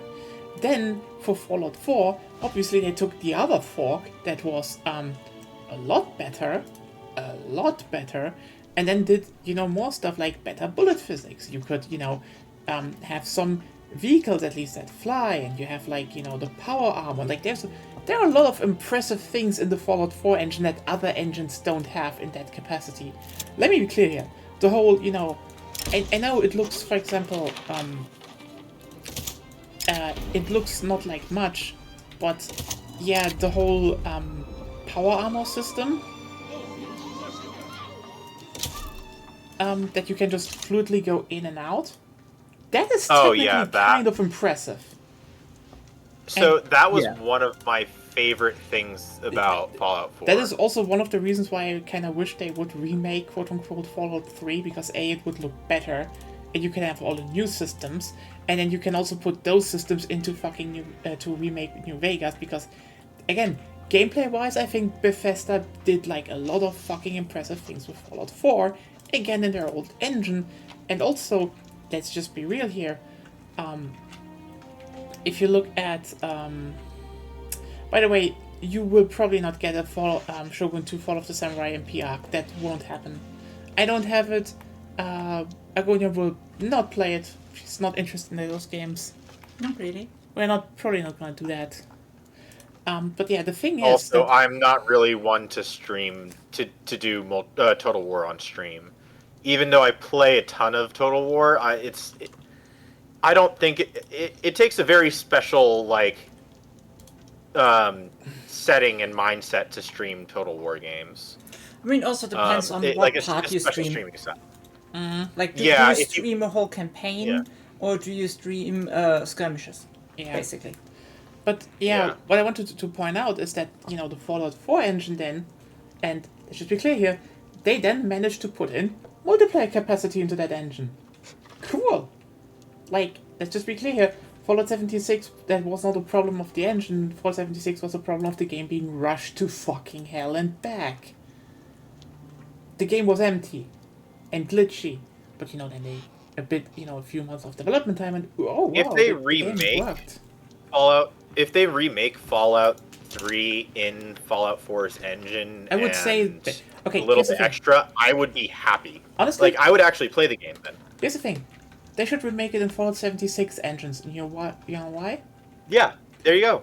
You know why they should do it in the 76 engine? Because A, it's the better version. B, it can do more. And C, you know what they can add to a Fallout 3 and New Vegas? Co-op. I'd play the fucking shit out of a Fallout game I can play together with Agonia. Like, together. I know don't that- think so. This is the thing with the greater gaming market. I don't think that there's enough games where there is a co-op single, Yeah. an open world single player story type setting, like with Fallout 4, that is co-op. And I think that there's nothing in the market for that. That is, Outward, But I think technically. there's room Outward. for it. Outward, but like, yeah. That's Okay. one game. They're making Outward too, by the way. That's one game. Not Like, many. let me be clear here. It is kind of wild to me that in the indie and mainstream scene, co-op games are basically only stuff like Payday, Payday, Helldivers, Left 4 Dead. And those are And some minor puzzler things. yeah, some of them are good games, but like, let's just be clear here. They will never be as fun as fucking Resident Evil 5. I know I'm getting into hot water now, but fuck off.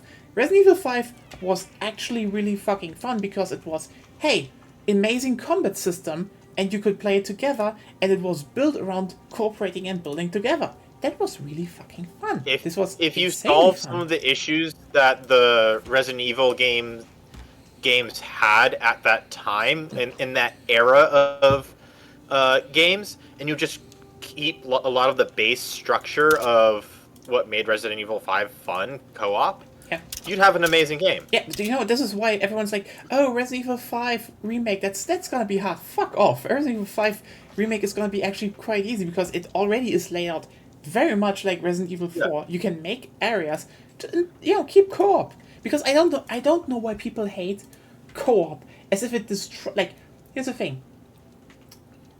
You can, every one of the games we're talking about, you can play solo, and you can design them around solo.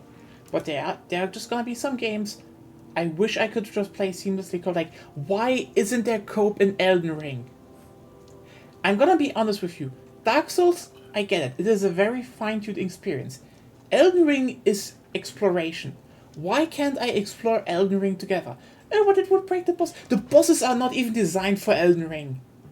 The later bosses are designed for Sekiro. They have enough bullshit going on. Oh, but you can technically still go. Yeah, but I want to play from start to finish. Then I would fucking play the shit out of that game with Agonia. Trust me, the moment they patch in seamless co-op from start to finish in Elden Ring, I would get it on PC twice and play it together with Agonia on stream. Because then we had an RPG we could play together. Because that's fun. You know what they should do? We need to grab those people who just can't stop making like the stupid survival crafting game multiplayer games. We need to grab those people, shake them, throw them upside down, spin them around 10 times, and tell them, stop doing what you're doing and actually make a story-based game in your world, basically. Because here's the thing. Add life to your world. Yeah, because here's the thing. You could say, oh, but can't you just enjoy New Vegas? Like, here's the fucking hell. Fallout 4 is, in my opinion, a fun game, but Agonia doesn't like that too much. But you know what? Fallout 4, New Vegas, all the Fallout games, all the Elder Scrolls games, are the exact structure where I sit here and be like, I want to play this with my girlfriend. And let me tell you, there are millions of people out there who crave a game they can play with their girlfriend. Or boyfriend, depending. Like, Sorry, some make bad choices in their life. I can't judge them for that. Yeah. Sorry, okay. Who did I bash? The gays or the heterosexuals? We will never know. I think it felt more like you were bashing the singles. So there are 3 cats. Because I felt a small twinge of pain there during that rant. Just a small one. So the cat is either alive, dead, or single.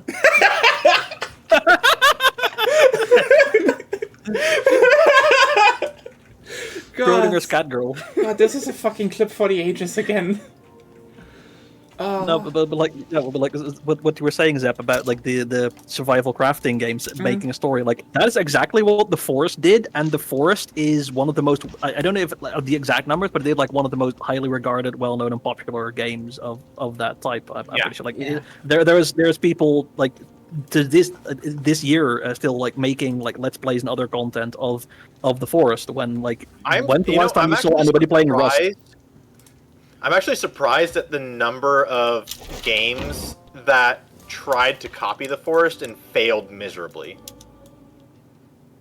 Like, genuinely surprised. It's like everybody played the game and did not understand why it was successful. It's because you are experiencing a single... Like, you're experiencing a story as a group. Like, for example... The closest thing to that I can say is like first person immediate to this group of people is probably, not counting Victoria because that's a creator-owned story, is probably when Agonia and I have our discussions about Ascendance of a Bookworm every time that a volume releases. And there is a part of that where we're kind of experiencing the story together, although after we read it. Yeah. And that's one of the things that I personally find fun. I mean, that's normal. Like, every time like you play a game, the goal of a creator is not that everyone experiences the same thing in the same way, because that will never happen. Yeah. That's never the point. So, yeah. I mean, a story can either be handcrafted or it can also be partly or even fully dynamic. There's a reason why early TTRPGs took off, because it was basically someone provides a world and the players make the story. And a lot of players. Just with their actions alone.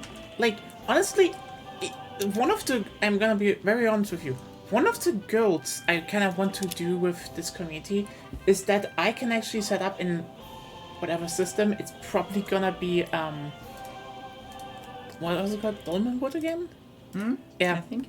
That's what you wanted to do. I want to, set up a table, and and we have like 3-4 groups playing in the same world, just in different days. Yeah. This is what I want to do.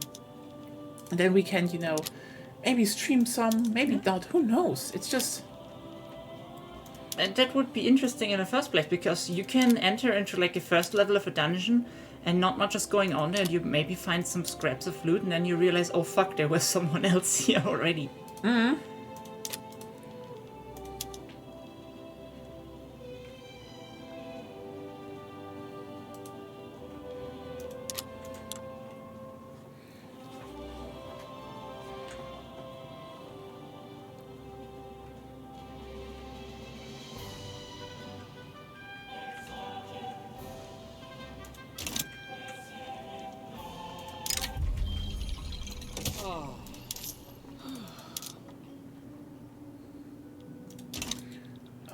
Damn, I am getting out of my hole here. So, you know what? Let's shoot for no slavery.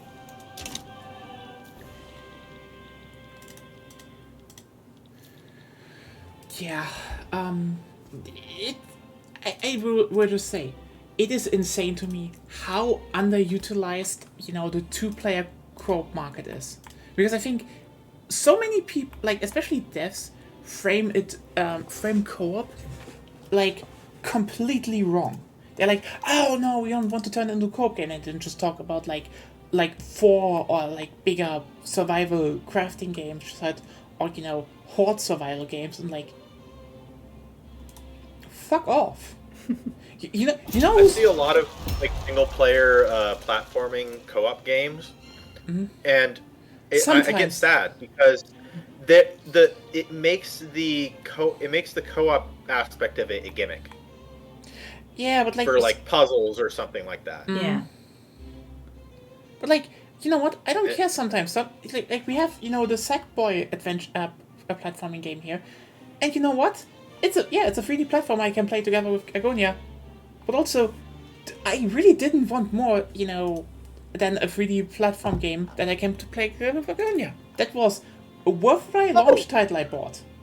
Fucking worthwhile. I just remembered. What are 2 games in the last, I think, 4 or 5 years that were co-op, very, very specifically co-op, and made big rounds among a lot of people, both people who streamed and people who didn't stream. You that still shows up. Helldivers 2, maybe, or do you mean something? Nope, I'm talking 2-player co-op games. Oh, 2-player There's 2 specific ones I have in mind. Shoot. 10. The games were It Takes Two Yes. and A Way Out. Oh yeah, you know what? Now that I A think Way about Out it, literally one game sold of the it year. really well too. A Way Out actually sold it really well because yeah. It Takes Two, literally one game of the year. No one expected it, and yet it won. And like, yeah, you know what? I'm sorry, but it's kind of wild to me that Haste. Like, the parent therapy game worked well. It's so funny that everyone forgot that. You know what I did, just apparently. realized?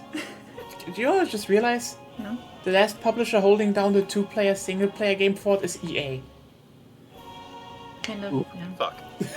I'm just hoping that Outward 2 has a more seamless co-op experience than Outward 1. I truly hope that. They're close, but it's not as good as it could be. But I want to mention that A Way Out is unique among this also because they emphasize that no matter what platform, as long as one person had the game, You could play you together. could have a co-op experience.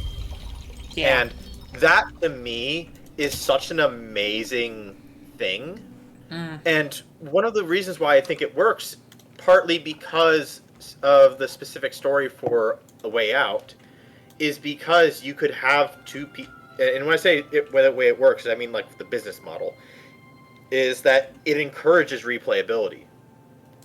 And it encourages the person who didn't get the game and who played with their friend who owned the game, it encourages them to be like, you know what, I'd like to play this again, but let's play with someone else who doesn't know the story. And so they invite someone so they buy the game and invite someone else who doesn't have the game to play with them. Yeah. You know what I realized? You know which game also did that and sold really well, and everyone's like, why is this game selling well? Far Cry 4. Remember that Far Cry 4 was like, Yeah. just one people, Oh my one God. person needs to own the game, and like, oh no, it was an open world game where people could just go in and fuck around. Oh shit, wait, there's a market for that? Oh, Far Cry 4, I hate the amount of haters that there are for that game. It is a great game. Pagan Min is a fun antagonist. It's actually kind of interesting And- because you're like, oh, he's a dictator. Then you realize, oh god, everyone in that country is worse. And you literally Yeah. get gaslit. Like, Here's the thing. You know what? You're the son of the ex-rebel leader, but he had an affair with your mother. And like literally one reason he takes you in the beginning is like, yeah, you want to spread the ashes of your mother. Just I help you. I don't hate you. I love her. You're a son. I kind of want to help you even. He's just nice. Yeah, And- and the funny thing, like, you can get like a non-standard game over that way, like a non-standard victory. Yeah. yeah. Yeah, the best part. And you know what's also interesting? The best ending Even- for that land. The best ending for that land is literally you just sit in your chair as Pagan Min executes people. Yeah, because you know what happens later? Because if you even do the normal game, the moment you're at the beginning of winning, he's like, he just talks to you, explains everything. It's like, I lost. I don't want to kill you. I don't want to fight you. Like, you're literally the last thing that is left from the person I love. So you know what? You won. I leave. This is your country. Yeah. And then you have to decide, hey, do you want to make it into a drug fortress or like an absolute hellhole for women? And they're like, oops. Oh, and also, you get another option later on when you actually confront him face to face.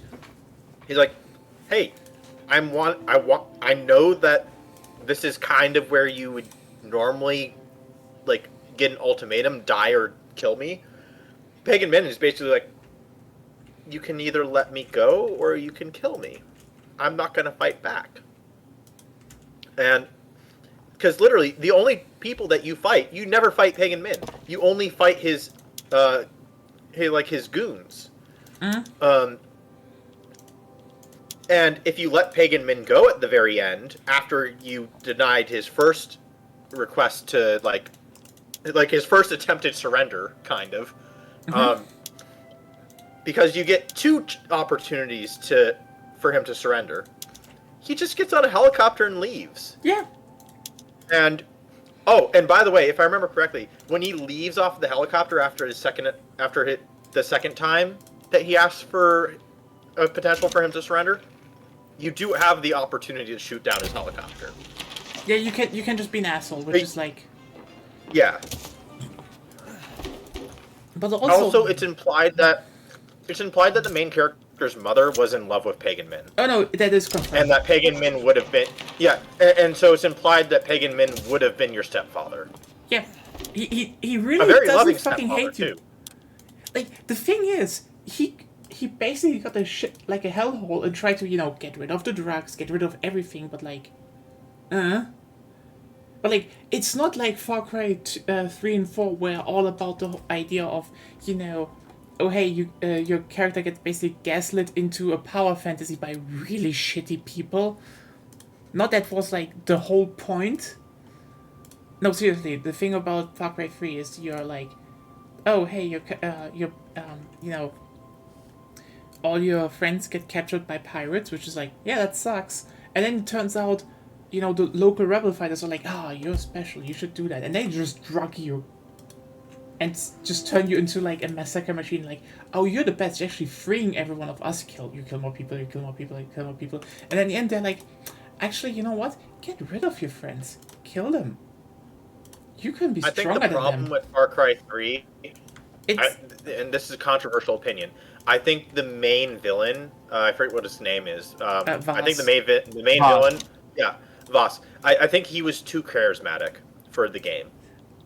I mean, it depends, but like I think the big problem was like a lot of people didn't get the whole point that Voss was actually kind of unimportant and not what he what he said he was. Yeah. And then he just dies very fast, and you're like, oh, that's it. That was it. And like, yeah, kind of, because, it's a bit more complicated than that. It will exist. Yeah, no, I think 4 was a bit more obvious about the fact that you could, but I think also, you know what I think, like, Fallout 4 had the problem people claimed Spec Ops The Line had. Like, in Spec Ops The Line, people were like, oh, why can't I decide what I want to do? Because Spec Ops The Line specifically critiques, linear military games about, you have to, how things are framed and what you need to do. And, most people, and let's be clear here, only got, how's it called, entitled about, oh, why don't I have a choice there? Because you knew about the choice beforehand. The twist was spoiled for you. You're just fucking lying. It's not like in Far Cry 4 where it is very clear very fast that Pagan Min is not the evil guy here.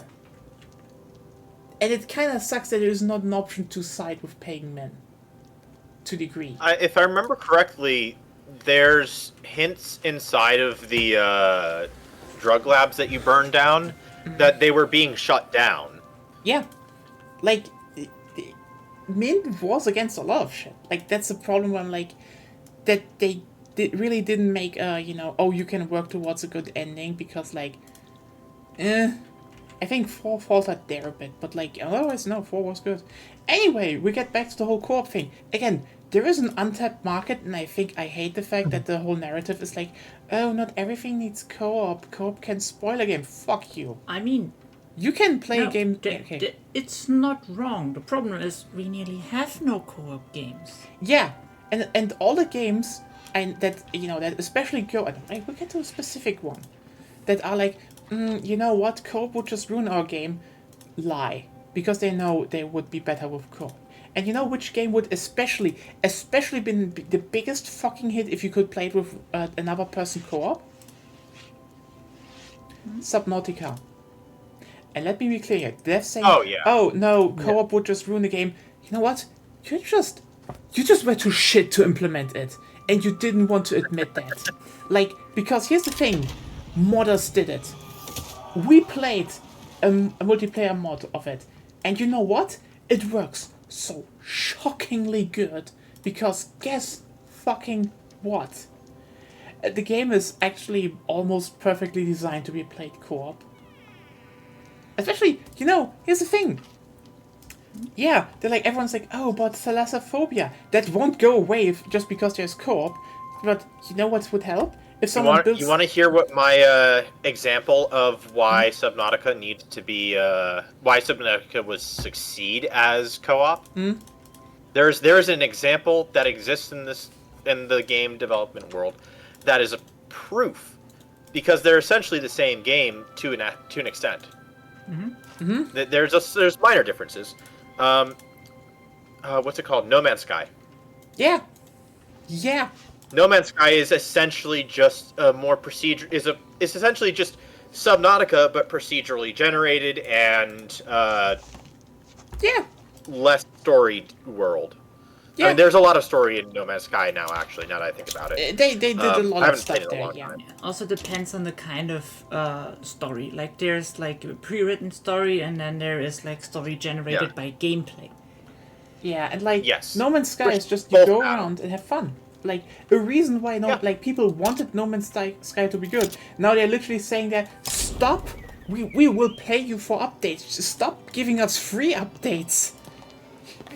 You're going broke. Also, stop.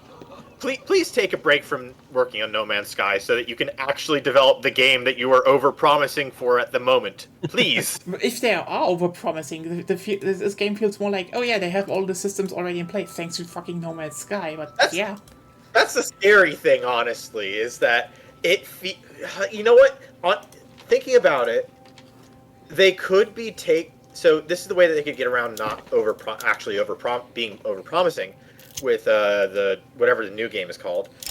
If they're taking No Man's Sky, they generate a world, and then they handcraft / do more generation from there after upscaling things. Hmm?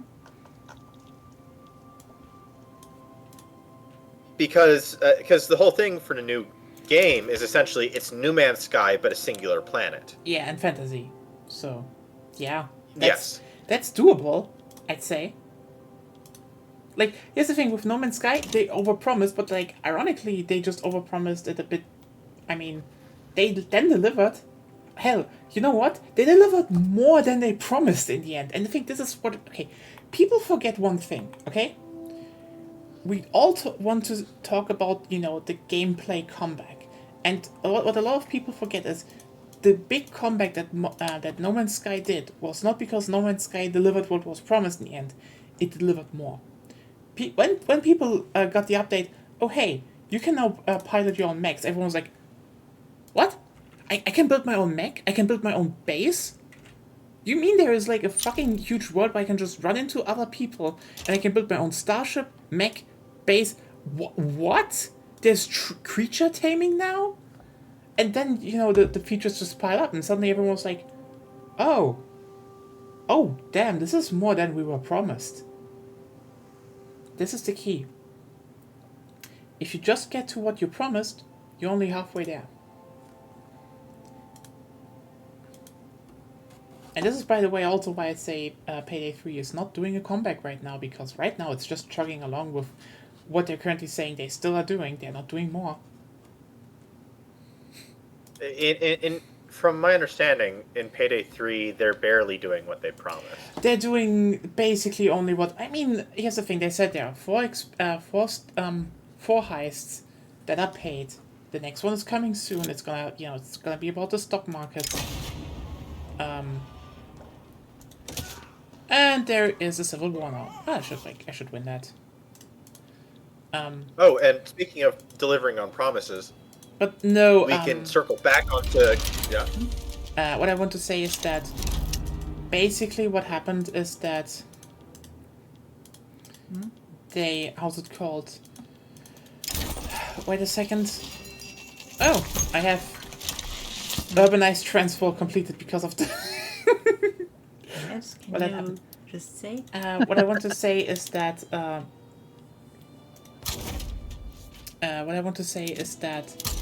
I forgot it. Then You know, Payday you 3 is can- basically doing the things that are promised right now, but really not much more. That's like 2 free guns, 3 free heists now. It's really just the bare minimum. It's like, And not fun. yeah, because the problem is it's not fixing the core problems of the game. Because like we need perk decks, we need different skills. It's just like, sorry. And maybe they will get to that one day. Who knows? But the thing is, right now it sounds more like what they're doing will not end well. Did I support the Transvaali You don't- aristocratic revolt? You can't even, like, No. you would need to land. They would die faster than you could get here. And you can't even get So the thing I was going to say is that, speaking of delivering on promises, we can circle back onto Creative Assembly, and after the whole Shadows of Change issue that happened like a couple of months ago, which is essentially they vastly under-delivered on their promises, and there was a big outrage from the community, and there was review bombing, all kinds of things, and they kind of owned up to their mistake, and now we ended up with a situation where Creative Assembly is over-delivering on their promises to develop the game a bit more, to provide more legacy patches to fix bugs and catch up old factions to the newer power creep that we're seeing, that we're going to inevitably see with new content, just because like they've experienced more things and they're gaining more experience and getting better at developing the game. And so, for example, in the most recent patch, which is a midway patch between DLCs, which Creative Assembly used to never do. They used to only update when they had like a DLC release. Part of this was because people used to complain about updates ruining their games ruining their campaigns, which I think was a silly thing to conform to, but they conformed to it for a long time. But in the most recent patch, as a surprise, they added 2 free units to a base campaign roster. Which is, for example, on a $15 DLC, people generally expect a total of, I think, about nearly 20 units total, counting big centerpiece monsters, which take a lot of art direction work, animation work, and stuff like that. So units aren't exactly the cheapest thing to make, even if they're just variants of something that already exists. And they just kind of provided, and these 2 units, by the way, are part of a roster for a faction that is getting an update in the next upcoming DLC. So they could have easily included these 2 units into that DLC, but they chose not to. While from what it looks like, they're going to continue to make good on their promise to include a solid number of units in their DLCs. Yeah, I mean, it's always a bit of a thing where I'm like, sometimes, they can. It also depends on what kind of game you have and how easy it is. But, like, for example, also Battlefield, in my opinion, is why, a lot of people are like, oh, this killed the franchise. And then, 2042 still has a very healthy player base, especially on console. Very healthy. Because turns out, if you,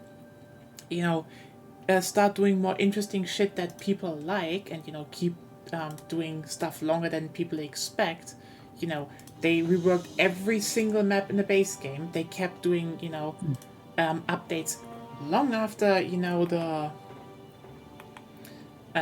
after the game released, and there's probably still more stuff coming now.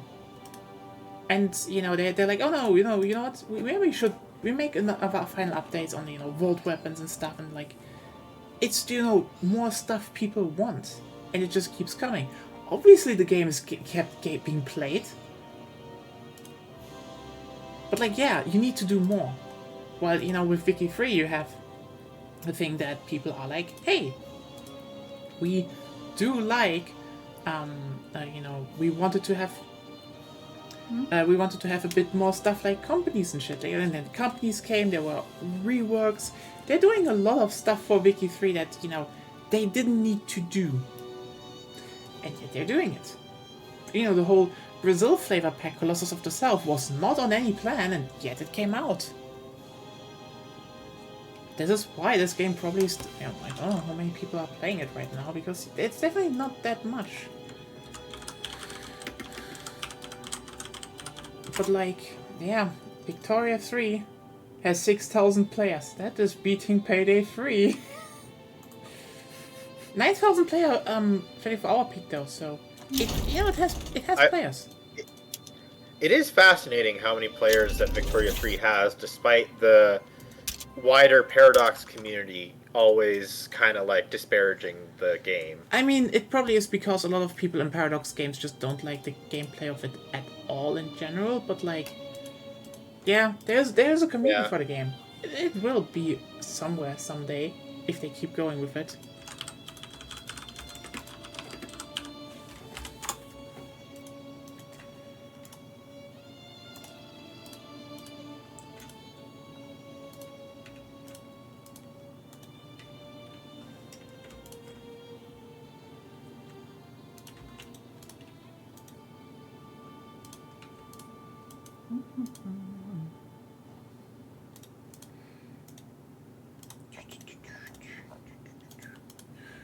Yeah.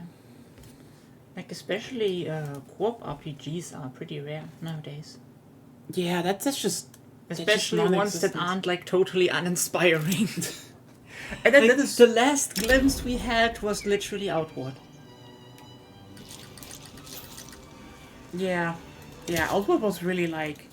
kind of wild that that this was the one thing that existed.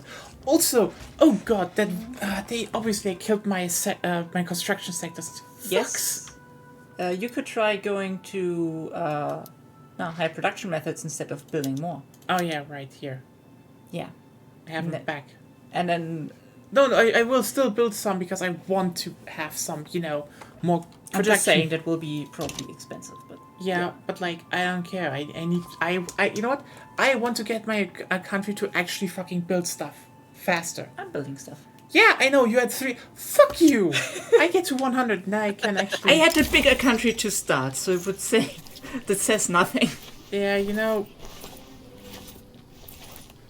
Like, just remember, when was the last time you heard of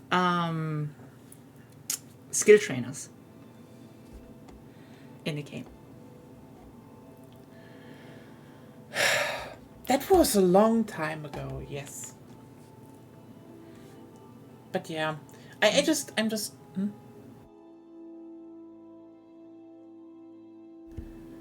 That is like... God, I mean, technically you could say, Skyrim had them. But damn, not many games have them anymore. Not really. They had more skill leveling trainers, but not like the original thing. But I know what you mean. It's a similar thing on a new skill system from... But no, the skill trainers are cool because... Okay. Outward is cool because, you know what? It's... your progress is tied to your money. Like, it literally, there's no experience. You don't get more experience. You only get, stuff from skill trainers. And like better gear. And better gear. Those are basically the 2 progression systems. But you can buy better gear with money. Or craft it. Or craft it with money. Mostly. Yeah. So, you basically go into dungeons to get money. And then you can go to a skill trainer and be like, give me something that I can run faster. And he's like, yes. And you're like, woo-wee, I can run faster now. So I can get more money. I want to be a mage. Yeah, I can maybe I can teach you some skills, but you do not have mana. You need to get mana. How do you get mana? Get inside this mountain and sacrifice your stamina and maximum health for it. Yeah, that's okay. Honestly, magic is the best fucking system in that game because Great idea. Yeah. They nail to a big degree the feeling of magic that other games don't. Because, first of all, you do not start out with mana. You have to clear a dungeon to get inside of a mountain to a mana node. And they say this, your body is already full of health and stamina. You need to sacrifice some of either of them. And this will be Not either. Both. Of both of them. I think you can... No. Yeah, both? No. It's always... I think you miss 5 health, 5 stamina for 10 mana. Stop it. Okay. 5 health, 5 I'm stamina. a mage. And that's a permanent decrease. Again, there is no leveling. You only get them back if you invest in certain skills, and you can't invest in all of them. So, you're looking at that, and you're like, oh damn, that's... You just realize, shit, that's a permanent sacrifice you have to make. But then again, magic can be really powerful if you know what to skill into. But also, there are 4 different types of magic, and they're all unique. It's you need to place a sigil on the ground, and then you can cast fireballs from that sigil. Well, technically yes, but practically no. You You mean also- the normal magic? Normal magic. Yeah, but first of all, you need a stone to place a sigil. Yeah, you need a resource for that. Second, you need to know a spell. What do you know? You have a small flare thing, like flint and steel, but Yes. stronger maybe. And in that sigil, it becomes stronger and turns into a fireball. It is so cool. Honestly, play Outward. It's really fun, and you can play co-op. You want to goof around with a friend? Play fucking Outward co-op. You can just play co-op. It does the thing Dark Souls is too cowardly to do. And Skyrim. I mean, it's pretty small, low production value. It's Yeah. not for everyone. But I would say it has a uniqueness that the industry at large has lost.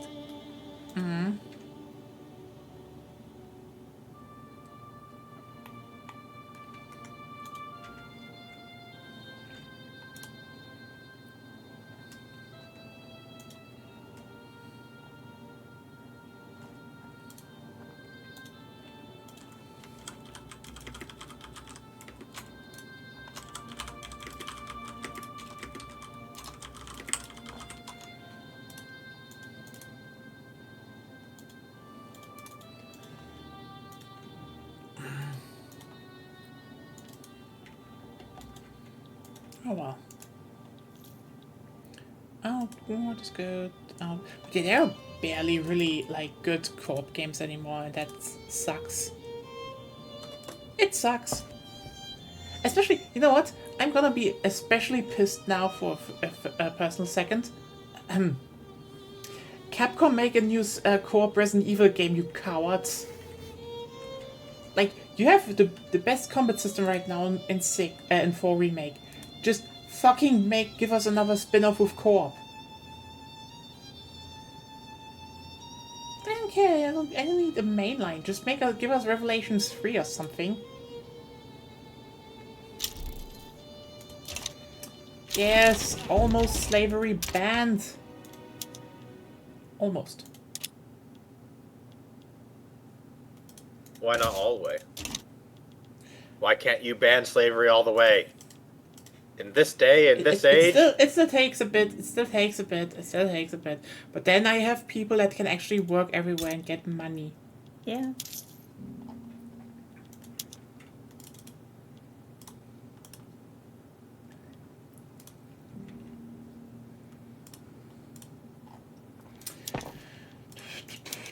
Oh, wait.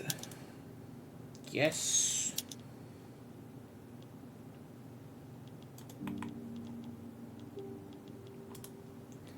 Huh? What? I definitely need to start building more and better ships. Yes, I need to do that as well. Yes, thank you, France, for the defensive pact. Ha. Now Britain can't do anything against me. Ha ha ha ha.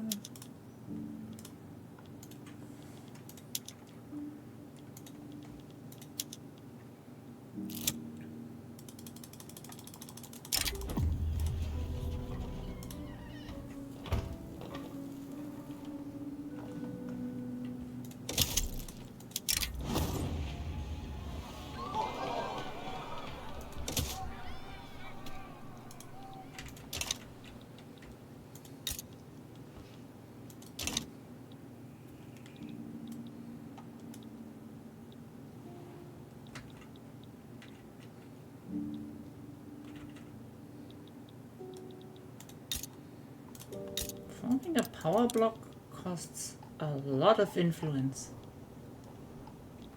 Yep. That was the problem that we had last time with the, No, It was all fine. just forming them in the first place. Oh, well, yeah. It costs like 500. Well, it was already influence. taking up... It was already taking up that influence for you. Yeah, but like, now I have to... Apparently, what takes so much? I lose half of my 1,100 or like 1.3k influence from Great Britain. Fair point. Mm-hmm.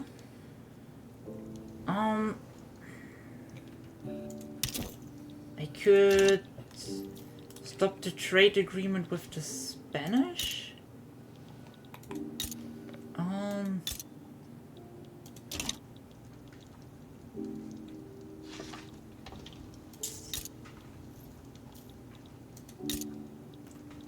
Trade agreement and mutual investment rights with the Spanish, I guess.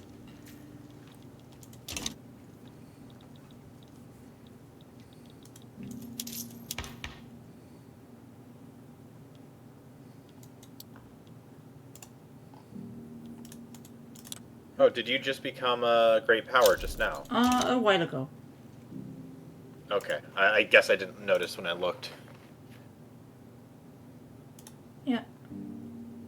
Also, this is I dislike this current ranking. Italy doesn't deserve to be above Mexico because Mexico has the better flag. Yeah. And I mean, yes, Oh, I wait, do did mean to offend.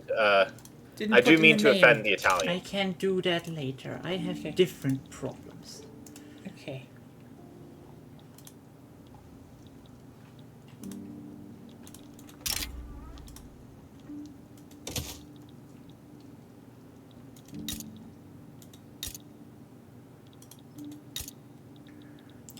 If you want to, you can just send the name to me and I put him in there. Okay. Okay. Oh my god, I'm making money again. Damn. That means I can actually... So do you want to send or not? I want to. Let's just do...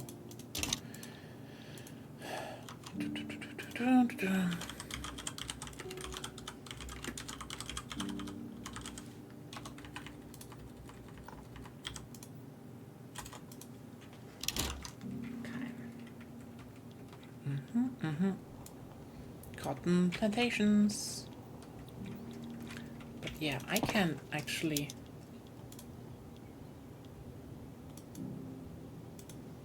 Maybe you need to click on the name above, edit. Ah, Could you want to stop? make a new pattern or so? No, Okay. I don't care.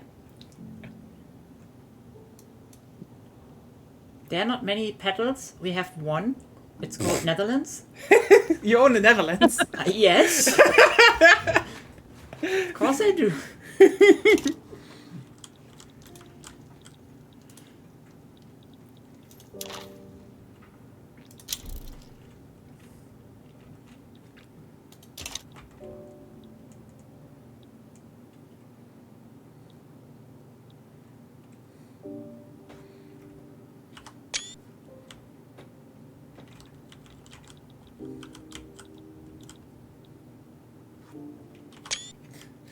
Obviously, it just took over them.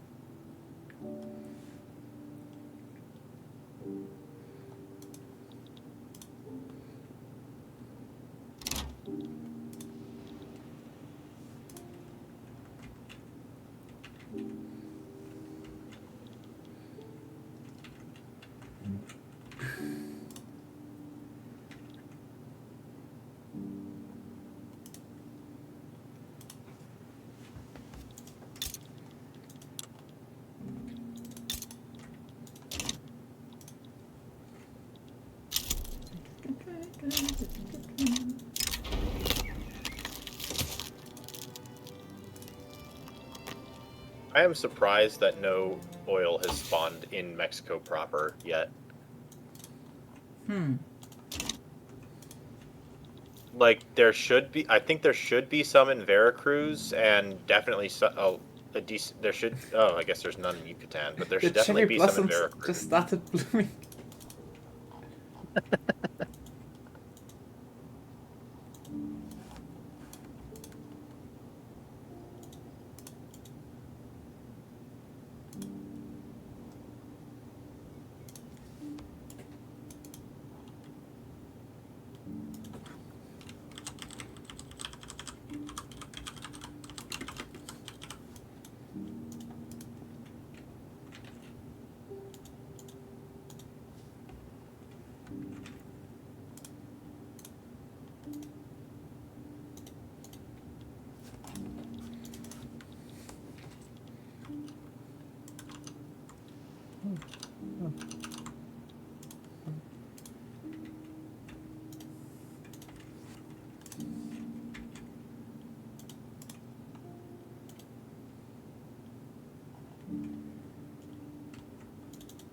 Oh, let's see these.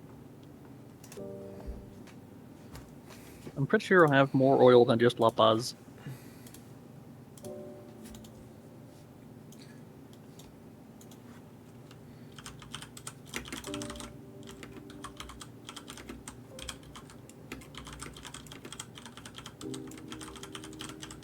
You have some in Mato Grosso and like other parts of the Amazon. Yeah.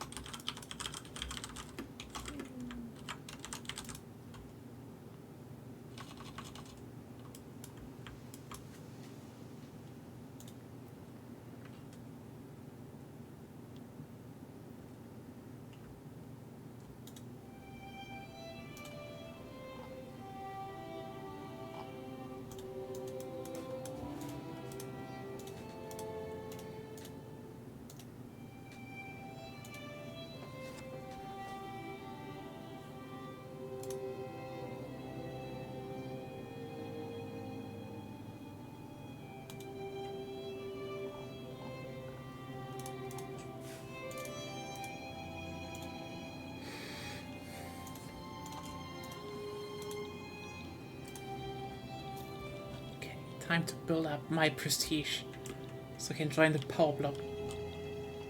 My Power Block? The Power Block, Power Blocks in general. Ah. I need to conquer a bit. Yeah, I guess Persia. Wait, Persia's in the Russian Empire. Oh Yes. god. I definitely need to go to war with Russia then. Maybe.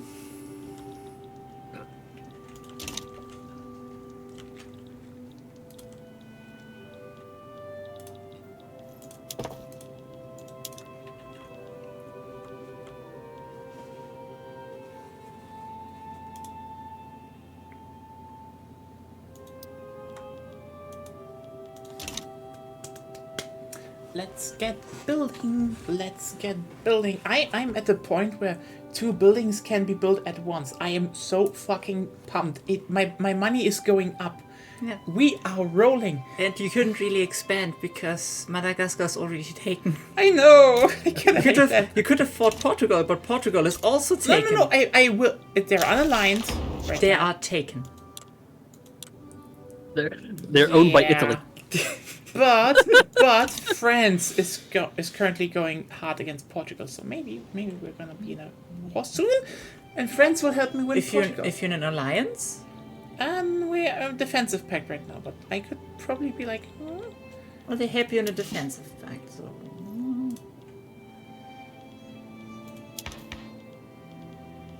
okay, I have slavery banned. Good. Professional army. Yes, I definitely want professional army next, so I can actually have an army. I cannot go for cultural exclusion yet. Soonish, though. Soonish? No. But professional army... Well, no, let's go back to this. That probably makes it a bit easier to do.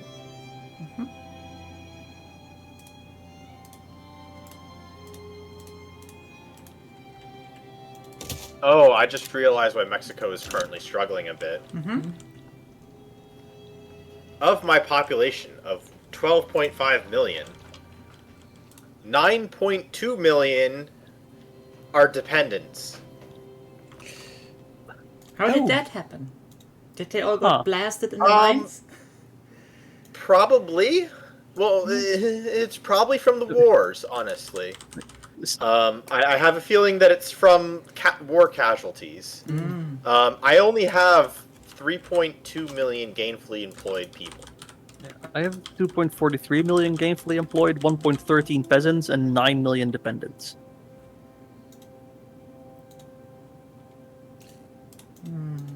Yeah, that pop number can be quite deceiving. Yeah. Where can I see those? You have to hover over your population tab, and it'll show you on towards the bottom, gainfully employed, Oh, yeah. peasants, unemployed, and dependents. I have 31 million dependents, but that will change soon.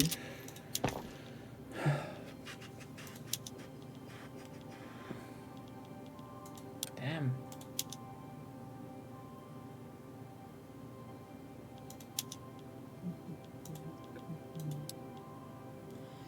Still wondering where I got The only thing that is like saving my current population right now, I think, is the fact that dependents are very enfranchised because of child labor allowed. I have a feeling that restricting child labor is probably going to hurt the economy. Yes. I only have restricted child labor because I needed to get rid of the debuff I start with. So if I'm to restrict restrict child labor, I probably need to simultaneously do that either probably have to do that after I get women's suffrage. Yeah. It's so funny that it's called suffrage. True.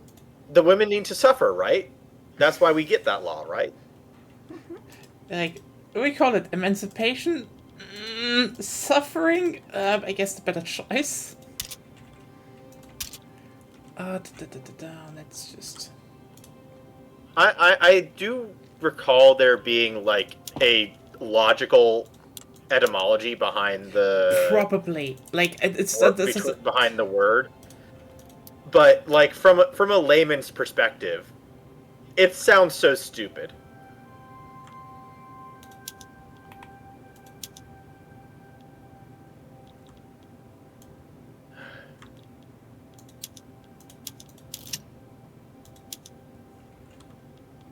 I just watched one of the gold mines in my country become invisible, like real time, and I see it like flickering back into existence.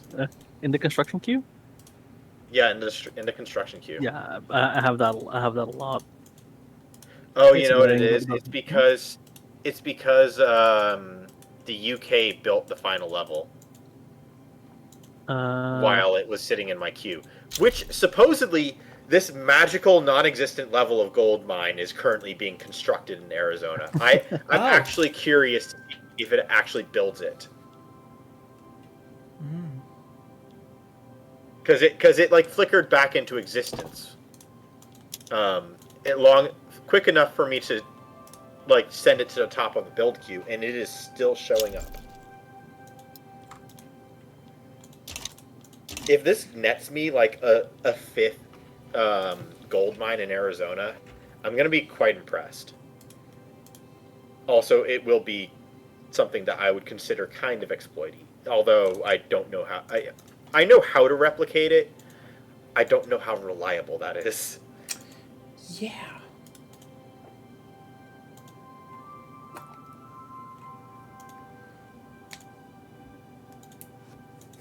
Also, I'm pretty sure that Ruben overbuilt the construction sector, but I'm just kind of like going with this because it's kind of working for now.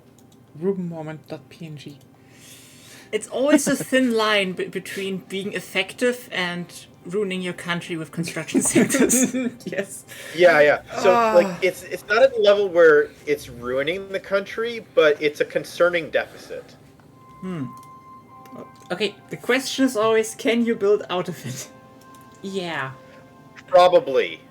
I can probably build out of it as long as I'm not inefficient with my building. Which sometimes I can be, and sometimes it happens because of construction efficiency. Because of turmoil. Which, by the way, Ruben was running very high taxes, which explains why I have I do 2 million. too, but I generally know what I'm doing. I'm sure Ruben... You know what? It might have been that Ruben forgot to turn his taxes down after the war. Maybe that was the plan. He just didn't do it. Ruben, where are my low taxes?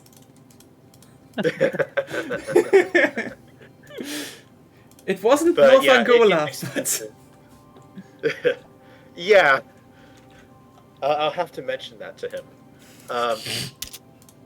But no, there's a decent amount of turmoil in the country, and it's greatly problematic.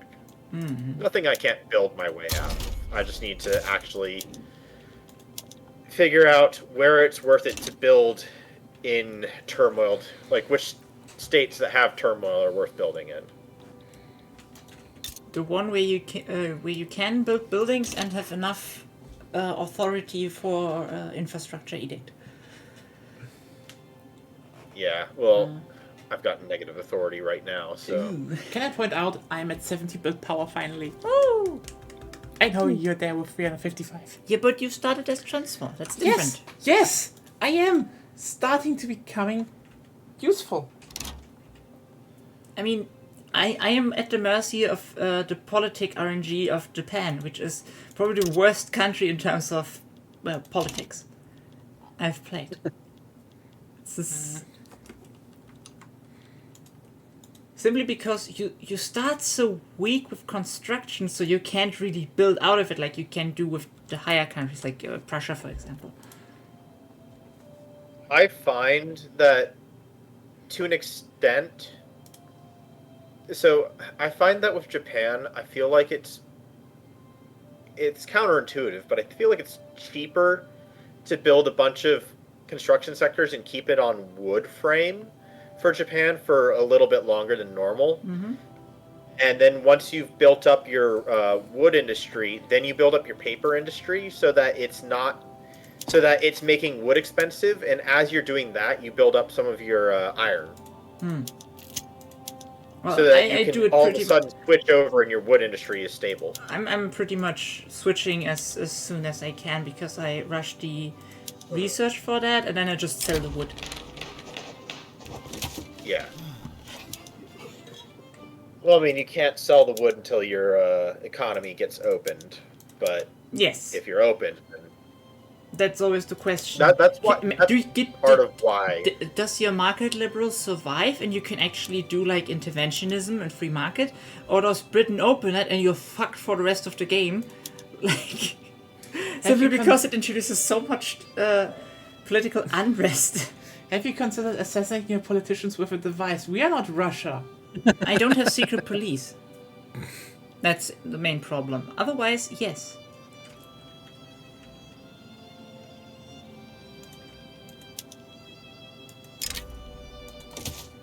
I can say that the U.S. has tried doing that before.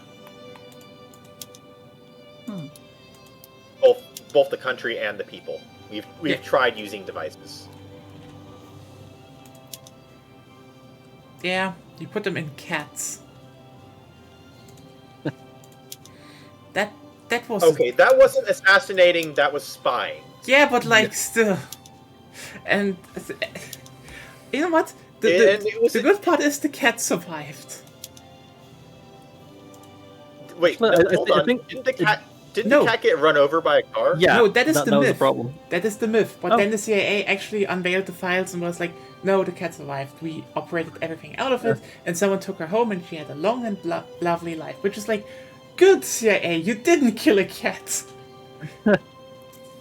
Yeah, because the CIA Ow. can only be trusted on their word. Well, they're too stupid to shred the files. I mean, ironically, yeah, they unveiled a lot of files where, you know, then it just became history.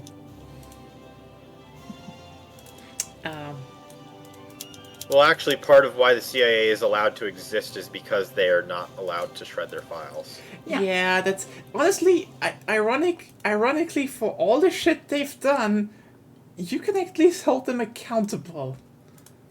The whole point of the CIA is so that they can do like the stuff that, like, they dirty their hands in the present so that it can only be revealed in the future. Yeah. After it stops being relevant. Yeah. And that's how we justify the CIA's continued existence. A necessary evil. I mean, you wanna I think most of the world would disagree, but honestly, that the problem is the problem with, you know, any kind of, you know, secret police is the fact that you kinda need them.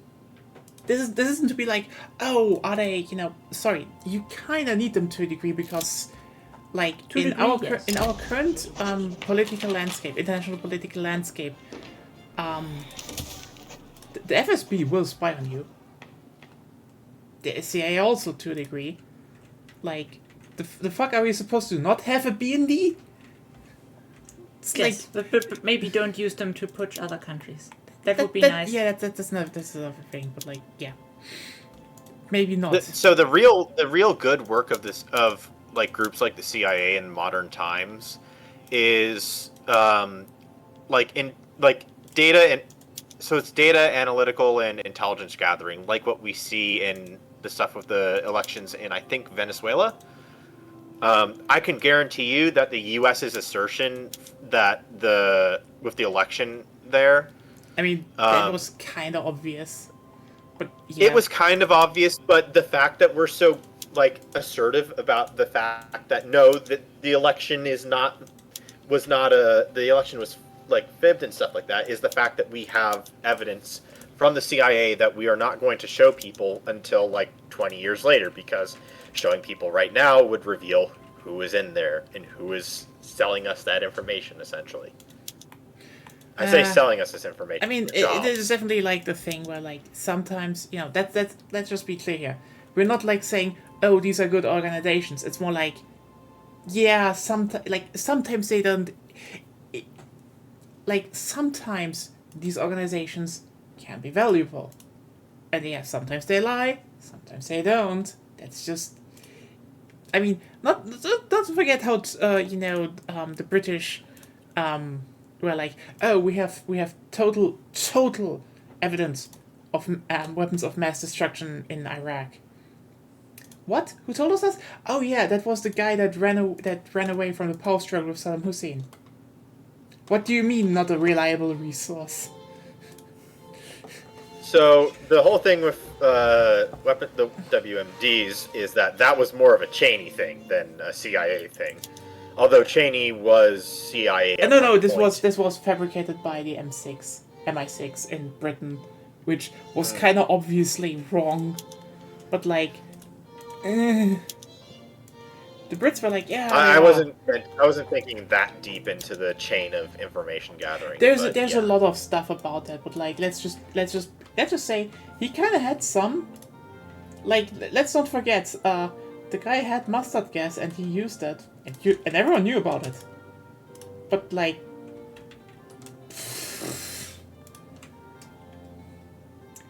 oh god, I would imagine that there's probably some like, not outright lies, but fibbing of what a weapon of mass destruction was. Yeah. Because everybody at the time assumed that weapons of mass destruction were like radioactive dirty bombs and nuclear. Oh, bombs they claimed like he was very short before that, and then like, no. Yeah. How? Yep.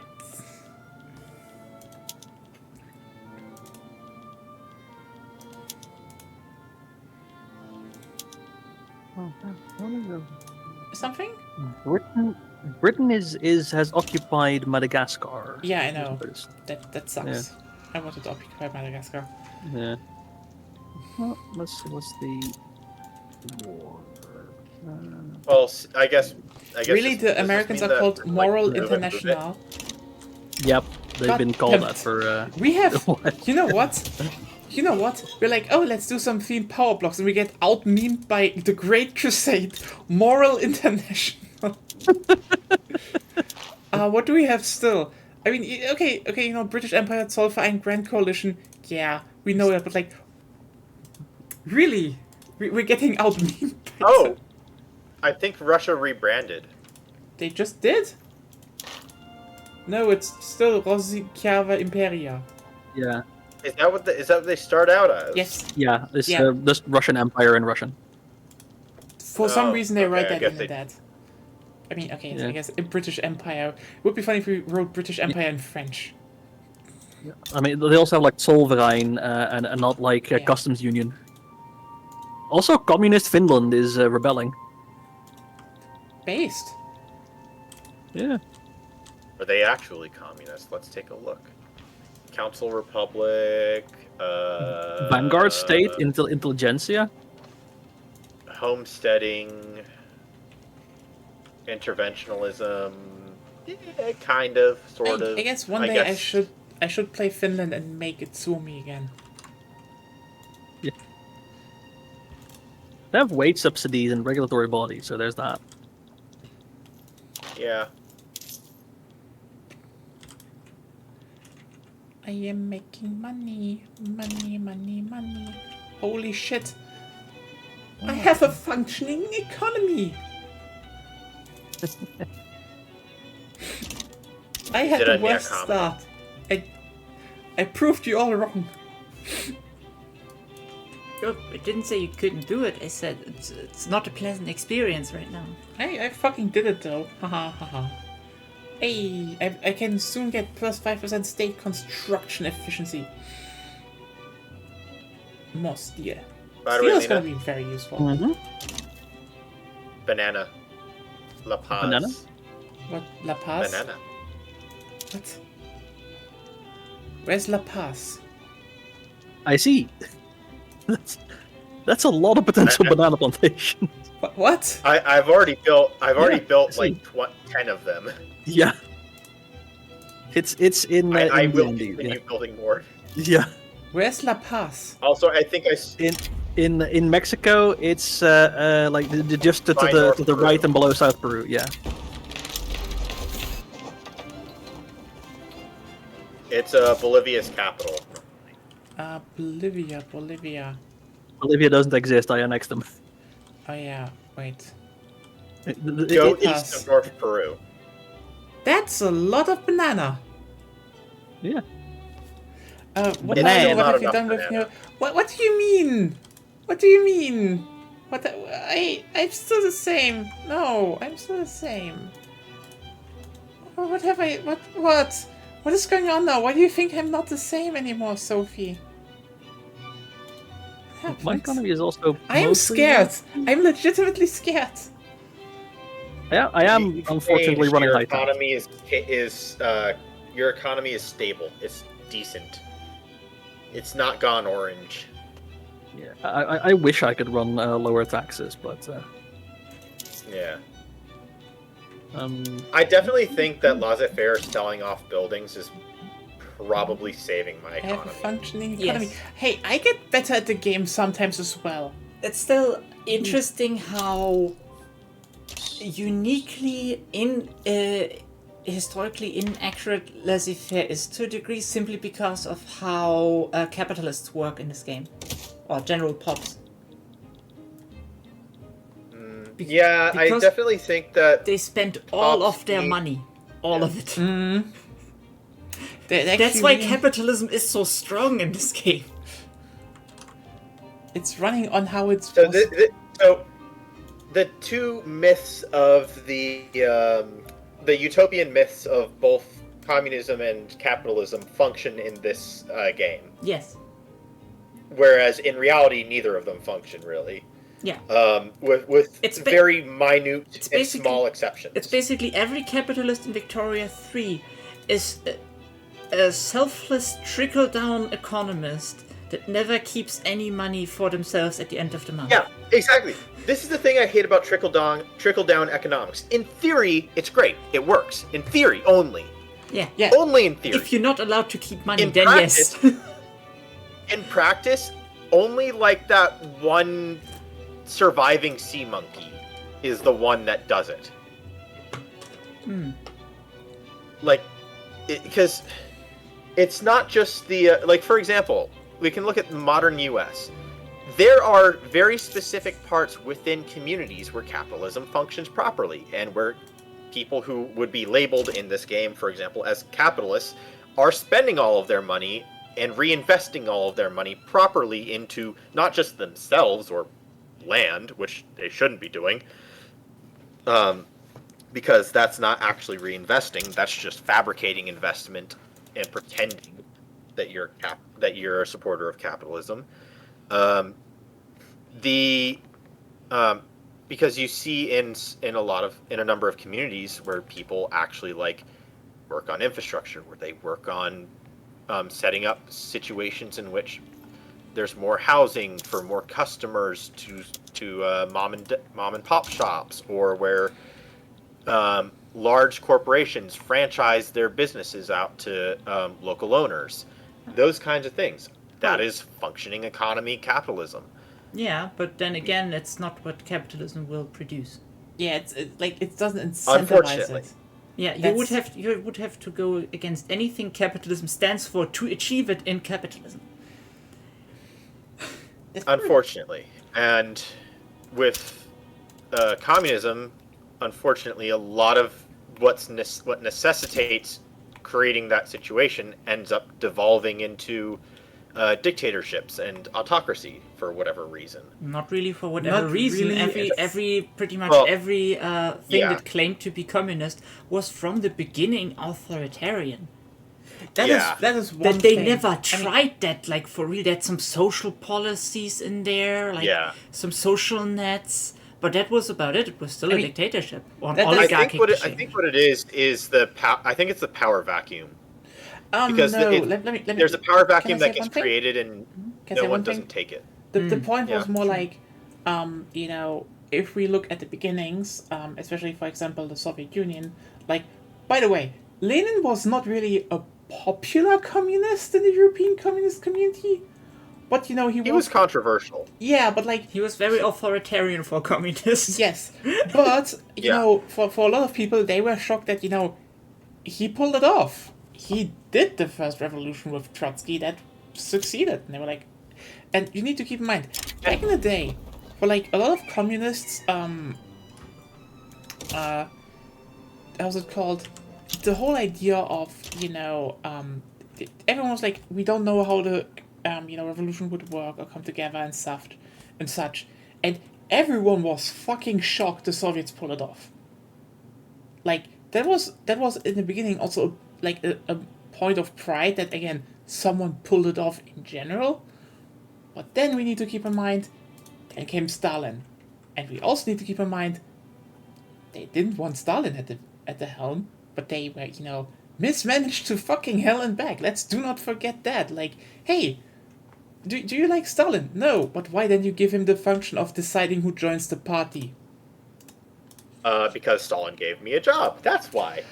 That was the job of Stalin. Him. That was the job of Stalin. Stalin was like, oh yeah, you can oversee that. And then when it came to who's the next one in line after Lenin, basically everyone was like, over half of the party was in there because of Stalin, and then it was like, oops.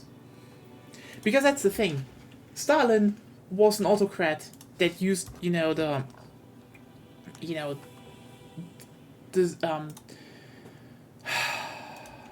aesthetic and some general points of socialism to stay in power. Because for him it was like, hey, I am still better than the Tsar, and like, fair point, I guess. yeah, Didn't a certain German leader that was alive at that time do the similar thing? It was different. Masquerading with some social policies or at least social rhetoric. You mean Bismarck? He tried that. No, like Bismarck tried that. Let's just point out there. I mean it. Yeah, Bismarck tried that. Bismarck was like. I'm just wondering which one he meant. Hitler. Well, no, he talked about it, but let's at the same time. Let's just say here there was a small group in the National Socialists that actually thought they were socialists. They died. They were literally purged after they ended their usefulness. Basically, there was a lot of posturing as people should get stuff and such, but like. Functionally, the Nazis removed social security and shit. They just, like, it was actually worse. Yeah. In a lot of ways. Yeah. Like, while they were very closely together with the big industrialists. Yeah, that's why I was wondering when you say social politics.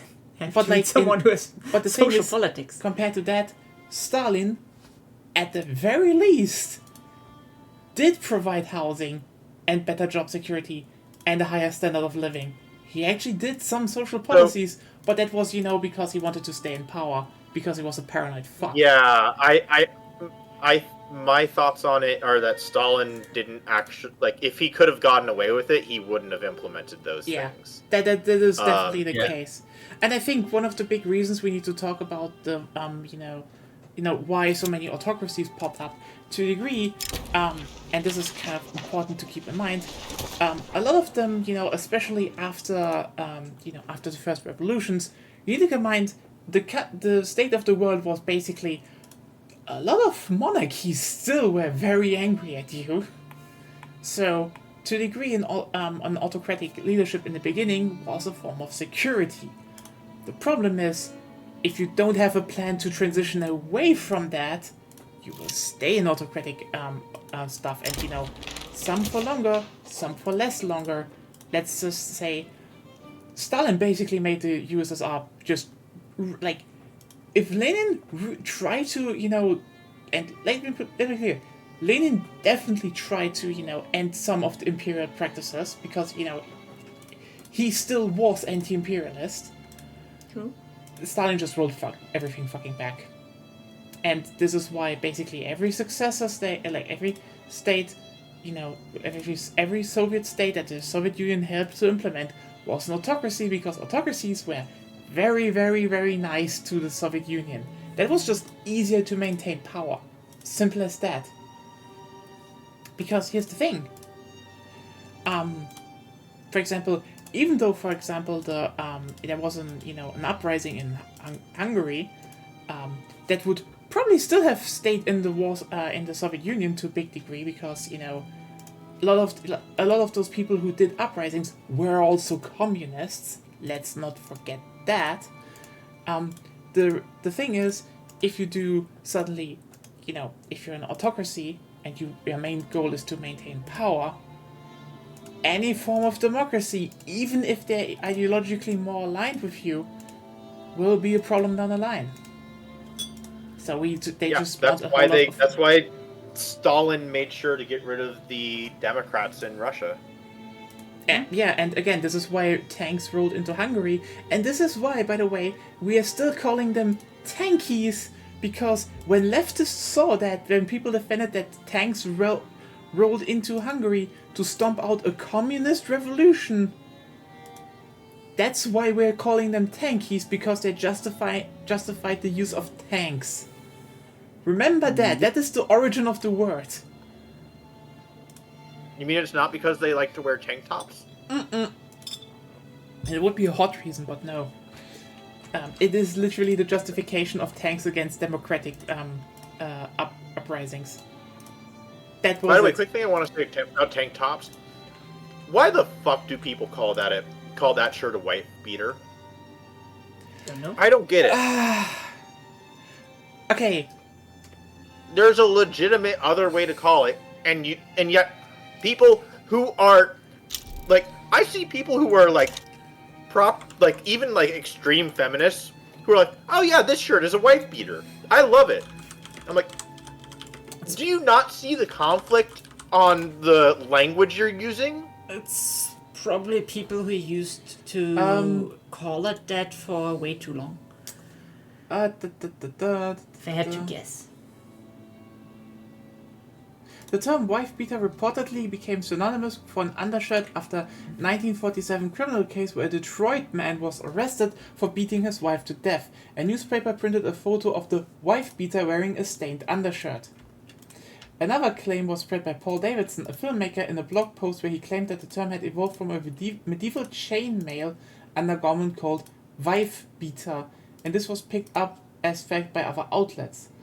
Davidson openly admitted in 2018 that the wife beater story was a hoax and created to trick people to believe unquestionably anything they read on the internet. Okay, yeah, I don't know, maybe because people think this is a shirt worn by wife beaters? I don't know. I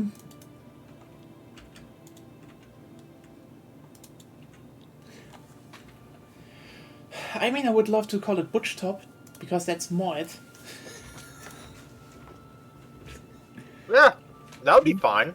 Yeah, it's infinitely better than calling a shirt. Infinitely better than calling, like, the shirt that you typically see, like in media, people who are lower class wearing publicly, especially being a shirt that's very popular among the Latin American population. Yeah, that definitely has some undertones. Yeah, I am just astounded at this like weird blind spot in. I mean, it probably came, but and then just culture. stuck. But like, I mean, it's not called this here, so. Yeah. It's relatively normal that such things survive. Like, I mean, like, we have more important things to be concerned about right now. Yeah, but we could all just collectively stop calling it that and it would be done. It's not like it takes no effort.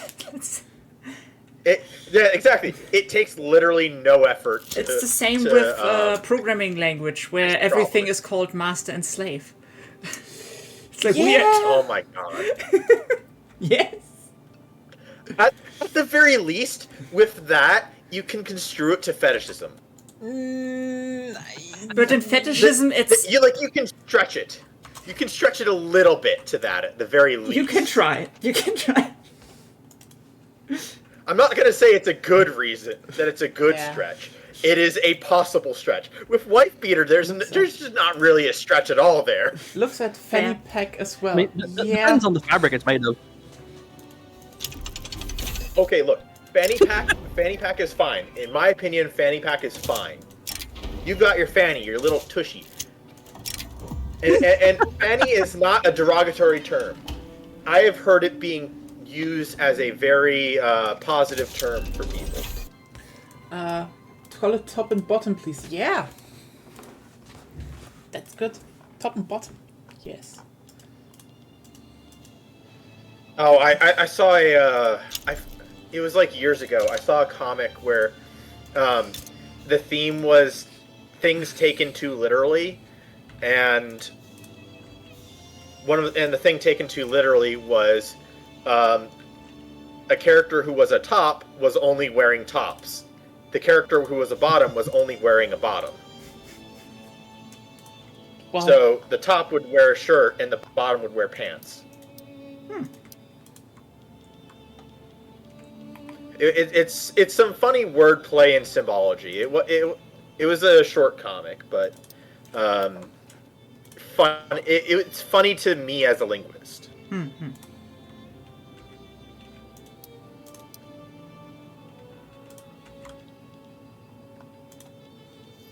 By the way, the petite bourgeoisie in my country has been calling for right of assembly over the current censorship law, which I'm like, Yeah. sure. And as soon as you give them that, they want an ethno state.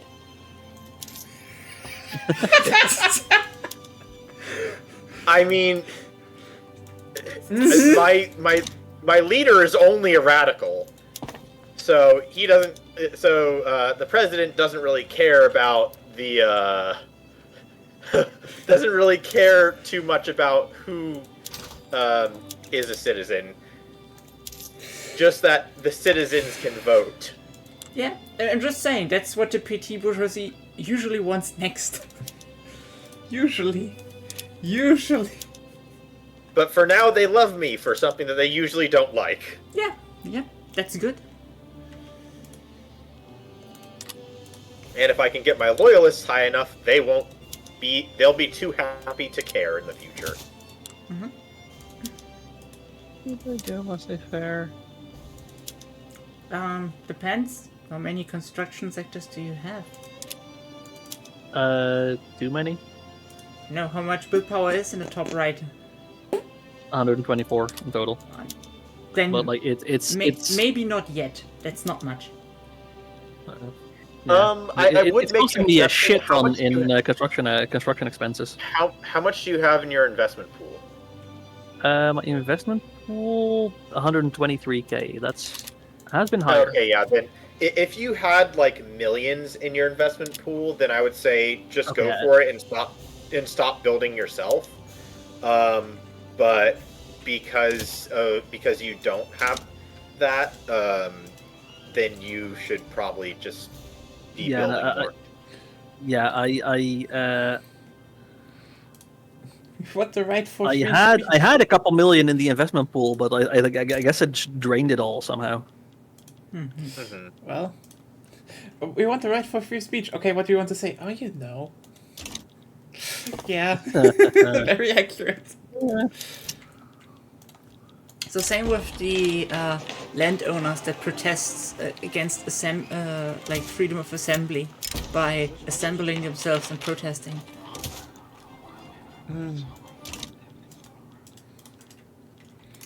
Oh yeah, right. I can now actually. I'm actually kind of concerned about how much of this country Ruben sold off to the British. Texas, Great Britain owns half of the economy in Texas.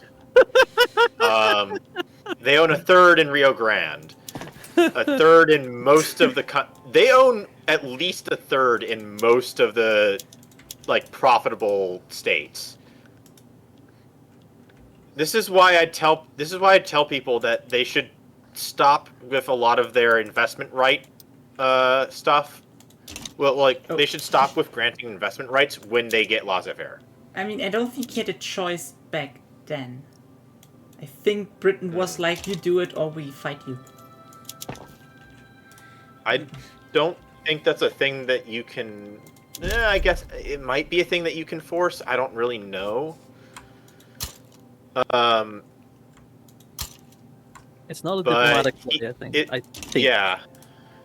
Sure. Well, grant investment rights is a diplomatic play that you can make, but it's Yeah. it's not like there's a limit to the I don't think it far as I can remember, be it happened done to on. him.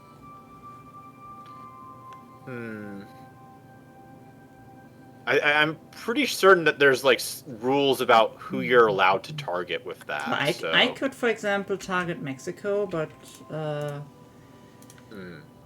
let's see. For example, what would you think would be the prerequisite, like an economy law? Because I can target Egypt, and they have agrarianism.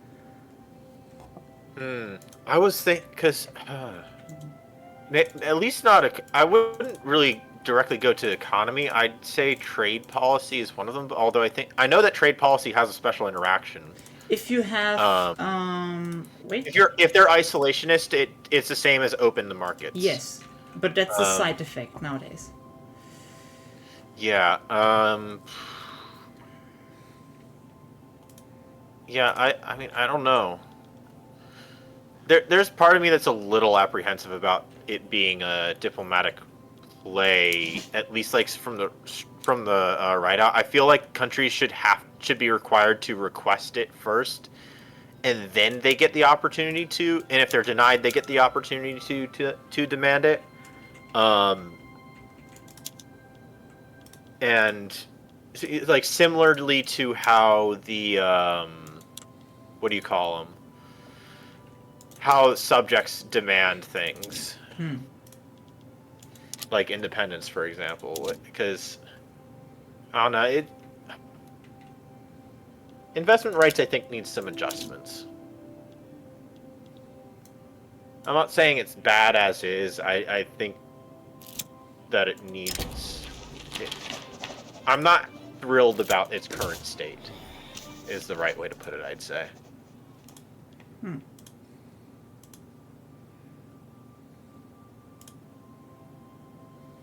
I mean, it kind of makes sense. All right, I have right of assembly finally. Nice. This is actually rare for me. Like, rarely in games where I where I don't like squash the conservatives actively, do I get the opportunity to go off of censorship. It's surprisingly a little difficult to get off of censorship in my games. Not that I actively try to, anyways. Censorship is an okay default right, and it does keep it does give you the bonus authority. Like I'd say the authority is worth it for the negatives that law has. A little bit. Like the text spread is negligible. Yeah. If like really far behind, it's nice, but Wow. Turns also out I could go longer than I expected. I'm probably still ill. I feel that, but yeah. Thank you, energy drinks. You helped me become a bit more manageable.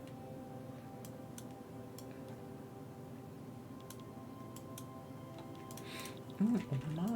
Okay, now I need to see about trying to buy back, seeing if it's possible to buy back Oh yeah, fuck it. I'm on laissez-faire. I hate this. Laissez-faire. I cannot buy back stuff that's sold to other countries. yeah. And I know that the demand, like even if I could do the demand for nationalizing stuff that other countries had, it wouldn't get anything that the public sector, or the private sector in that target country has control over.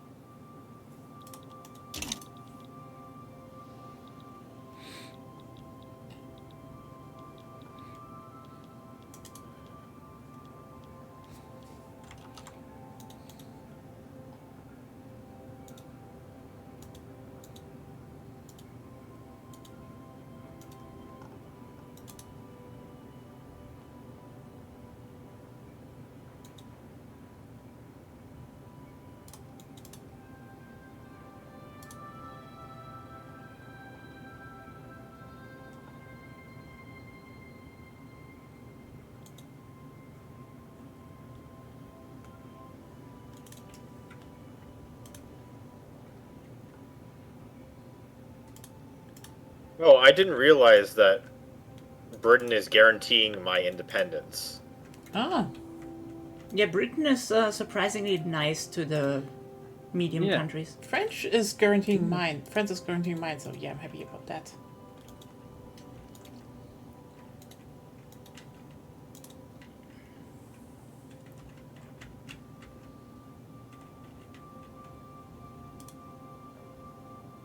Oh wow, all of a sudden France went back on what they would have offered for a trade deal. By the way, quick question. What's up with El Salvador? I mean, I've been get- meaning to ask this. Yeah, Why? I used How? so El Salvador and San Salvador and Nicaragua went to war, and New Granada sided with Nicaragua. But New Granada also starts with a little corner of Amazonas, so I offered support to El Salvador in return for the return state war goal, and then El Salvador pressed the war goal on those 3 coastal provinces, and I kicked the shit out of New Granada, and they just folded. And now El Salvador is like that. I see. yeah. So it is the result of realpolitik. Fair enough. Also, I'm just realizing that Mosquito Kingdom owns most of Guinea. By the way, when are you going to form a power block set? Ghana. I was thinking just leaving that to Ruben to do, because I don't know what he would like. Ah, The anti-British League. I mean, it's gonna be Valverde name-wise. That was agreed on. Yeah, well, I don't really know like what it would be. Would it be religious, military treaty, trade league, ideological union? I don't know what he wants to go with that. Probably he probably doesn't want no either. Yeah, so my thought was just I'm gonna leave that to Ruben to decide on when he starts next week. Just gotta remind him. I think before he left, he was like, "Yeah, but then the big powers would hate me."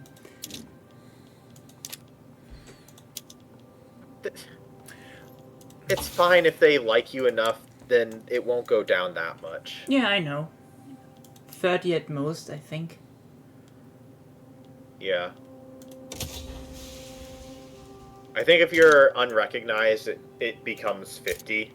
I mean, if you're unrecognized, you Fine, can't or even do a power block, I think. Can you? You can. I'm pretty sure you can. No. Didn't they? If you're unrecognized major. I didn't check. I'm fairly certain that you can, because I'm pretty certain that I did it in one of my campaigns solo.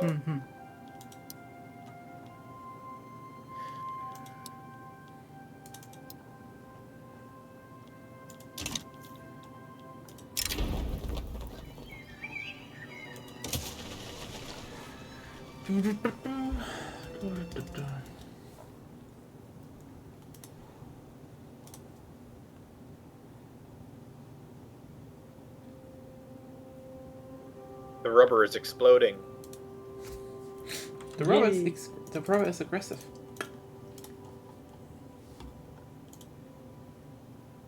Okay, let's try this again. French Republic, will you accept my trade deal?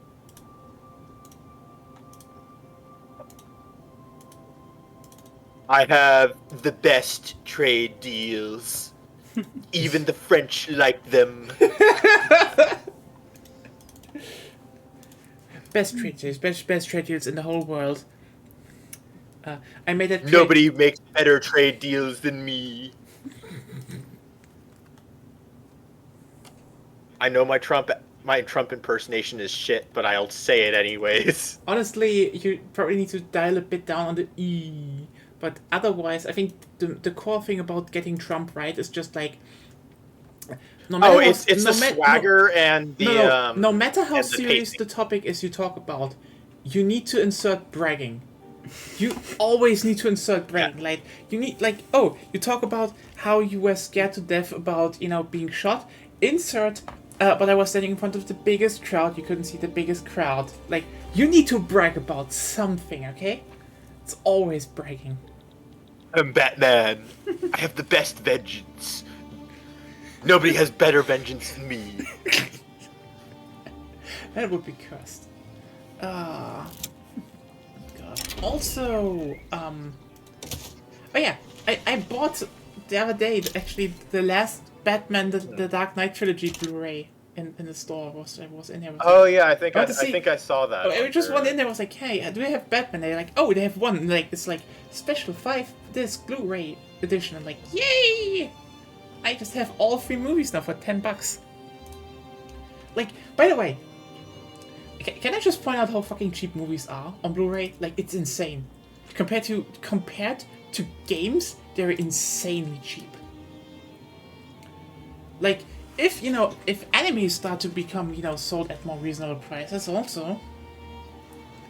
I'm still pissed because they had a sale of anime, like, complete seasons, and they just had the second season of one of my favorite series on Blu-ray, so I just bought both of them on DVD. But like, yeah, it's 1080p, but like, bit notch. Like we're living in Blu-ray times. Why am I forced to buy DVDs like a peasant? Still, Maybe you it's- are peasant.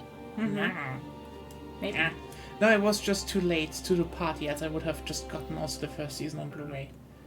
Because it's a good series and everyone should watch it.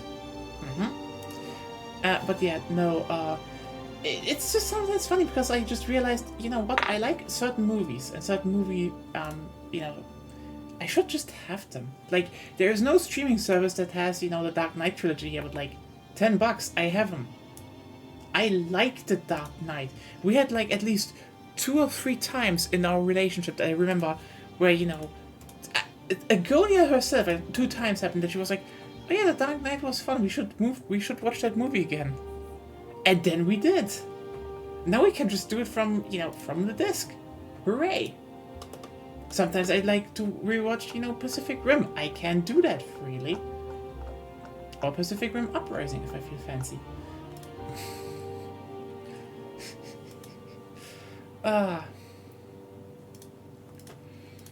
And yeah.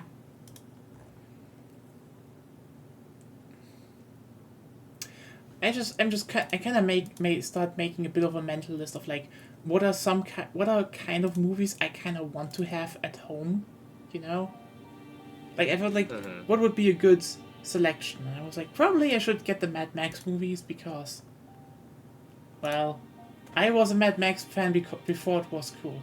I knew it before all of you. Maybe. Yeah. I am an OG fan, Okay, not OG, but I was a fan long before Fury Road. So I'll apologize that I'm saying this now, but honestly, Fury Road was kind of boring. I don't know how you feel Rewatch about it. that, It's but the best. It's so fucking good. It's like it's just a continuous action scene. It's such a good fucking action scene. So here's the thing. It wasn't flat out boring because it kept my attention, but that's about all. It kept my attention. Which is not a big that's not a big praise. That's not praise from me. Yeah. But like, Because it's how? not hard to keep my attention on a movie. You have like some of the I don't best know. actions, like some of the best action scenes ever, and you're like, what is keeping your attention?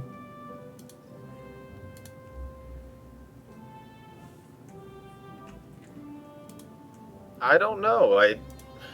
You should think Look, about if- that. That is always helpful. It is because Like, if you know, that would be interesting, because then we could talk about the it's ki- differences. So it's kind of hard to. Oh, wait, are you asking what gets my attention? what keeps your attention? Well, he said okay. everything, basically. In a movie, it's not hard to keep his attention. That Yeah, I'm. When it comes to watching movies, I'm I'm a pretty easy lay with that. You just sit me in front of a screen and I'll probably watch it. Yeah. It's only certain types of movies that'll. The praise I have is that I didn't feel a need to look at my phone when I was watching Fury Road. Well, that definitely sounds like that's why I'm more interested in why you like and don't like something, because that's way more interesting to talk about. Yeah. I would say. Let me think about this.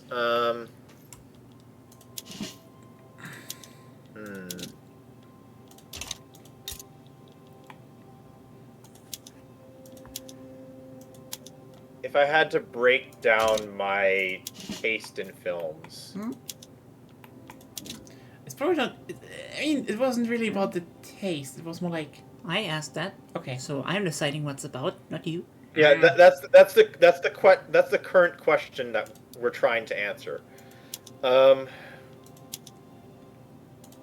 not really sure if I know a good way to put it, because my taste is very. There are times when it feels kind of random. I think you're very specific, and if something pisses you off about the movie, you just start to be very negative about it generally. You know, that's probably part of it, and that also is part of probably a part of an explanation of what I was talking about the other day with Avatar. Which, by the way, I was exhausted, so I wasn't thinking straight. And part of I presumed so. I'm not going to go back into that take very much, but I think where my take kind of started with that was the fact that it's the way that they gain an advantage is because of their biology. But throwing that aside, because that's neither here nor there anymore. I'd say I think there's a certain flow to scenes that I enjoy. Mm-hmm. And yeah. I think some directors like to like chain scenes and events in a story in specific ways that I don't find enjoyable.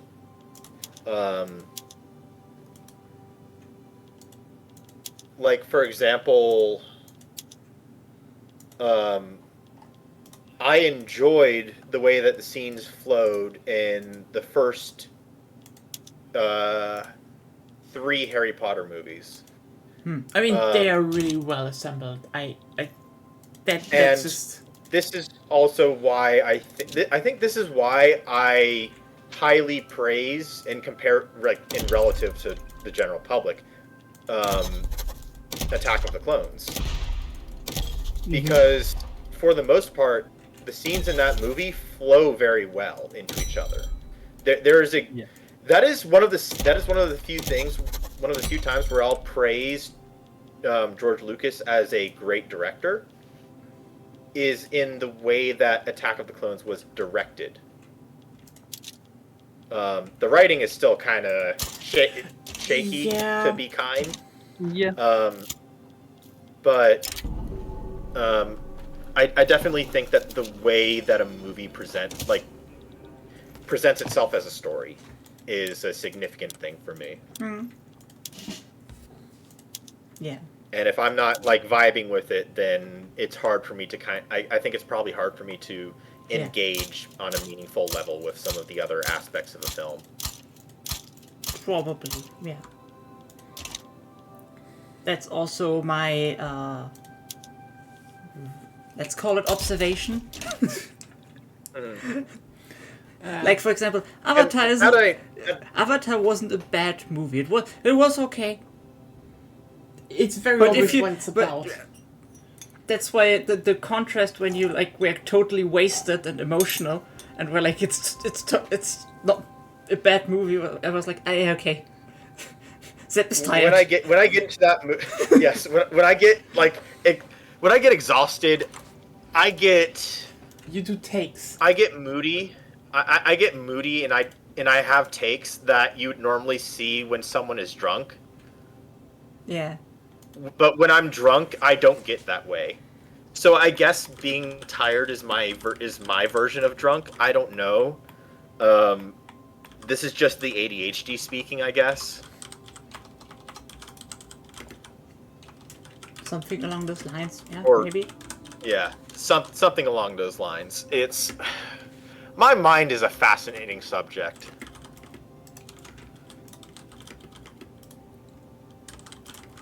Although I don't know who else would find it fascinating. Well, someone probably. I would hope someone would.